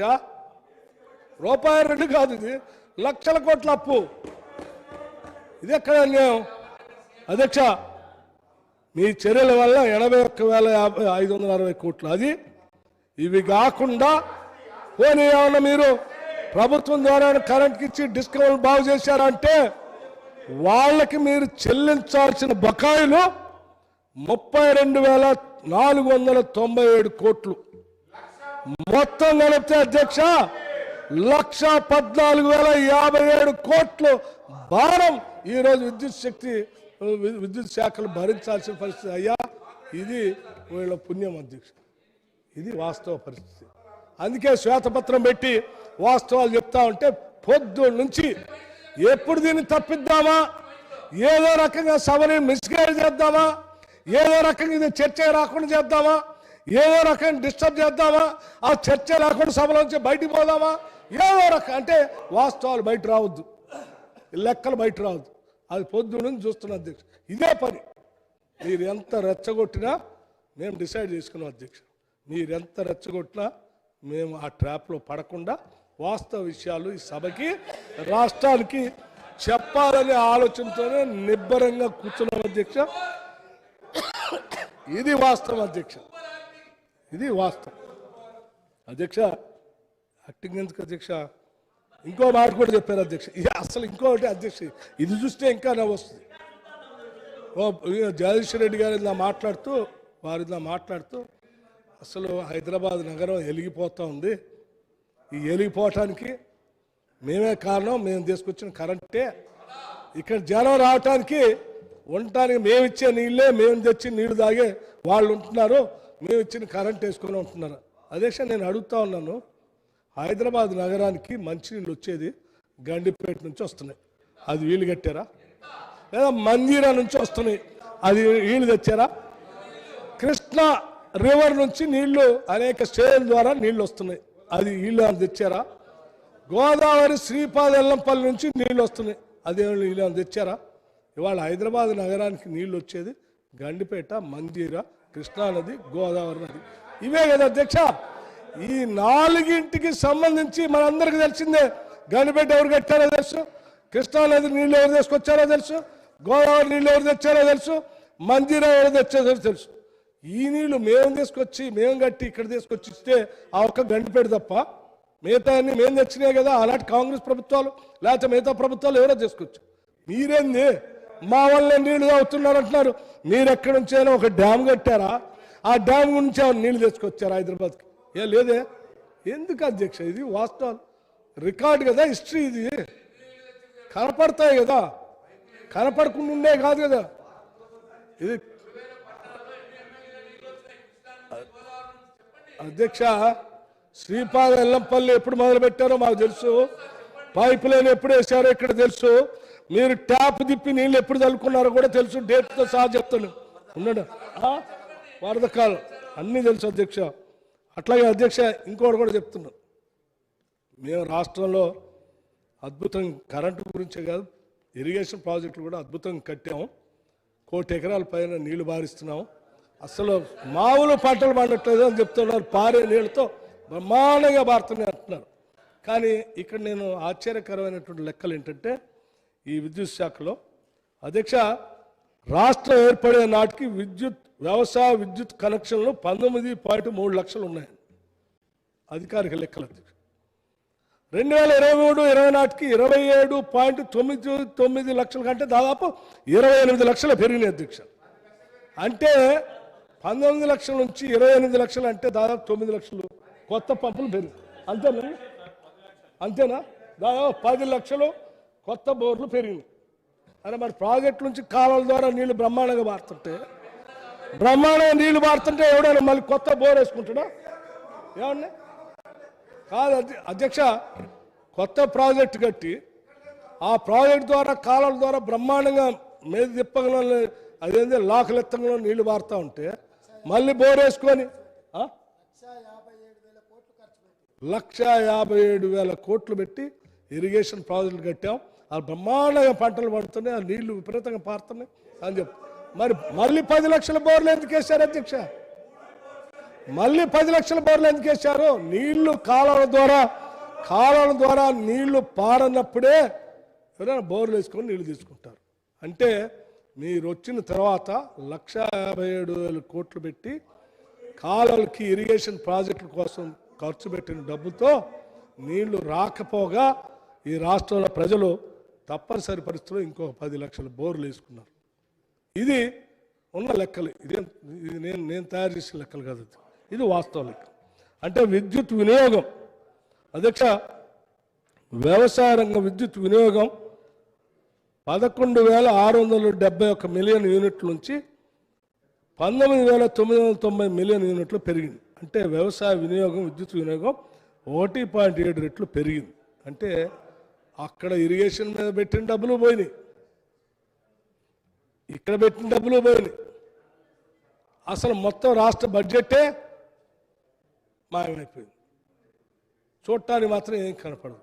వాళ్ళు మాత్రం అన్ని మేమే తెచ్చాం, అన్ని చోట్ల కరెంట్ కనెక్షన్ మేము ఇస్తున్నామని చెప్తా ఉన్నారు అధ్యక్ష. అట్లాగే ఈ రాష్ట్రంలో ఈ అప్పులు భారం చూసి తట్టుకోలేక ఉన్న వాస్తవ విషయాలన్నీ అసలు రాసింది ఈ సభకు తెలియాలి, జనానికి కూడా తెలియాలని చెప్పి అప్పుల సంఖ్య మొత్తం ఇవ్వమని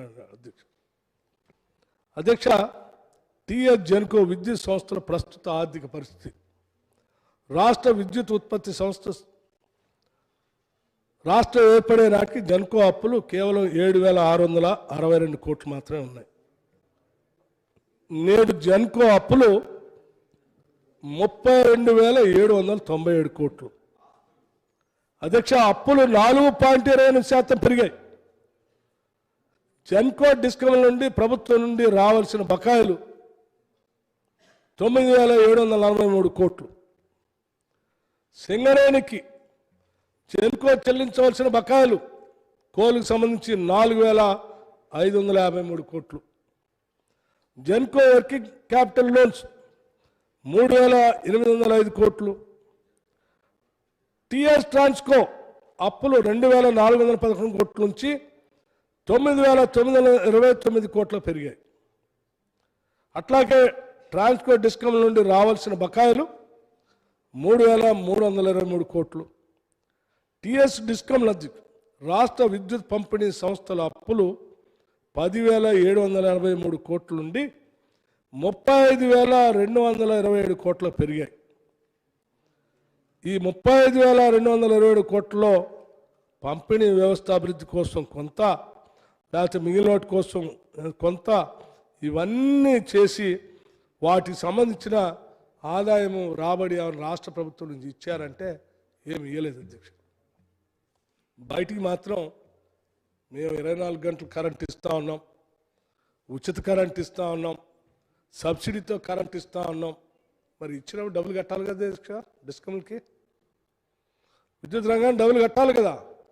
ఏంది మనం ఇచ్చేది? అయ్యా ప్రజలారా, మీకు ఉచితంగా కరెంట్ ఇస్తూ ఉన్నాం, మీరు కట్టాల్సిన బిల్లును మీరు కట్టబాకండి, అది మేము కడతామని చెప్తాం అన్నమాట. మరి మీరు కట్టారా 10 ఏళ్ళ నుంచి?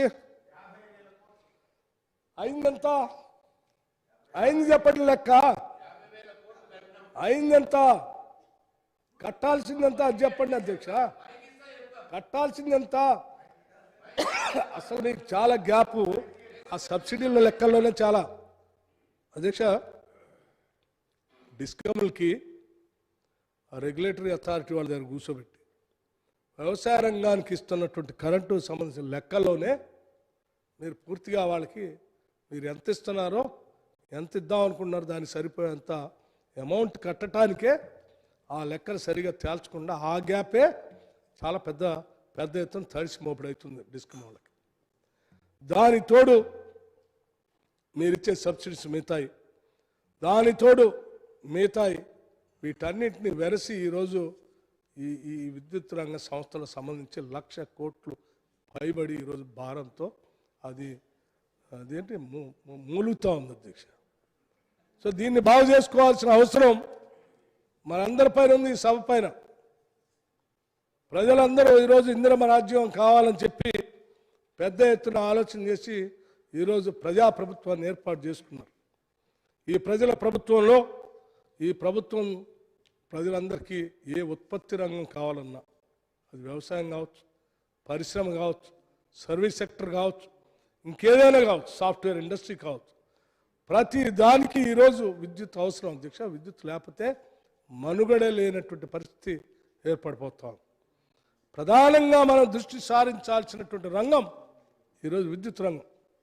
అటువంటి విద్యుత్ రంగానికి గత పాలకులు ఎంత దార్శనికతో ఉన్న అవసరానికి 2.7 రెట్లు లెక్క ముందే ప్లాన్ తయారు చేసి పవర్ ప్రాజెక్ట్స్ మనకు అందిస్తే 10 ఏళ్ల నుంచి రాష్ట్రాన్ని పాలిస్తున్న మీరు ఉన్న డిమాండ్కి కనీసం 2.7% సంబంధించిన ప్రణాళిక తయారు చేయకపోయినా కనీసం ఉన్న డిమాండ్కి సరిపోదైనా మీరు ప్లాన్ తయారు చేసి ఈ రాష్ట్రానికి పవర్ ప్రాజెక్టులు అందించుంటే కొద్దిలో కొంత మీరు కూడా చేశారని అని చెప్పుకోవచ్చు. ఏమీ చేయకుండానే మొత్తం మేమే చేసామని చెప్పుకునేటువంటి ఈ కార్యక్రమం ఈరోజు శ్వేతపత్రంతో ఈ రాష్ట్ర ప్రజలందరికీ ఈ మీరు చేసిన డొల్లతనం, ఈ మొత్తం వాస్తవ విషయాలు ప్రజలందరికీ తెలియజెప్పాలనే ఆలోచనతోనే ఈరోజు ఈ విషయాలను చెప్పాము అధ్యక్షుడు. అట్లాగే ఈ విషయాలు చెప్తూ కొన్ని విషయాలు జగదీష్ రెడ్డి గారు నిన్న మాట్లాడారు. ఇది కూడా వారు మాట్లాడేటప్పుడు సరే ఇవాళ ఒక్కసారైనా రైతులు రోడ్డు మీదకి వచ్చారా, కరెంట్ కోసం వచ్చారా, దేనికోసం వచ్చారా అని అడిగారు. ఇవాళ రైతు వారు అడిగిందే చెప్తాను, మరి చెప్పకపోతేనే మళ్ళీ లేచి క్లారిఫికేషన్లో అధ్యక్ష నాకు రాలేదు మైకి అంటే నేను చెప్పాలంటారు. చెప్తేనే చెప్పింది నేను అడుగుతా ఉన్నాను, మీరు చెప్పిందే ఒక్కరోజు రోడ్డుకి వచ్చారంటే రోడ్డుకి రాకుండా ఉండటానికి గల కారణం ఆనాటి కాంగ్రెస్ ప్రభుత్వాలు ముందు చూపుతో ఆలోచన చేసి ఇచ్చిన ప్రాజెక్టులు, ఆ పవర్ సెక్టార్ వల్ల వాళ్ళు రోడ్డు మీద రాలేదు, మీ వల్ల కాదు. ఇది నేను చెప్పిన లెక్కలే కదా ఇప్పుడు, ఇది వాస్తవం అధ్యక్షుడు. అట్లాగే ఛత్తీస్గఢ్ గురించి కూడా వారు అడిగారు.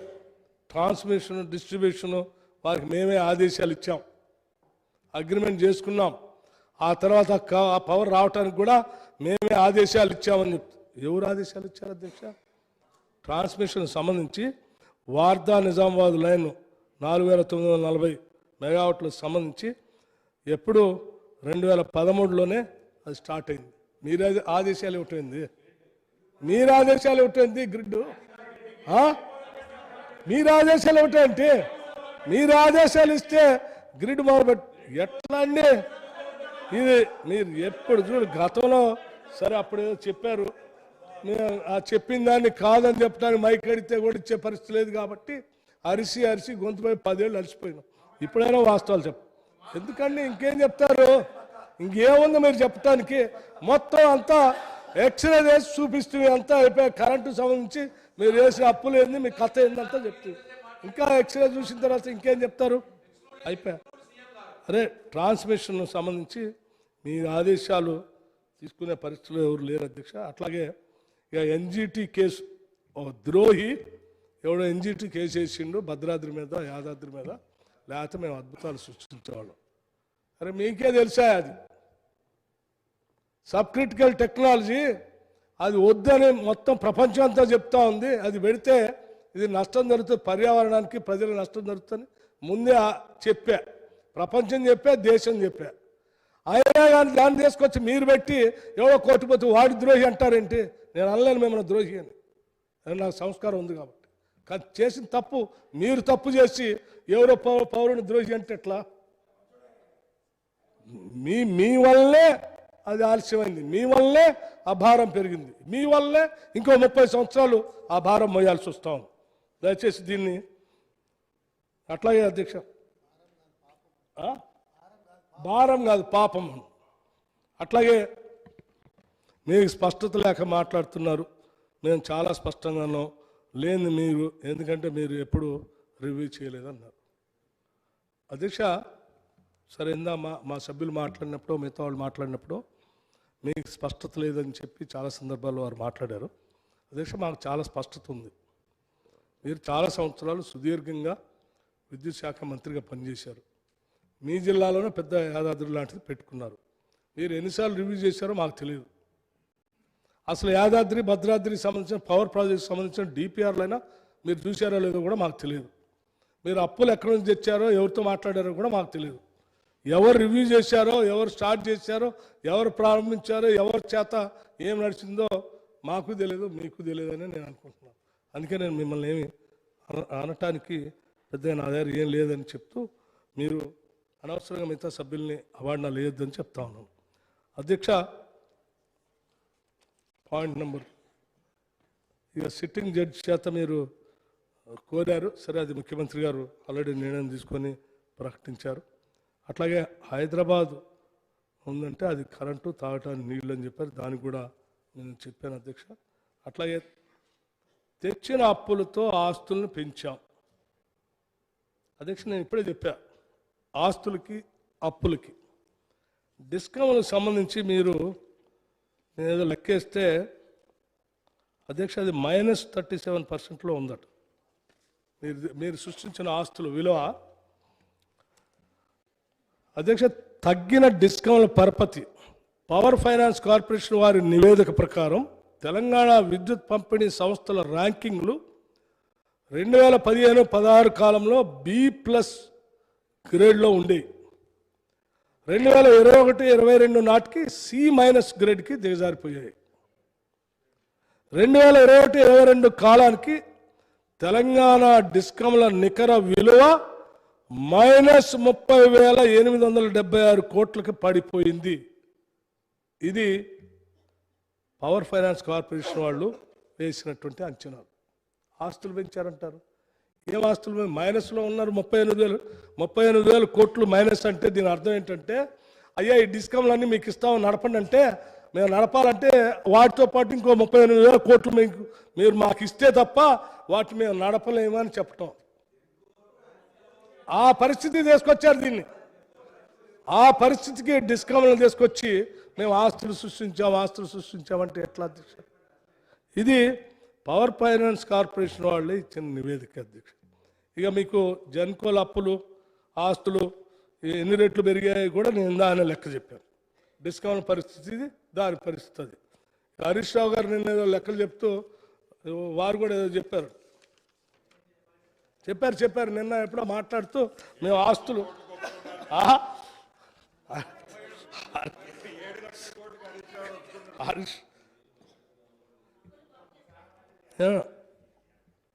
హరీష్ రావు గారు మాట్లాడుతూ 2014-15లో విద్యుత్ సంస్థల ఆస్తులు 44,430 కోట్లు ఉంటే అవి 22-23 నాటికి 1,37,570 కోట్లు పెరిగాయని అన్నారు. ఇది పూర్తిగా వాస్తవాలను తప్పుదోవ పట్టించే వ్యాఖ్య అధ్యక్ష. ఎందుకంటే గత ప్రభుత్వ హయాంలో పేరుకుపోయిన ప్రభుత్వ శాఖల విద్యుత్ బకాయిలు 24,299 కోట్లు ఉంటే డిస్కమ్ నుంచి ట్రాన్స్కోకి రావాల్సిన బకాయిలు 20,086 కోట్లు, డిస్కమ్ నుంచి జెన్కోకి రావాల్సిన బకాయిలు 9,740 కోట్లు. అంటే గత ప్రభుత్వం చెల్లించకుండా వదిలేసిన బకాయిలను లెక్కలో తీసుకుంటే ఈ నికర ఆస్తుల విలువ 1,01,400 కోట్ల కంటే తక్కువగా ఉండటమే కాకుండా గత ప్రభుత్వ చర్యల విద్యుత్ రంగంలో పేరుకుపోయిన మొత్తం అప్పుల విలువ 81,506 కోట్లు. దానికి తోడు ఈ మిగతా కూడా కలిపితే 1,06,000 కోట్లు పైబడి మీ ఆస్తుల కంటే అప్పులే ఎక్కువనే అనేది స్పష్టంగా అర్థమవుతాం అధ్యక్ష. ఇది హరీష్ రావు గారు చెప్పింది. ఇక మిత్రులు అధ్యక్ష కాదండి, మరంటే ఇది పవర్ సంబంధించి మీరు నిన్న మాట్లాడారు కదా.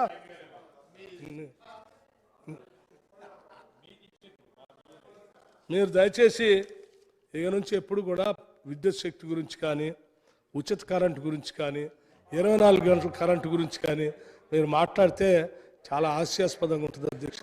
దయచేసి మాట్లాడబాకండి. 24 గంటల కరెంటు మేము ఇచ్చాం యాడిచ్చారు 24 గంటల కరెంటు. 3 ఫేజ్కి రెగ్యులర్ డొమెస్టిక్ అవసరాలకు సంబంధించి ఆ బైఫర్కేషన్ లెక్క తీసి చూపిస్తే మీకు బడ్జెట్ సమావేశాల్లో స్పష్టంగా రోజుల వారితో సహా తీసి మీకు చూపిస్తాను. 24 గంటల కరెంటు మీరు ఎప్పుడు మీ జీవితంలో ఎప్పుడు ఇవ్వలేదు. మీరు 3 ఫేజ్కి రెగ్యులర్ ఫేజ్కి చూపిస్తూ దాని ఏదో లెక్కలు మసిపూసి మామిడికాయ చేసి చూపించడం కోసం ప్రయత్నం చేస్తాం. అట్లాగే ఇక ఉచిత కరెంటు మేము ఏదో వాళ్ళు స్టేట్మెంట్ కూడా ఇచ్చారు అధ్యక్ష. కరెంటు కావాలా కాంగ్రెస్ కావాలా, కరెంటు కావాలా కాంగ్రెస్ కావాలంటే జనం కాంగ్రెస్ కావాలి కరెంటు కూడా కావాలన్నారు. ఇద్దరు కలిపి మాకు ఓటేశారు. మీరు వస్తే కరెంటు ఉండదని, మేము వస్తే కరెంటు వస్తుందని జనం నమ్మారు కాబట్టి తీసుకొచ్చి మాకు వేశారు అధ్యక్ష. చూస్తాం కదా సార్, చూసాం కదా ఆల్రెడీ. ఆడ కూర్చున్నప్పుడే చెప్పాను పోయినసారి నేను ఆడ బాగా మాట్లాడుతున్నట్టు ఏంటంటే ఈసారి అట్టే వచ్చి కూర్చుంటా అన్నాను కూడా వచ్చాను. అట్లా ఉన్నది చెప్తే కూడా ఎట్లా లెక్కలు చెప్తే కూడా అక్బరుద్దీన్ గారు వారు ఓల్డ్ సిటీలో ఉన్నటువంటి కొన్ని అంశాల గురించి చెప్పారు. పోల్స్ గురించి, ట్రాన్స్ఫార్మర్స్ గురించి, లేకపోతే ఇంకా ఇతరత్ర వైర్లు ఏలాడుతూ ఉన్నాయి వాటికి సంబంధించి ఇతరత్ర కొన్ని సమస్యలు దృష్టి తీసుకొచ్చారు అధ్యక్ష.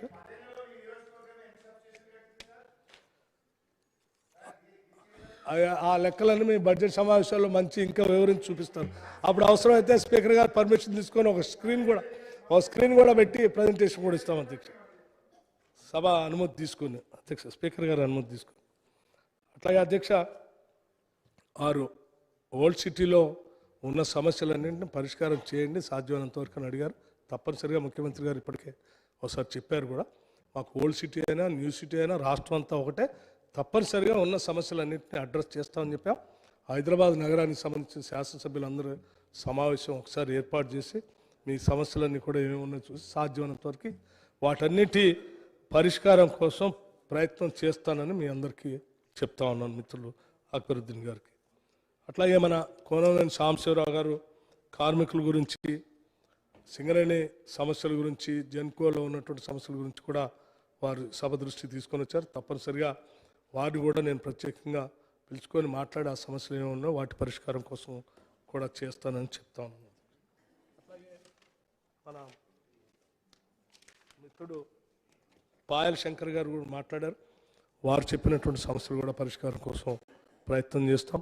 వంశీకృష్ణ గారు, రాజ్ ఠాకూర్ గారు, రాజగోపాల్ రెడ్డి గారు చెప్పినటువంటి అంశాలన్నింటినీ కూడా తప్పనిసరిగా పరిగణలో తీసుకొని ఈ శ్వేతపత్రాన్ని మీరు దయచేసి అందరూ అర్థం చేసుకొని లోతుగా అధ్యయనం చేసి సమగ్రమైనటువంటి సలహాలు సూచనలు ఇచ్చినందుకు సీనియర్ సభ్యులకి, సహచర మిత్రులకి అందరికి కూడా నా హృదయపూర్వకమైనటువంటి ధన్యవాదాలు తెలియజేయటమే కాకుండా ఈ విద్యుత్ శక్తి నిర్మాణం కోసం భవిష్యత్తులో దీన్ని అప్పుల భారం నుంచి బయటికి తీసుకొని వచ్చి ఈ రాష్ట్ర ప్రజలకి విద్యుత్ని నిరంతరాయంగా క్వాలిటీ పవర్ని అటు వ్యవసాయ రంగానికి కానీ మిగతా యావత్ ప్రజానికానికి కానీ లేకపోతే పారిశ్రామిక రంగానికి కానీ అందరికి కూడా క్వాలిటీ పవర్ ఇవ్వటం కోసం సమిష్టిగా మీ అందరి ఆలోచన సూచనలతో పనిచేసి రాష్ట్ర అభివృద్ధి కోసం విద్యుత్ రంగాన్ని బాగా బలోపేతం చేస్తామని, ప్రపంచంలో జరుగుతున్నటువంటి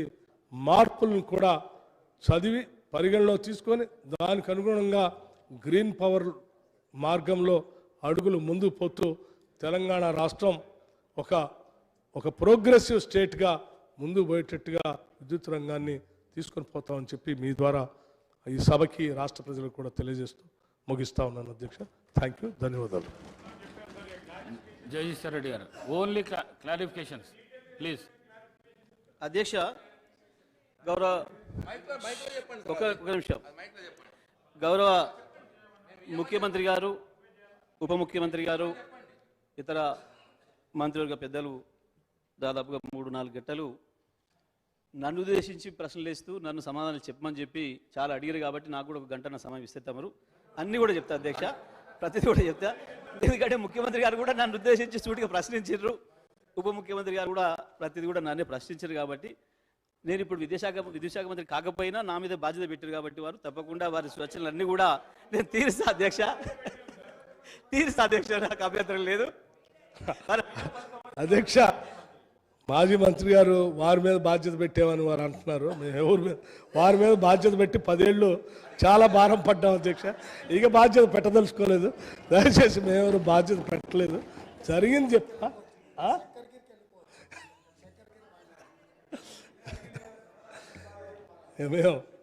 మేము జరిగిన వాస్తవ విషయాల్ని మాత్రమే సభ దృష్టికి తీసుకొని వచ్చాం. దయచేసి ఇవన్నీ ఈరోజు చెప్పినవన్నీ కూడా పూర్తిగా వాస్తవాలు ఎక్స్రే లాగా చూపించాం.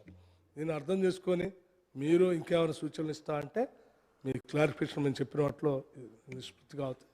1-2 సూచనలు చేయండి, అంతేగాని మీ మీద భారం పెట్టారని మాత్రం మళ్ళీ మాకు.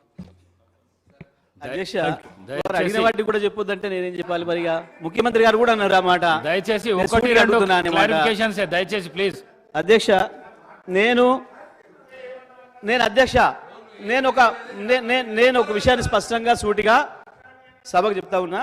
నేను ఒక అక్షరం కూడా డీవియేట్ గాను, ఒక అక్షరం కూడా వ్యక్తిగత విషయాలు నేను ఎప్పుడు మాట్లాడలేదు నా జీవితంలో. ఇవాళ కూడా వారికి ఎంతసేపు రెచ్చగొట్టినా నేను ఒకటే మాట ఛాలెంజ్ చేసిన తప్ప ఇంకో మాట కూడా నేను ఎప్పుడు మాట్లాడలేదు అధ్యక్ష. ఇప్పుడు కూడా నేను సబ్జెక్ట్ మీదనే పోదామంటున్నాను, నేను కాదనటం లేదు అధ్యక్ష. అది కూడా మీరు ఇచ్చిన శ్వేతపత్రం మీదనే మాట్లాడదామంటున్నా. అదే సందర్భంలో తమరు ముఖ్యమంత్రి గారు కావచ్చు, ఉప ముఖ్యమంత్రి గారు కూడా కొన్ని విషయాలు మాట్లాడారు, ప్రస్తావించిన నాకు సంబంధించి వాటి మాత్రమే నేను క్లారిఫికేషన్ సంబంధించి మాట్లాడతానని చెప్తా ఉన్నా అధ్యక్ష. నేను వేరే ఎక్కువ మాట్లాడడం లేదు. ఆస్తులకు సంబంధించి, అప్పులకు సంబంధించి మీరు దీంట్లో పేర్కొన్న విషయాలు నేనేం కాదనలేదు. నేను ప్రారంభంలోనే చెప్పిన శ్వేతపత్రాన్ని మేము ఆహ్వానిస్తున్నాం, అందులో సందేహం ఏం లేదు. దీంట్లో ఉన్న మాట మీద పోదాం, అందులో సందేహం లేదనే విషయం చెప్పిన. ఇప్పుడు కూడా స్టిల్ నేను అదే మాట మీద నిలబడి ఉన్నా. ఈ రాష్ట్రం వచ్చే నాటికి అసలే ఏమీ లేదు అని చెప్పి నేను చెప్పినా అని చెప్పి వారు మాట్లాడిన అది సరైనది కాదు. నేను చాలా స్పష్టంగా చెప్పిన, ఈ రాష్ట్రం వచ్చే నాటికి విద్యుత్ స్థాపిత సామర్థ్యం 7,700 మెగావాట్ల పైన ఉంది. ఆ రోజుకి అప్పులు 22,000 కోట్ల చిల్లర ఉన్నాయి, ఆస్తులు 44,000 కోట్లు ఉన్నాయి అనే విషయాన్ని స్పష్టంగా చెప్పిన నేను. ఆ రోజు ఇవాళ మీరు ఏదైతే దీంట్లో ఇచ్చిండ్రో ఇదే విషయాన్ని నేను చెప్పిన. ఆ రోజుకి విద్యుత్తు ఇస్తున్నది వ్యవసాయ రంగానికి 6 గంటలు పూస్పెల్స్లోని మీరే రాసుకున్నారు, అదే విషయం చెప్పిన.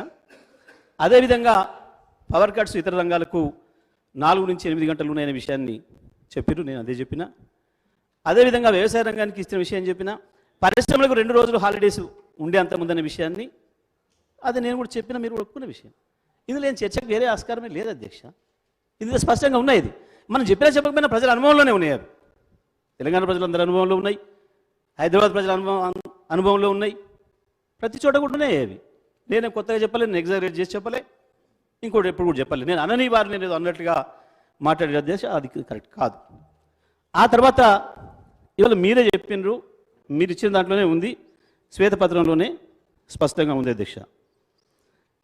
కనెక్షన్లకు సంబంధించి వారు చెప్పినారు ఉప ముఖ్యమంత్రి గారు, ఇవి కేవలం బోర్లు వేసుకునే కాదు అధ్యక్ష, కాలువల మీద గతంలో ఎప్పుడు కూడా పై ప్రాంతానికి నీళ్ళు మోటార్లు పెట్టుకోనివ్వలేదు.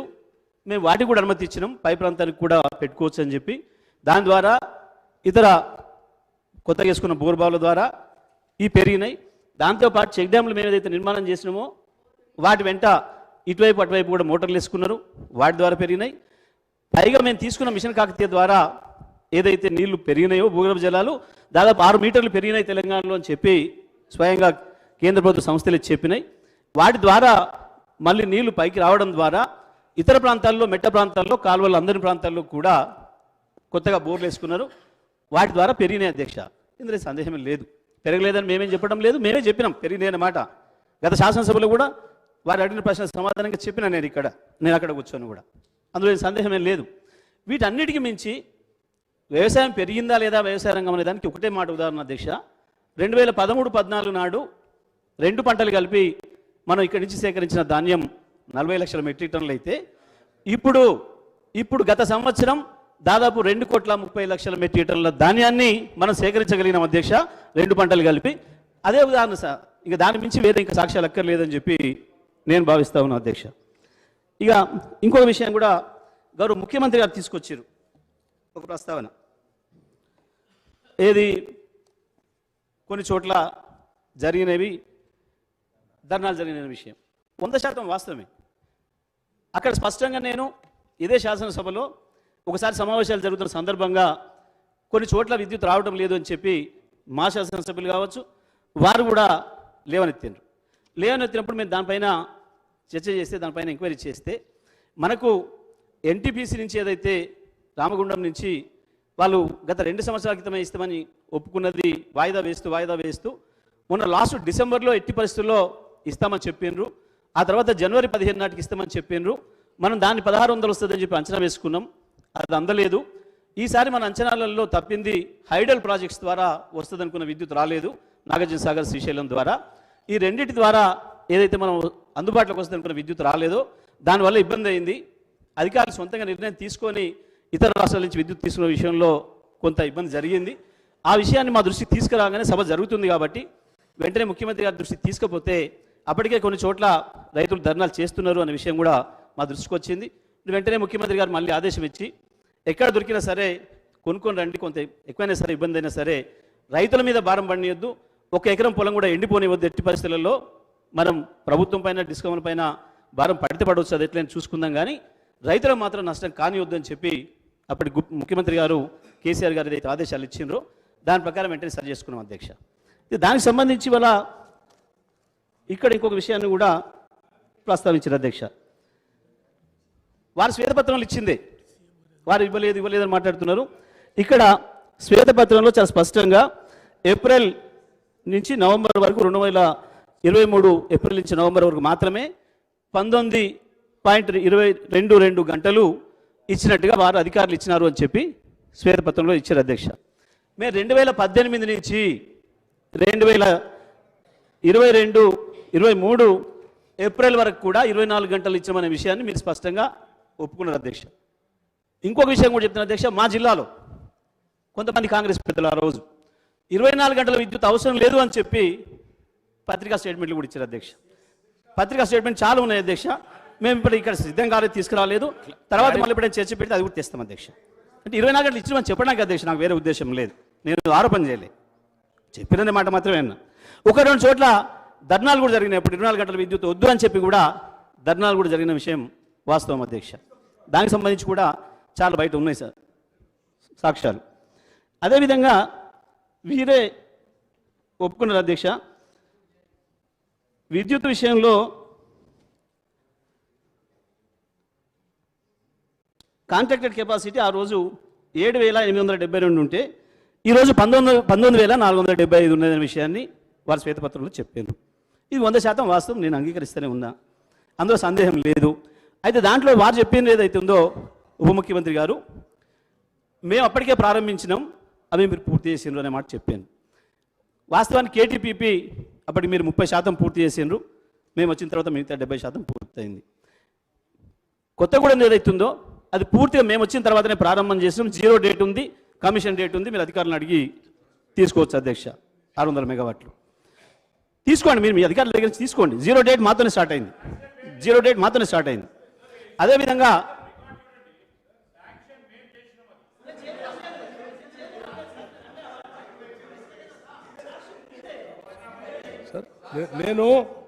సార్ మీరు కాదండి, నేను చాలా స్పష్టంగా 3 విభాగాలుగా విభజించి చెప్పాను. 3 విభాగాలుగా విభజించి చెప్పాను. 1 ఆల్రెడీ స్టార్ట్ చేసి ప్రొడక్షన్లో ఉన్నాయి. 2 మేము ప్లాన్ చేసి మేము శాంక్షన్ చేసి ఆన్ గోయింగ్ ప్రాజెక్ట్స్ బైఫర్కేషన్లో వచ్చినాయి. ఒక్క నిమిషం. మూడోది బైఫర్కేషన్ యాక్ట్ ద్వారా వచ్చాయి.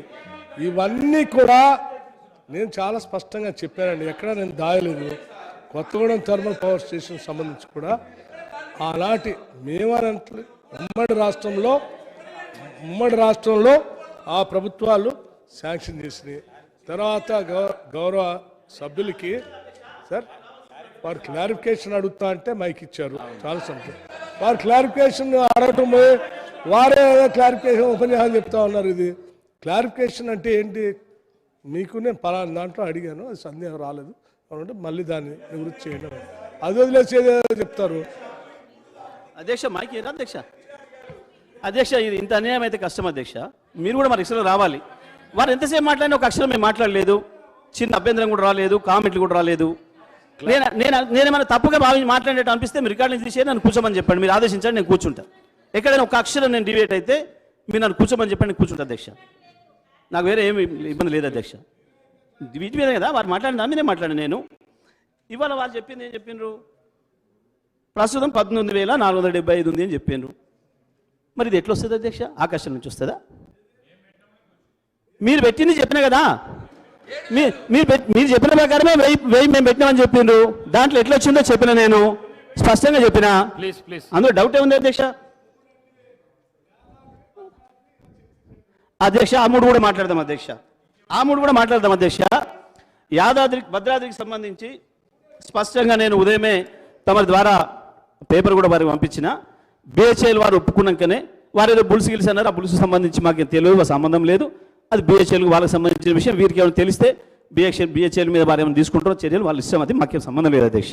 మేము ఇచ్చింది బిహెచ్ఎల్కు స్పష్టంగా కేసు వేసిన మాట వాస్తవం. ఇదే బట్టి గారు, శ్రీధర్ గారు ఇక్కడి నుంచి కూర్చొని చాలాసార్లు దానికి సంబంధించిన విషయాలు మాట్లాడింది వాస్తవం. మేము అక్కడి నుంచి క్లారిఫికేషన్లు ఇచ్చింది కూడా వాస్తవం అధ్యక్ష. ఇవాళ మేము ప్రతిపక్షంగా ఉన్నా మేమే ఇస్తున్నాం, అవాళ ప్రభుత్వ పక్షంగా కూడా మేమే ఇచ్చినాం అధ్యక్ష. ఇదే జానారెడ్డి గారు ఇక్కడ కూర్చొని ఆ రోజు మాట్లాడినప్పుడు వారు ఒక విషయం చెప్పారు అధ్యక్ష.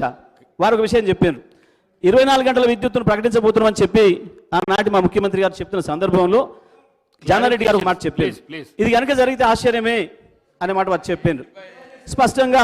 నేనే తప్పు మాట్లాడతలేను కదా, ఎందుకు తొందరపడుతున్నాను డిప్యూటీ సీఎం గారు, ఎందుకు అంత తొందరపడుతున్నారు? నేను ఓపిక విన్నాం కదా మీ అన్ని, ఎందుకు అంతగా మాట్లాడే రాదని అడగండి మీరు. భద్రాద్రికి సంబంధించి చాలా స్పష్టంగా ₹1 కూడా నష్టం లేదు దాంతో అనే విషయాన్ని చాలా సందర్భాల వారికి చెప్పినాం. అందులో ఎక్కడ కూడా ఇబ్బంది లేదు. ఎన్జిటి కేసు వల్లనే ఆగిందనే విషయం కూడా వారికి కూడా తెలుసు. అవన్నీ రికార్డ్సే సార్, ఇక్కడ ఏది కూడా ఆపడానికి లేదు, దాచిపెట్టడానికి లేదు, అన్ని రికార్డ్సే సార్. మీరు ఏదో విచారణకు ఆదేశించి ఇంకా సంతోషం. దాంట్లో మేము మంచి కడిన ముచ్చంలాగా వస్తాం, మేము ఇబ్బంది లేదు, మాకు ఇంకా కూడా సంతోషం. ఇక యాదాద్రికి సంబంధించి ఏదైతే మీరు వ్యయం పెరిగిందంటుండ్రో అది FGD నిబంధనల ద్వారా పెరిగింది. కేంద్ర ప్రభుత్వం ఇప్పుడు తర్వాత తీసుకొచ్చిన FGD నిబంధనలు ఏదైతే వచ్చినాయో దానికి సంబంధించి వ్యయం పెరిగింది. అయితే కాస్ట్ మనం పెంచడానికి వీల్లేదు, అగ్రిమెంట్లోనే పెట్టాం అధ్యక్ష. DCM గారు కాస్ట్ పెంచడానికి వీల్లేదు, ఆలస్యమైన వారిదే బాధ్యత అని చెప్పి దాంట్లో కండిషన్స్లో పెట్టినాం. ₹1 కూడా మనం పెంచేదానికి లేదు అధ్యక్ష. దాంట్లో వాళ్ళు ఆ రోజు అగ్రిమెంట్లో ఎంత అవుతుందో అమౌంట్ అదే అమౌంట్తో పూర్తి చేయాల్సిందే తప్ప ఒక్క రూపాయి కూడా పెంచడానికి వీలు లేదు. మన డిస్కమ్ నుంచి ఒక్క రూపాయి కూడా వారికి అదనంగా పే చేసేది లేదు అధ్యక్ష. దాంట్లోనే ఉంది, రెండిట్లో కూడా అదే కండిషన్ మీద ఇచ్చిన అధ్యక్ష. అది ఒకటి అన్ని అనుమతులతో ప్రారంభించిన అధ్యక్ష. అదన కొంచెం ముందు ప్రారంభం చేసినాం కానీ తొందరగా భద్రాద్రి ఇది మాత్రం దాని అనుభవం దృష్టిలో పెట్టుకొని అన్ని అనుమతులు కేంద్రం నుంచి కూడా MOIF అనుమతి కూడా తీసుకొని ఈసీ తీసుకొని మరి ప్రారంభించాం అధ్యక్ష. అయినా దురదృష్టవశాత్తు మళ్ళీ NGT దాని మీద స్టే ఇవ్వటం, ఆ తర్వాత కేంద్రానికి ఉత్తర్వులు ఇచ్చింది అధ్యక్ష NGT.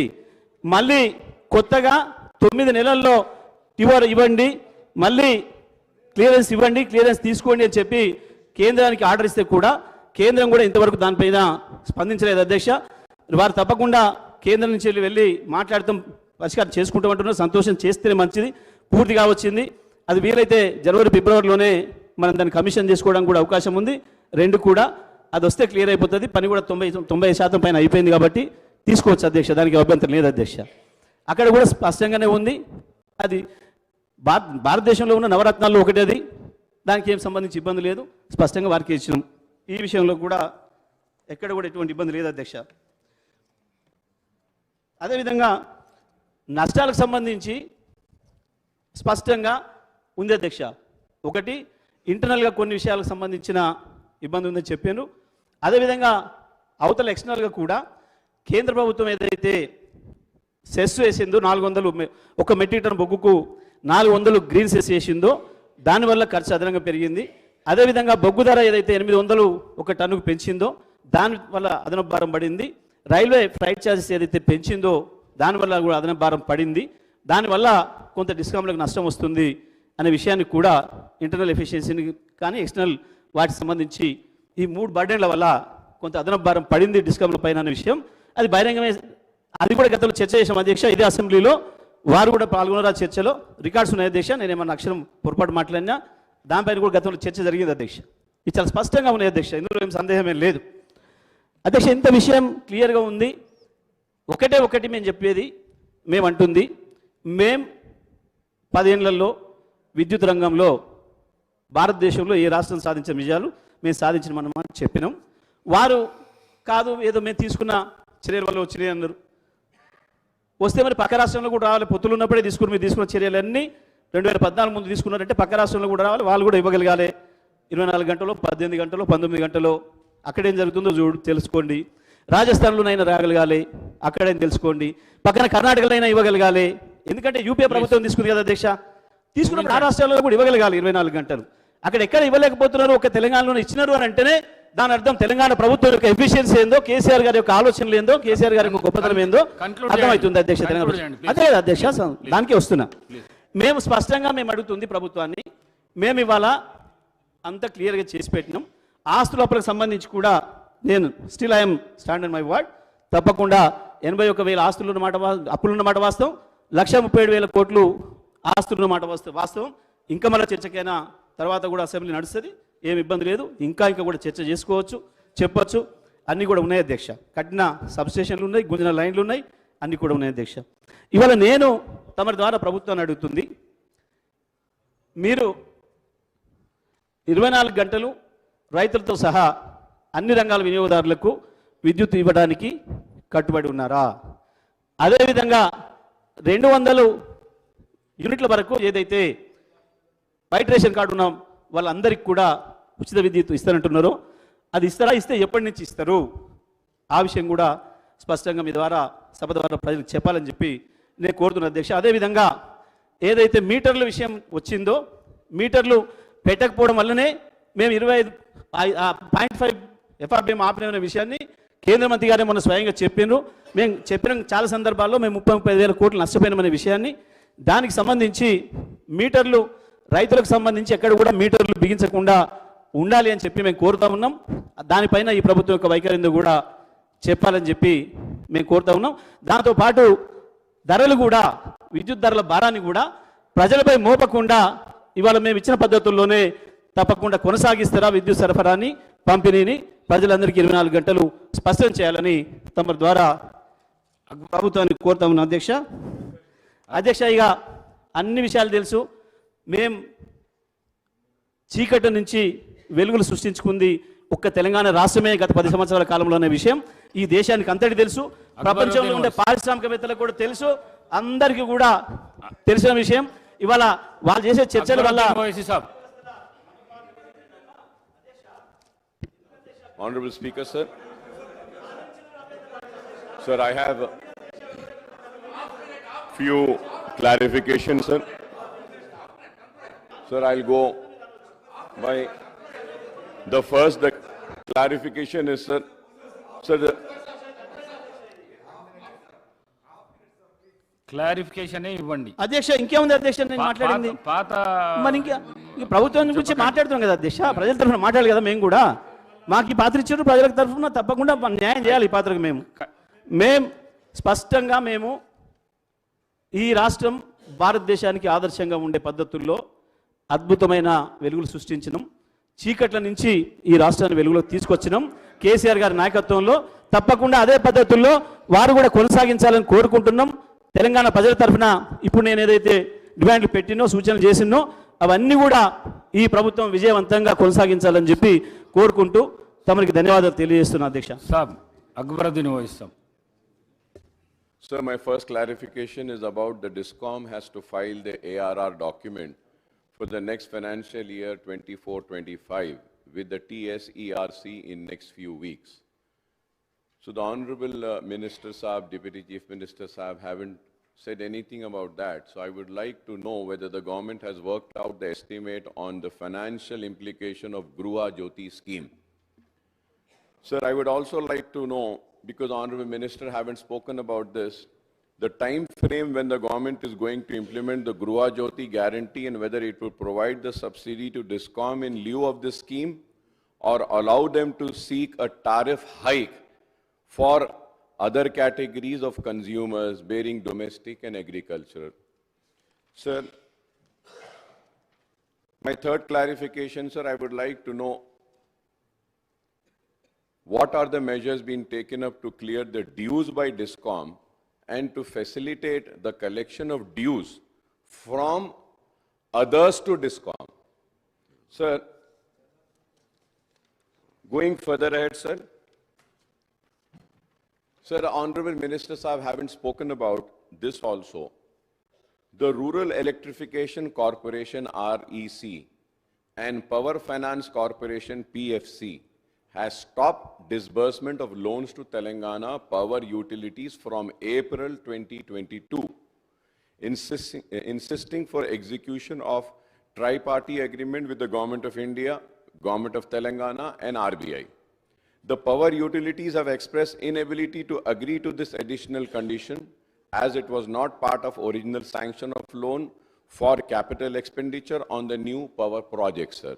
So, Minister Saab, I need a clarification from that, sir. And also, Honorable Speaker, sir. Sir, I had also asked about what had happened about Andhra-Telangana dispute in power department. Like, sir, the outstanding loan of Anantapur and Kurnool projects in AP is rupees 1,824.26 crores as on June 2, 2014, and the TSP-DSL is still servicing the depth of these projects in AP, including loans taken from PFC and REC. So this has also not been said, sir. Sir, I would also like to know from the Honorable Minister Saab and the Deputy Chief Minister Saab, sir, about the stand of the new government on the proposed Electricity Amendment Bill of the central government, which stipulates privatization of DISCOM, payment of security mechanism, renewable power purchase obligation, reduction of cross-subsidy, etc. Sir. Sir, the Ministry of Power has issued orders in June 2021 on additional borrowing of 0.5% of GSDP linked to performance in the power sector. For availing the additional borrowing of 0.5% under FRBM Act, the state will have to install the meters on the farm connection and take up privatization of DISCOM, sir. So I would like to know, sir, similarly, the Ministry of Power has mandated that 10% of imported coal has to be used. I don't know if it is from Adani, I think my BJP friends would have said. So it is from Adani. So do we have to take that or not? Sir, the Honorable Minister Sahab haven't spoken about that also, sir. So and lastly, sir, what are the steps being taken for maintenance and modernization of Srisailam Hydel project, which is country's second largest hydel project, despite the requirement for the same for several years now? Honorable Minister Saab hasn't said anything, sir. Sir, a closer look at white paper on Telangana state finances and Telangana state power sector provides different set of figures on borrowings of the state Telangana utility, TS Genco and TS Transco domestic, etc. Sir, when I speak, sir, everybody disturbed and everybody, they shouted like hell today. But sir, one important point which I had asked, Honorable Minister Saab had again failed. Sir, why there is no reference to Telangana Power Finance Corporation in the white paper? On power sector, while there is reference to the same corporation in white paper of state finances. Now you see, sir. Sir, kali diye na sahab. Finance ke upar kali bahas hui. Sir, yesterday, and fortunately, I would say, fortunately, the ministry is held by the Deputy Chief Minister, whether finance or power. कल भी वही जवाब दिए, कल भी वही statement दिए, आज भी वही जवाब दे रहे हैं, वही स्टेटमेंट दे रहे हैं. Now I'll read out, sir. Sir, as per the Telangana State White Paper, as per the finance booklet, please see page number 20 to 23, Telangana Power Finance Corporation, 1,530. Yesterday it was, sir. And today, हमारे bureaucrats भूल गए शायद. लिखना भूल गए. How much, sir? They forgot, sir. Sir, yesterday, sir, TSSPDSL with government guarantee, finance booklet में बोले, sir, 17,977. TSNPDCL with government guarantees, the figure written in that, 12,544. TSSPDCL non-guarantee, 5,897. TSNP CDL non-guarantee 3,043. Sir, when we total this, sir, the amount is coming to 39,461. In yesterday's, sir, finance, sir. And in today's, sir, instead of 39, they have written 35,227. So I don't know which is correct. Now, sir, going further ahead, sir, TS Power Generation Company Limited, 31,000 in yesterday's finance white paper, sir, 31,875. Transco, 10,027. But in today's, sir, TS Power Generation Company Limited, yesterday they said 31,875. Today they are saying 32,797. And yesterday they said Transco 10,027. And today they are saying 10,530. So the total amount in the finance white paper yesterday was 82,893. And in today's power white paper, the amount has reduced and it has come to 78,554. Ek din mein, just in one day, sir, difference of 4,339. Wow. Now what answer does the government has? Sir, you should come for the rescue, sir. Sir, you are the custodian of this house, sir. Sir, everybody has to listen to you, sir.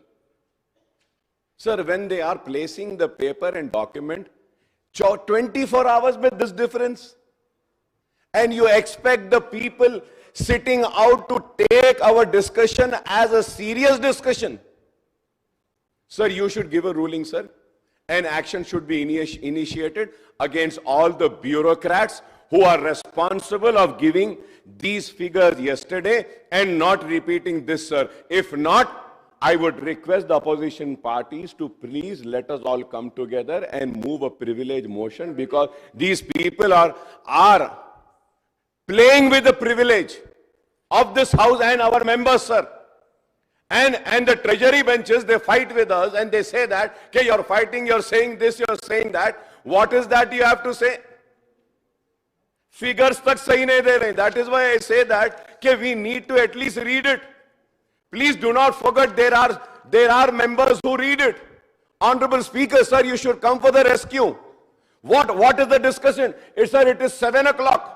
We are sitting here from 11 o'clock discussing, putting our thoughts together, giving our suggestions, advice. We want to see that the state prospers and the power department works, functions in a better way than what the BRS government had run the power department. But now, when we see the figures, we can imagine how this government is going to run, sir. Thank you, sir.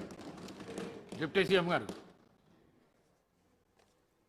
సాంసరావు మిగతా వాళ్ళు ఎవరు వారు కూడా కానీ కానీ उसका भी हो गया तो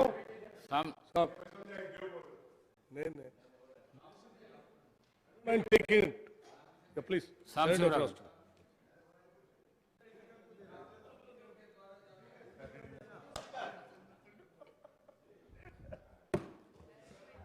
అధ్యక్ష, కొత్తగా ఏర్పాటైనటువంటి ప్రభుత్వం ఈ వైట్ పేపర్లో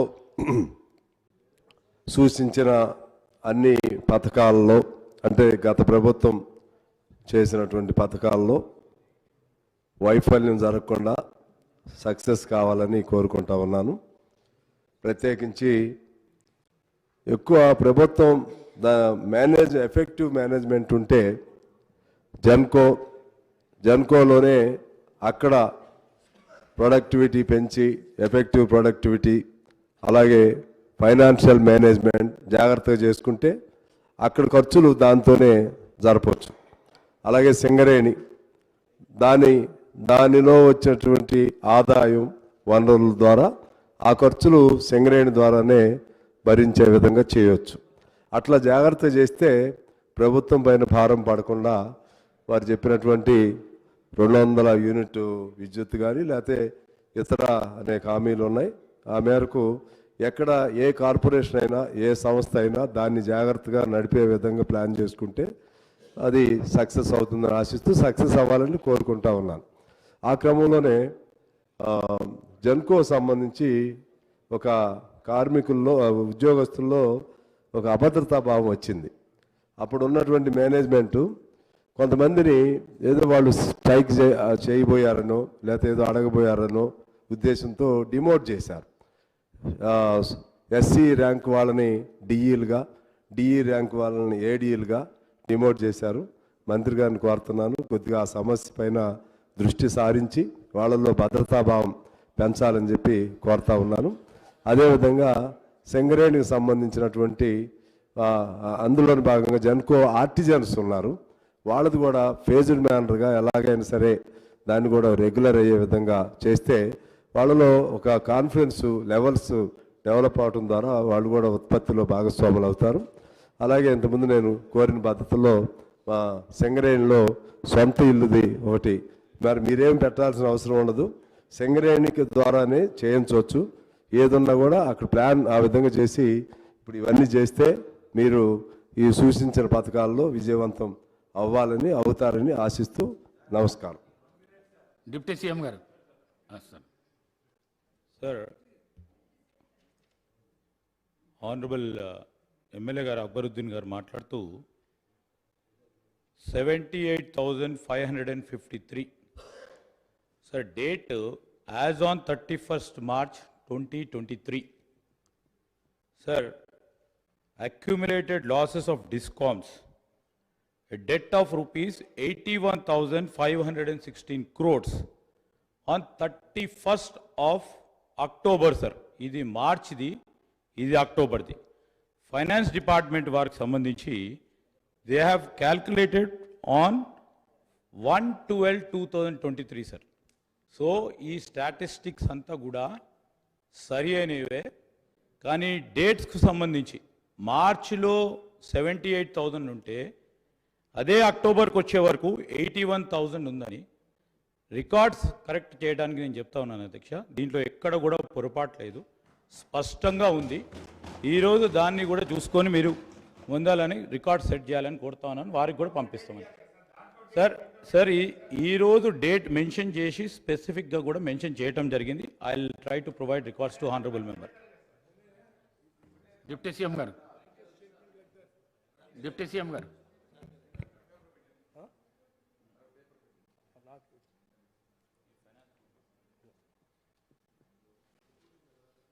అధ్యక్ష, జగదీశ్వర్ రెడ్డి గారు క్లారిఫికేషన్లో కొన్ని విషయాలు చెప్పారు. వెలుగులు నింపారు ఈ రాష్ట్రానికని. వెలుగులు నింపారో లేదో నాకు తెలియదు, కానీ ఈ రాష్ట్రాన్ని అప్పులో కుప్పలో అయితే మాత్రం ముంచేస్తారు. భద్రాద్రి నుంచి మేము బాగా చేసాం, ఏం నష్టం జరగలేదు ఈ రాష్ట్రానికి అని అంటున్నారు.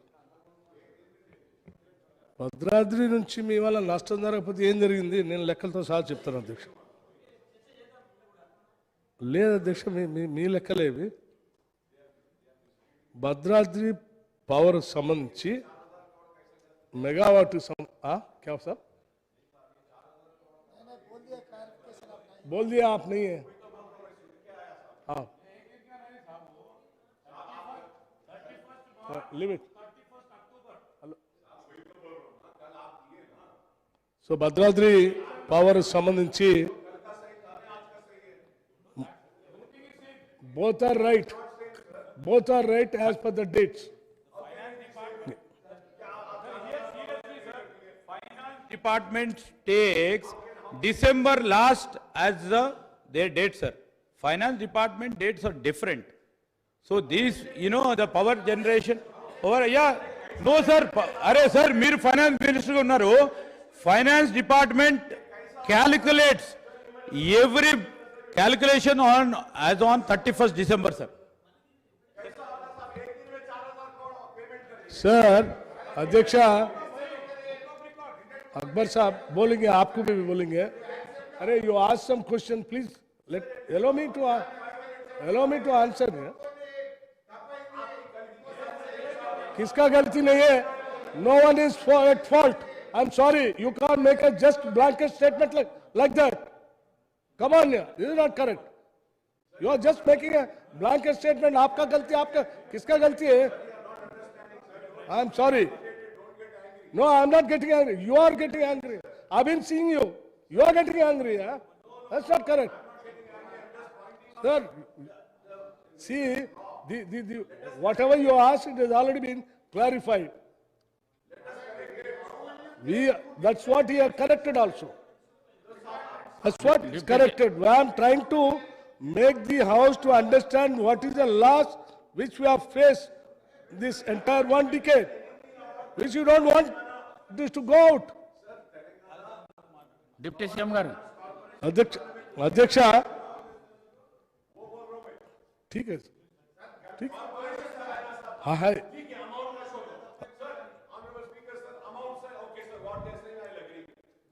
But is there existence of Telangana Power Finance Corporation or not? If it is, then why has that not been mentioned? And you look at these books, sir. These books are not my books. Sir. These are not my books. Dates are not mentioned in the book. Sir. You should have mentioned the date. Huh? You should have mentioned the date. We are taking into account October. We are taking into account December.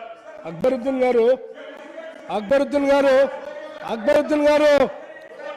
Akbar sir, మీరు ఎవరిని మాట్లాడినారా? अकबर साहब, ఇది ఎక్కడ? ఇది अकबर साहब mic తీసుకొని మాట్లాడుతున్నా నేను. डिप्टी सीएम साहब जवाब दे रहे हैं. डिप्टी सीएम साहब जवाब दे रहे हैं. దయచేసి ప్రధాన ప్రతిపక్ష పార్టీ సంబంధించిన సభ్యులు, దానికి సంబంధించి ఒత్తాలు పలికేటువంటి వారు ఇద్దరు కలిసి ఈ రాష్ట్ర అప్పుల కుప్పలో ఉన్నటువంటి ఈ వాస్తవాన్ని బయటికి పోనీయకుండా చేయటం కోసం చేస్తున్న ప్రయత్నంలానే కనిపిస్తుంది తప్ప ఇది వేరే ఏం లేదు. ఆల్రెడీ ఒకసారి క్లారిఫై చేశా, చెప్తూనే ఉండు. అధ్యక్ష, భద్రాద్రి పవర్ సంబంధించి నష్టం జరగలేదన్న నేను చెప్తాను. భద్రాద్రి పవర్ సంబంధించి 675 కోట్ల నుంచి 9.74 కోట్లకి ఆలస్యం వల్ల దాని రేటు పెరిగింది. అలాగే దాని ఎస్కలేషన్ వల్ల మనం లెక్కేస్తే దాదాపు 30 సంవత్సరాలకి 10,740 కోట్లు ఈ రాష్ట్రం మీద భారం పడిపోతుంది. ఇది వాస్తవం. 10,000 కోట్లు అనేది చిన్న అంశం కాదు అధ్యక్ష. ఇది అట్లాగే యాదాద్రి యాదాద్రి వల్ల కూడా మాకేం నష్టం లేదు. బ్రహ్మాండ అరే మీరు చెప్పిందే మళ్ళీ మీరు చెప్పిందే నేను చెప్తా ఉన్నాను. మీరు మళ్ళీ ఎందుకు గెలికారు? అది డిప్యూటీ సీఎం మీరు డైవర్ట్ చేయడం కోసం ట్రై చేస్తారు. అట్లాగే అధ్యక్ష, యాదాద్రి వల్ల నష్టం ఏం లేదన్నారు. ట్రాన్స్పోర్టేషన్ వల్ల యాదాద్రి వల్ల కాస్ట్ హైక్ పెరగటం వల్ల దాదాపు 33,570 కోట్లు అదనంగా భారం పడింది. అధ్యక్ష, అరే you have to allow me to answer every member.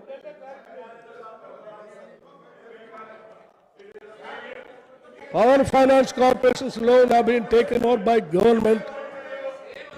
Therefore, these are reflected in finance report.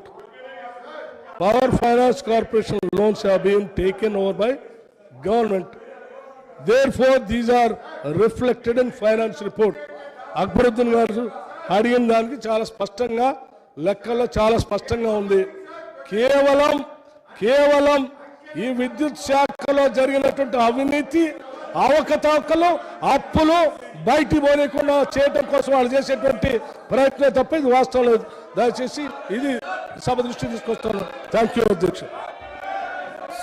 Statistics for the first session from 9/12/2023 to 21/12/23. Number of days for which the assembly sat 6 days. Number of hours which the assembly worked 26 hours 33 minutes. Number of speeches made by the members 19.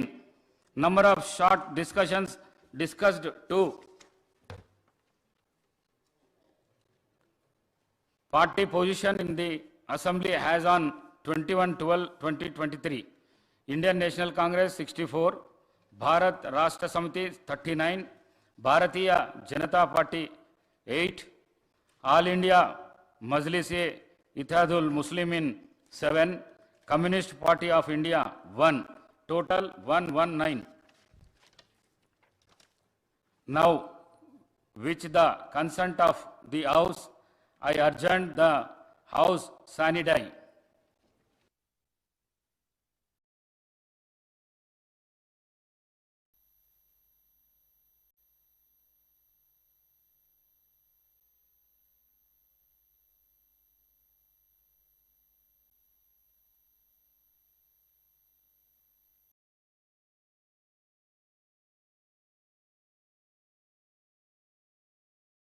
Saw Rocketry, this was a burning question for me, was most of the movie is about your scientific work and achievement, and then suddenly there's this stark change in that interrogation phase. You are not saying the same Nambinarayanan when before the case and after the case. It is fabricated case.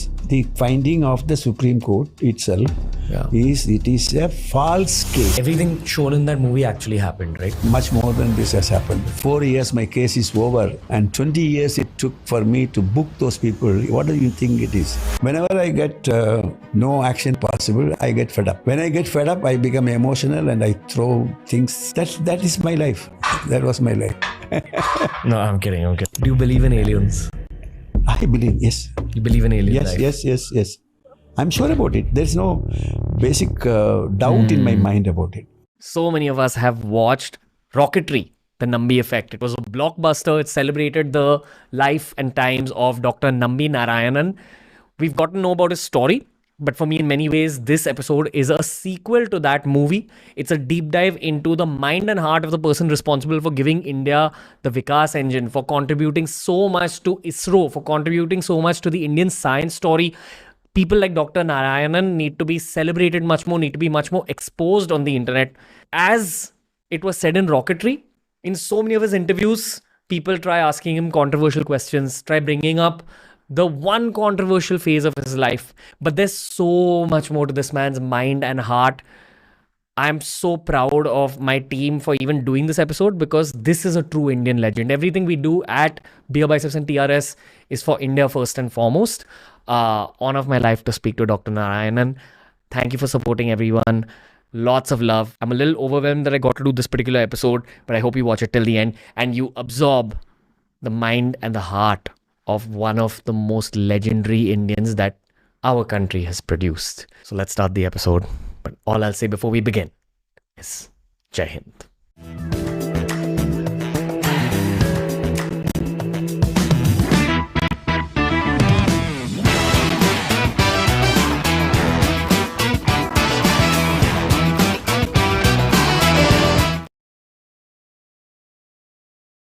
Nambi Narayanan sir, such an honor having you on our show.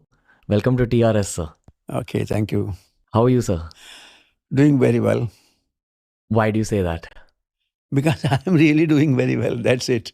What contributes to the very well? Very well means that I'm happy in the sense physically, mentally, and environmentally, and various other newses which are coming to me. So in all senses, I am happy. So I am doing well. Okay. What are you looking forward to at this point in life? Actually, I am looking for two things. One is trying to be away from my space-related work, and then trying to do something which will give me mental satisfaction. Of course, I am satisfied with my conditions in space, but I just thought doing something related, non-related to space. Okay. One, I thought of doing some school for the small children between 3 years and 6 years old, which is for my daughter. That has been accomplished. Last 6th of September, I inaugurated the school. Now I am looking for old age home. Okay. Wow. For those who are Not so left fortunate. aside by their children. Yeah. So that's what is my next project. The next project I am going to. Okay. Yeah. What's a day in your life like now? Well, I'm free bird. I have nothing. The only thing is I was trying to fight for justice. I hope I have accomplished it in the sense. Actually, if you really look at it, my case was over in 4 years' time from the day it started. Afterwards, the remaining 20 years, I was only fighting for justice in the sense that those who have done this should be booked. That is done. And that took 20 years. So I am happy. Afterwards, now it is a different case between two prosecuting agency and the culprits. So I'm happy. What date was it completed on, roughly?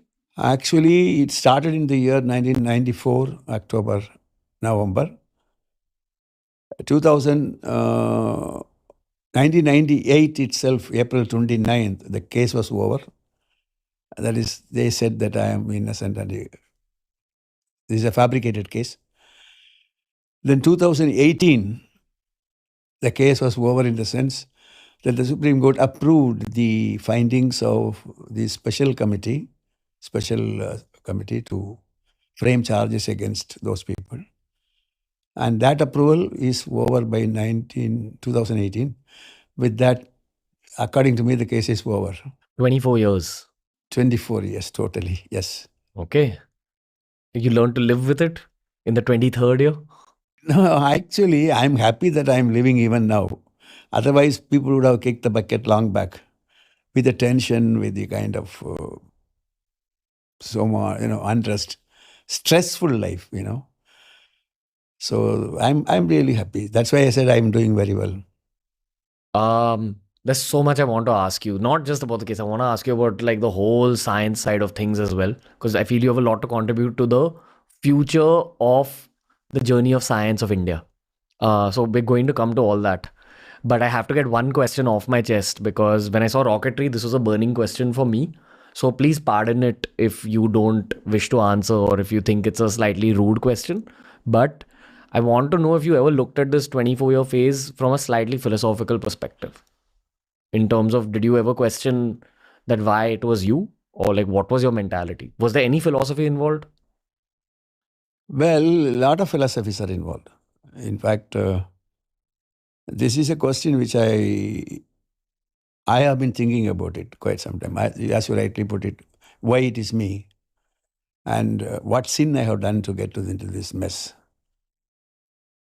Was it a real punishment, or whether it's a reward, or a corrective, or a warning? All kinds of philosophical questions. Pretty long questions. And I have my own conclusions on those. So they are philosophical in the sense I'm thinking of writing a book on that, but I don't know whether I'll be able to do that, because there are unanswered questions even there. Some are answered, Because, see, for example, something is happening and you don't know why it is happening. But then slowly you get to know why it is happening. And before that, you want to know, okay, you got an answer for something. But there are other subsidiary questions which are arising out of that. Why this route? Why not something else? So like that, the branching questions are many. I am trying to get answers. Hopefully, I will get some answers.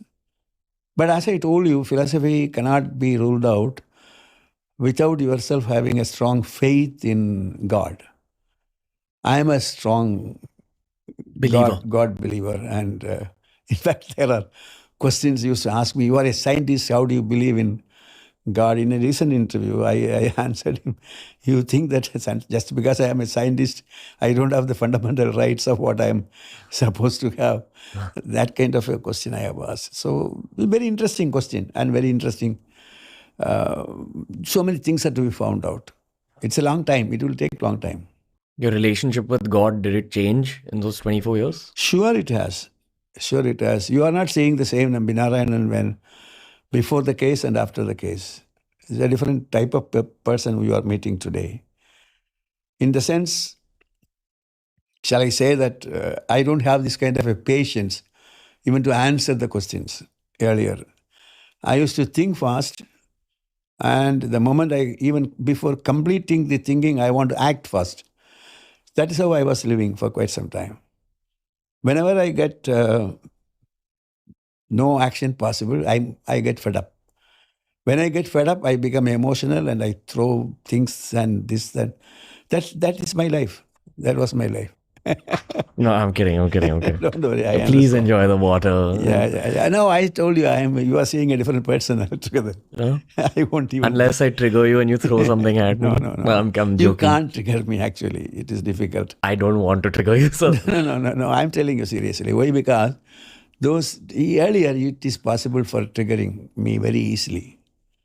You do something unethical or some kind of a thing, you can easily trigger me. Well, of course, triggering means what? Triggering me means you just make a wrong allegations. Then you. So in the beginning of the episode of the spy case, I was triggered. I didn't know what to do because you are arrested, you are put behind bars, and you are questioned, unquestionable questions you have to answer. So those kind of a life. Then slowly I started understanding. Okay, this is something different. And I started thinking about it. Even during the interrogation, I won't tell you this unless you are willing to believe it. I got certain directions while I was thinking about all these matters. You mean while you were being interrogated? Yes, interrogated. Exactly. In the interrogation, I was told that, wait, you will get some time. Don't get antagonized. Don't get, emotional. You mean you got some intuitions? You can call it as instincts. You can call it as, but I call it as directions. Okay, I got to pause you here. Sorry, sir. Just to give context on people who probably have not seen Rocketry. I don't know why that is, because a lot of people in our generation have seen the movie now. But to give you context, who I have sitting in front of me is one of the most accomplished scientists that India's ever seen, contributed immensely to the journey of science in India. Any achievement of ISRO that you hear about in the news boils down to the work that Nambi Narayan sir has contributed to India. That's been most of his life. And in 1994, he was wrongly accused of something mistreated by the authorities in India. And it took 24 years for that case to get resolved. And only now there's a sense of justice. Yeah, can call it, yeah. So that's the context. Of course, I've condensed too much information. Like, you need to actually see Rocketry to understand this human being's contribution to our country. But one of the most uncomfortable scenes for me to watch in that movie was, most of the movie is about your scientific work and achievement. And then suddenly there's this stark change in that interrogation phase. And sometimes they say that reality is weirder than fiction. And this piece of fiction was based on reality. So I can't imagine what that was like from your eyes. You're just doing your job for your country, and out of the blue, God throws this googly at you. The way you were treated in those scenes, the way those scenes were done, where tea was thrown on you and like there was physical, insult. I'm sorry I'm saying all this. I'm sorry I'm taking you back there. It was difficult for a viewer to watch. So I can't imagine what you went through. And I have to give the context to the viewers listening to this episode as well. Have I said anything wrong? Would you like to correct me? No, I think what you were saying is perfectly correct. And it is really, I am not triggered because of, to be very frank with you, you become frozen. The years, so many years have passed after this incident took place. So you became sort of, you have taken it, not once, but so many times you have talked about it. And much more than that, you have thought about it. So nothing, no reaction on my side. In fact, if you ask me to watch the movie once again, I will watch as if it is somebody else is going through this mill. That kind of sensation. Everything shown in that movie actually happened, right? This is a question when very, very VIP asked me the same question. Actually, he asked me, he was frozen and he became very uncomfortable. I wouldn't say that he was emotional, but he was minimum emotional. So he asked me, are you telling me that these are things which happened? And I just told him that much more than this has happened. Really? Yeah. So answer is, yes, we actually, myself and Madhavan, when we planned this movie, I told him one condition, that you shouldn't tell any lie. You shouldn't justify it by saying it is cinematization or it is exaggeration. No, you should show only the truth. This is one point. And also, he has to get my written approval for making any changes from what we discussed, etc. So, for example, those torture scenes were very much minimized. There was much more that happened. Much more than that. But the only thing is, you see, there is a prestige question. Nobody would like to say that I was blasted by somebody, I was hit by somebody. No, would you like to say that you will get credit for having got blasted by somebody? But this is what has happened. In fact, I personally felt at one junction, all these torture scenes are to be removed because my own children are going to see the movie. Can I counter question you a little? Yeah. Don't you think it's important for those scenes to be out there for the public so people understand the reality of parts of our nation? Sure. Actually, what I am trying to do so far through my various interviews and 2 of my books as well as through the movie is trying to inform a common man, particularly the youngsters, make them to understand this is what we are. For example, when I said in the beginning that 4 years my case is over and 20 years it took for me to book those people, what do you think it is? This is where our system is. I am not saying particularly that this is wrong with judiciary, but this is where we are. You see, how can you correct it? I think these are to be corrected. These are necessarily to be corrected because otherwise justice has no meaning. What is the meaning of justice? Yeah. So I think we've had a lot of political podcasts, a lot of political commentators. Now, there are people on the BJP side, there are people anti-BJP who we've had on the show, but I look for commonalities in all their narratives. And one commonality I found in everyone's narratives was problems with the judiciary. This is a very large problem that actually needs to be addressed by the Indian population. People need to know about this. And I think Rocketry, as well as your whole story, highlights that in such an intense way, especially considering everything you've done for India. If someone like you could be, at the receiving end of whatever the judiciary went wrong with, what about the common man? What about like the average Indian? Actually, I want to differ from you in Sure. the following sense. You are saying that I have done and contributed to the country. Yes. So for me, the judiciary should be different. I am not in agreement with that. I am saying that everybody is equal. My point is different. My point is that I'll tell you, I look at it in a different way, in the sense, after all, finally, judiciary has given me a verdict. That verdict is very much agreeable to me. Only thing I am saying is it has taken so much of time. But you have to justify in 2-3 ways. One is the allegation is so grave, so they want to make sure that they are giving the right judgment. This is one part of it. But my point is different. My point is the allegation is so grave and the visibility is also so clear. For example, if you say that such and such a secret has been passed on to Pakistan and then through Korea, and you have to, for example, they are telling that the cryogenic technology was passed on. Mind you, the cryogenic technology was non-existent at that time. It is known. It is known to all, even people who make the allegation. Number two is they said that it is used for making missiles. There is not even a single missile, even today, after these 30 years, using cryogenic technology and a missile exists. No. No, don't you think that these are obviously idiotic and nonsense? But still they said that is what bothers me. You see, the problem is that. The problem is certain things are to be, even in media, for example, the media wrote so many things, right? You think particularly the vernacular media, not the national media. National media also to wrote something. The reason is there is no specialist.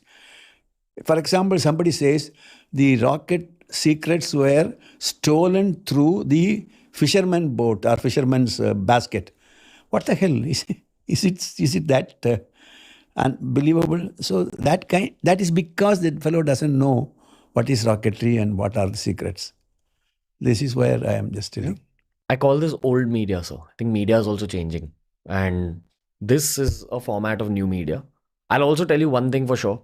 My entire generation, I'm 93 born. So 90s born and after that looks at you in a very different light than how old media looked at you. And we'll keep looking at you in a different light. Like, we know the truth. So, No, one thing I want to tell you. Even today, the media is the same. You feel so? I'll tell you from the following angle. The media is after sensitizing certain things, more than seeking the truth. Even if they seek the truth, they want to sensitize it. I don't know why they want to sensitize it. Sensitize as in? Sensitize means that dramatize it. Ah, okay. That's for their own numbers and their own, that's how media works. Yeah. Like, that's why Big Boss is a concept in our country. People like seeing fights and drama. So, You like Big Boss? do I like Big Boss? I only watch my own podcast, so I don't.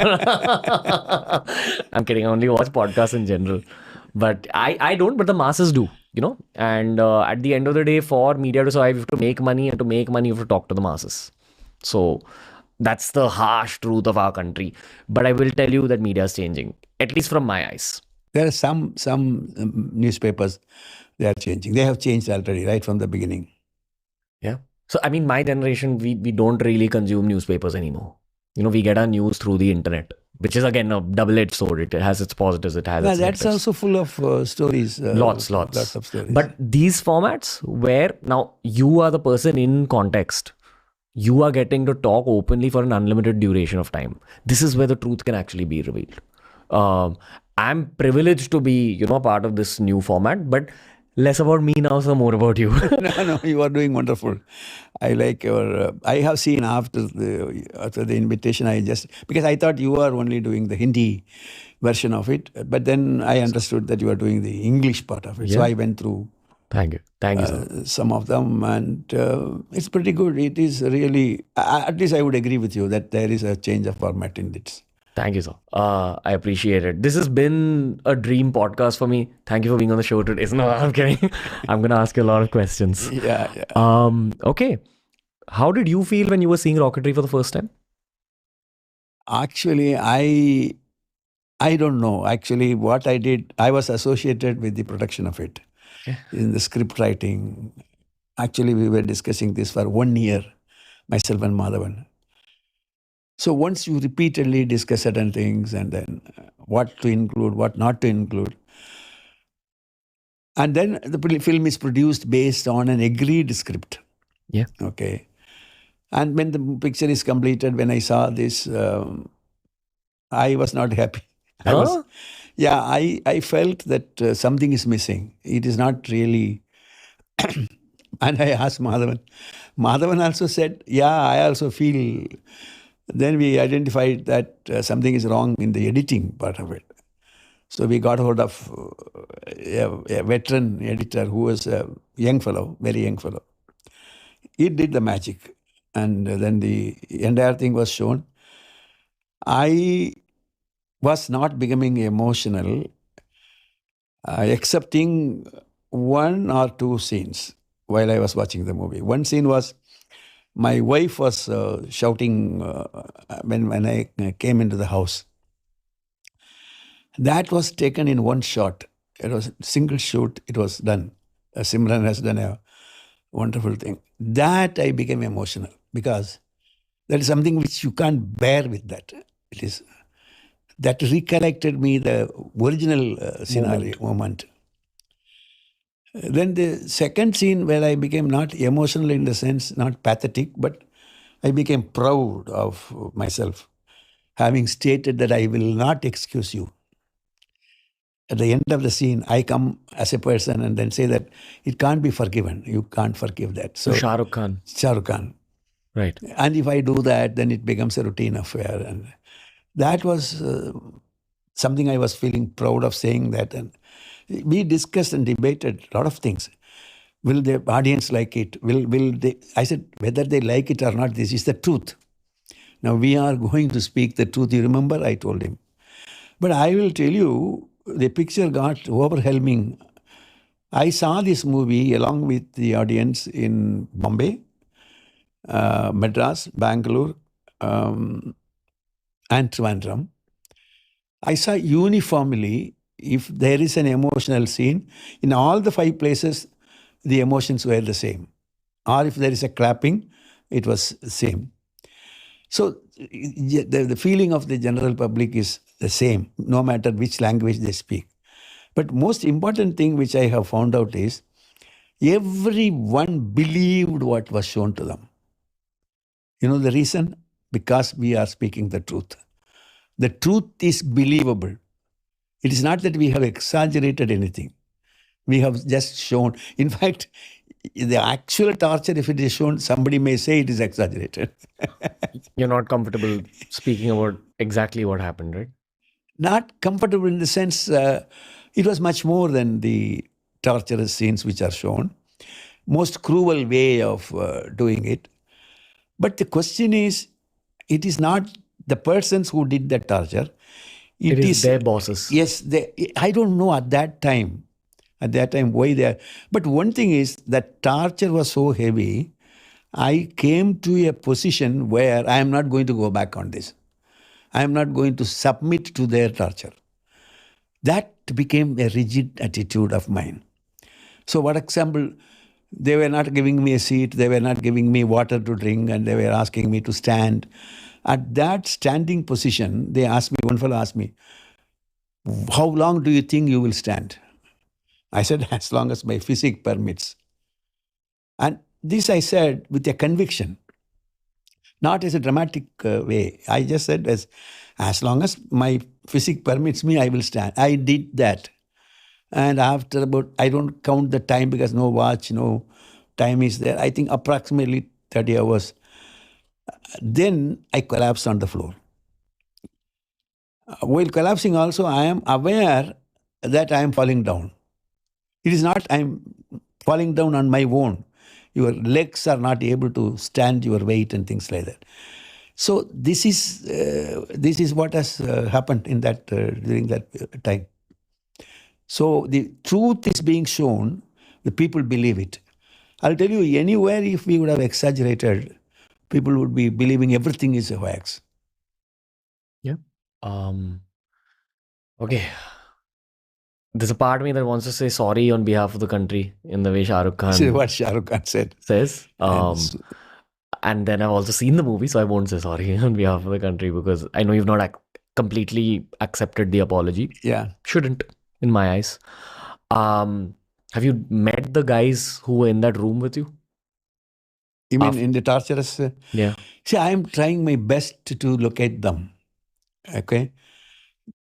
You won't believe it, excepting one character, none of the fellows I could see in my life afterwards for the past 30 years.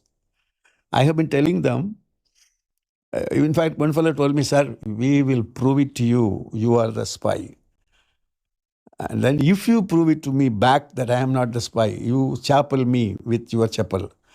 I have told in more than one interview, I am ready with my chapel. But nobody turns down. Then another interesting thing was, for example, one character, very interesting. They were determined not to disclose who they are. So one fellow came and then said, hello, you tell me that, we have to. Then this fellow says, shh, like that. I am telling that fellow's name left and right in many interviews in order to tease him, in order to invite him for a discussion. But he never comes. I am telling him that, please come. But I am not able to see any one of them, even in the court. Not even one fellow. So these are all people who are living in, I hope they are living. And there was one fellow who was talking something very big, in the sense, he will do this, he will do that, he will beat me, all kinds of things. After all, over and above the torture. And I was told, I didn't go there because along with their team, I was told that when they went there recently, after identifying him as one of the accused, the fellow comes with a folder of medical reports saying that he has blood pressure, he has this, he has that, he has falling at the feet of these people saying that, excuse me, don't ever arrest me, etc., etc.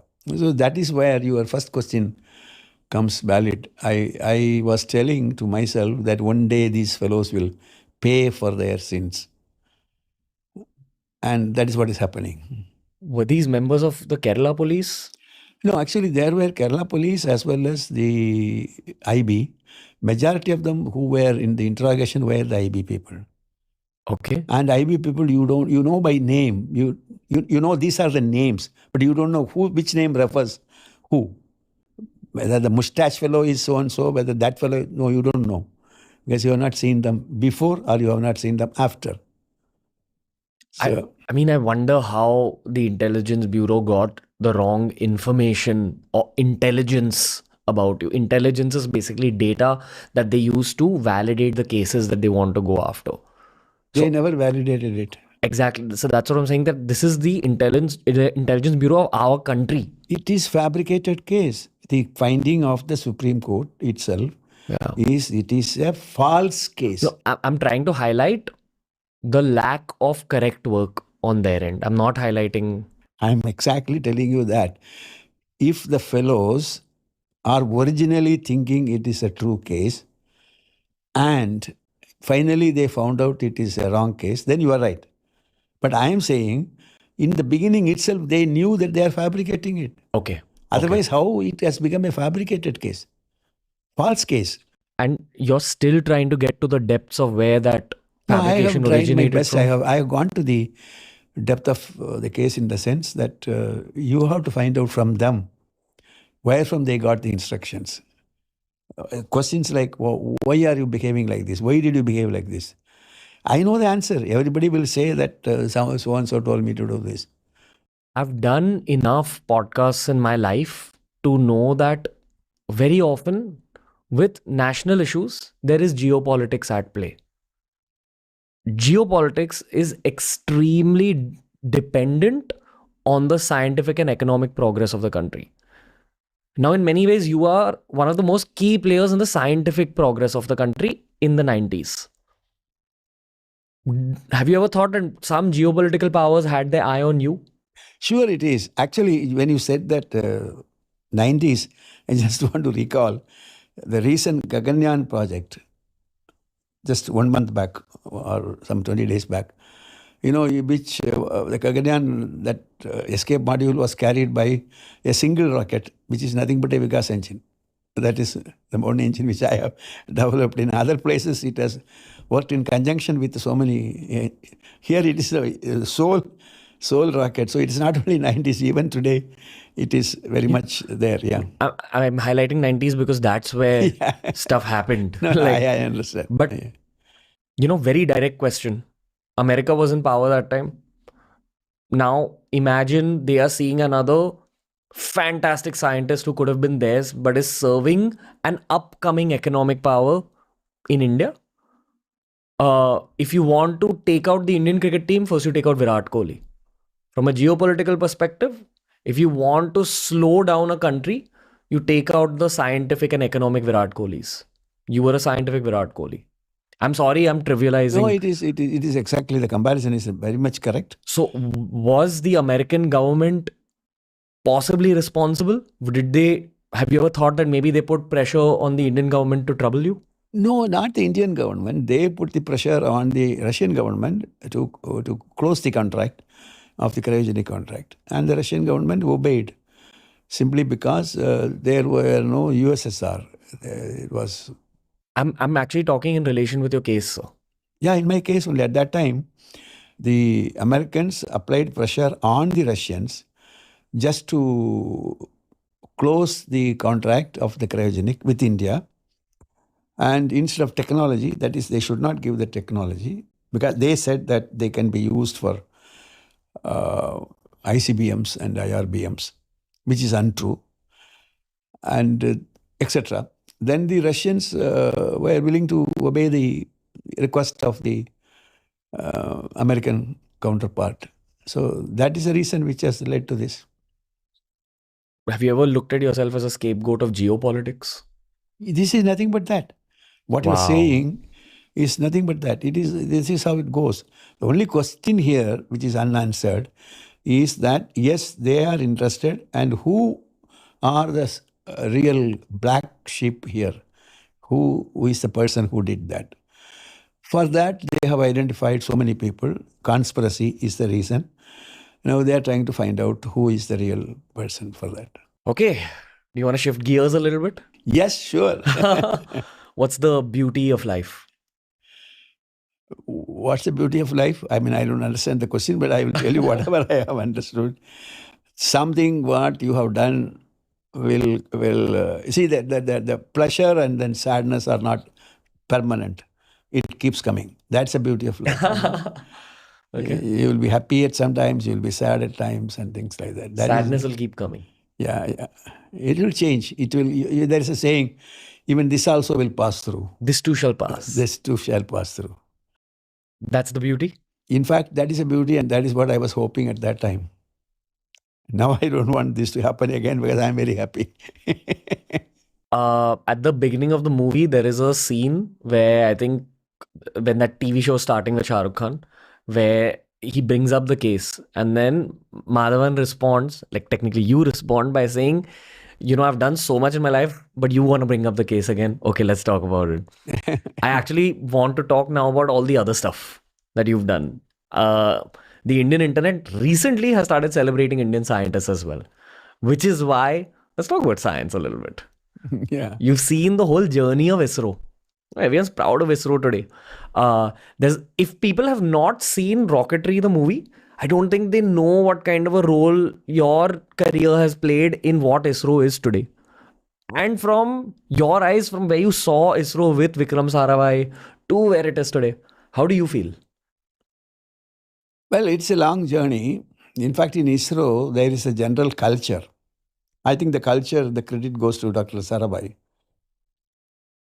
He brought in a culture by which you can call the chairman ISRO and then say, Mr. Chairman, you are wrong. And nobody will find fault with you and they will listen to you.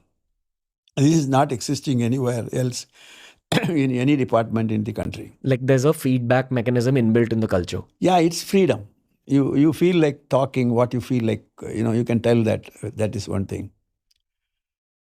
And that is one area. For example, I'll give you one example. You see, we were discussing about putting up a test facility for testing a single engine, Viking engine, Vikas engine.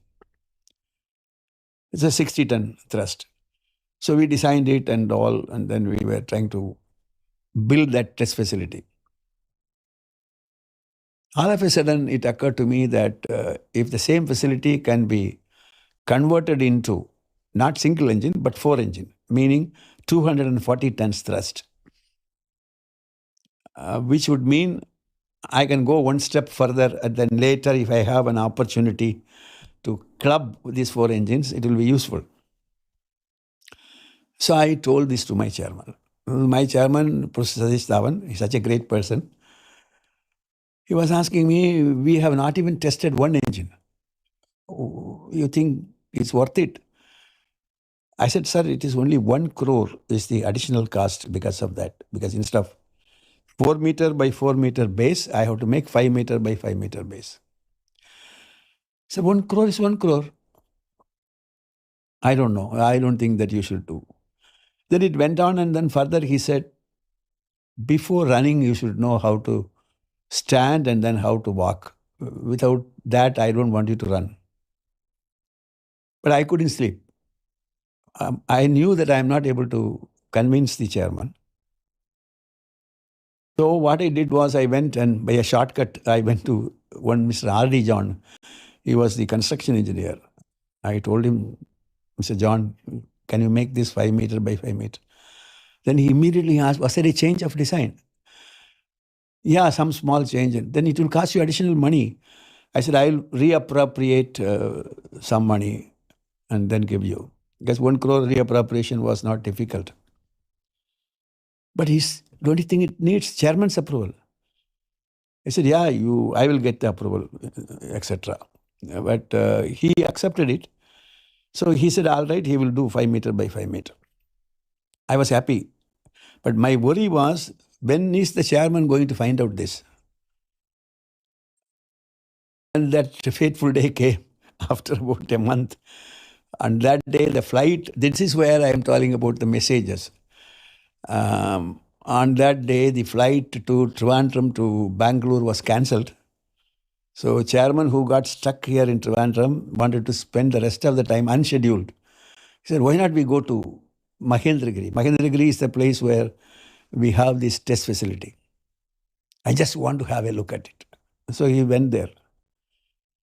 Something told me that something is going to go bad. So I have to accompany him. I accompanied. And he was looking around and down, and he came nearer to the test facility. And then from a distance itself, he said, hey, Nambi, come.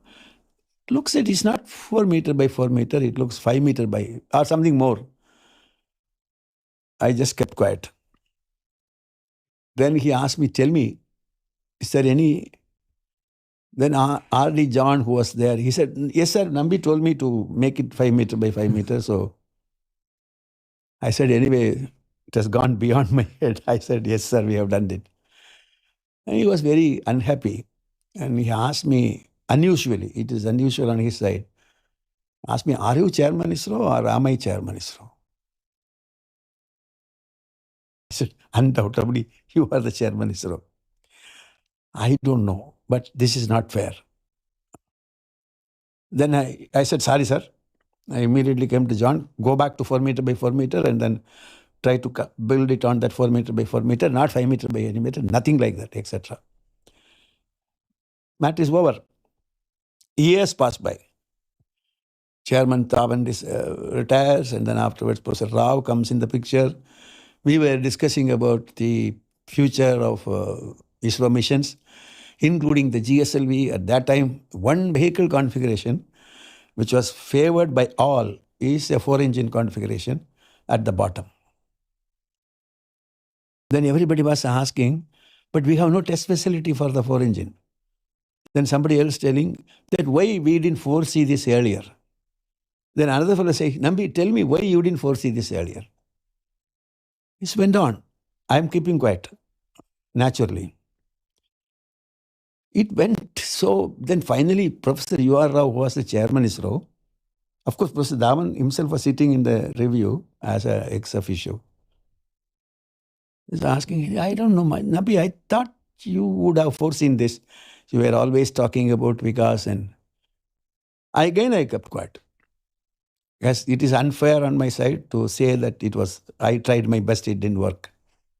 And Professor Dhawan raised his hand and then said, I'm sorry, you are barking at the wrong tree. I am the person who should be blamed for. Damn. You see, this kind of culture, where will you get it? Culture of leaders. Yeah, he is accepting the blame. And so were you to not put blame on the captain. Yes. Anyway, that is good. Thank you. But I am saying this is what ISRO culture is. I am saying this. I used to quote this. I have never quoted this to anybody so far. It's the first time we are getting it quoted here. And I went there at the end of the meeting. I just took his hands, and then I said, no, you did your best. I think I didn't foresee this ability. Anyway, good job done, etc. Now, anyway, we couldn't do the 4-engine configuration because if the 4-engine configuration were to be tried, a test facility is required. That test facility would cost another 300 crores, etc., would have been. So we were trying solids and liquids and things. So what I'm trying to impress you, ISRO had a culture. That culture, nothing can match that culture. This is true with every chairman. Magnanimous people. Look, Professor Dhawan is from California Institute of Technology. Professor U.R. Rao is from MIT. And Dr. Sarabhai himself is from MIT. Of course, I also should say that I am from Princeton. We were all from the Ivy League universities. So in a way, if you really look at it, these people, they have learned something, they are originally something, they have developed something, they have performed something. Yeah. This is where you have the... And at your core, all of y'all are Jugadu and Desi, which comes through in rocketry. Yes. Like there's so much Jugad at play. Am I right? Yeah, it is there. It is there in the blood of all these people. You must understand. Otherwise, they all would have gone abroad already. Who would refuse a job for any of these people? For NASA, you're saying? NASA or anywhere they will be taken because they are the gem of the... See, the kind of people, they are, I don't say how to... Their IQ levels are so high. Like you're basically saying, again, I'm referencing cricket here. Do you mind that I'm referencing cricket? It's okay that I'm referencing. Yeah. It's to explain the point. Yeah. It's like Virat Kohli is playing for your country, Rohit Sharma is playing for your country, and America says, hey, by the way, you guys would be great in NASA, play for us. And Kohli and Rohit Sharma saying, no, we're Indian first and foremost. Yeah. We'll play for our country, even if it's for much lesser money, much lesser opportunity, much lesser possibility. That's what came through in rocketry as well. So at your core, you all are Indian soldiers in some ways. But anyway, if somebody is going to ask Virat Kohli to pray for their country, it won't be US. It can be South Africa. Or some other country. I'm mixing up two words. I'm just saying, what little knowledge I have about cricket is very limited. I am not a cricketer. No, Kohli comes up a lot on our show because I'm a big fanboy, honestly. Okay. But speaking about fanboys, there's lots of fanboys and fangirls who are now very, very interested in ISRO. The narrative about ISRO in our eye, in my generation's eye, is that for very less money, there's a huge scale of impact that's constantly created. That's ISRO's international reputation now. That with a very tiny budget, lots has been accomplished. Yeah, Again, sure. I mean, of course, you can't encapsulate why that's happened in just a few words or just a few reasons. There's teamwork, there's leadership, there's culture, there's jugaad, as rocketry showed us, there is patriotism. But what else, sir? No, it's only in one word I can tell you, intelligence. You see, you are taking, your capital is only intelligence. I can clearly tell you. You see, for example, I don't know how to put it. These people, everybody is systematic. You are systematic, NASA is systematic, we are also systematic. But the question is, we are conscious of the fact that we don't have that kind of money to throw around. We are conscious of the fact we don't want to throw away the money unnecessarily.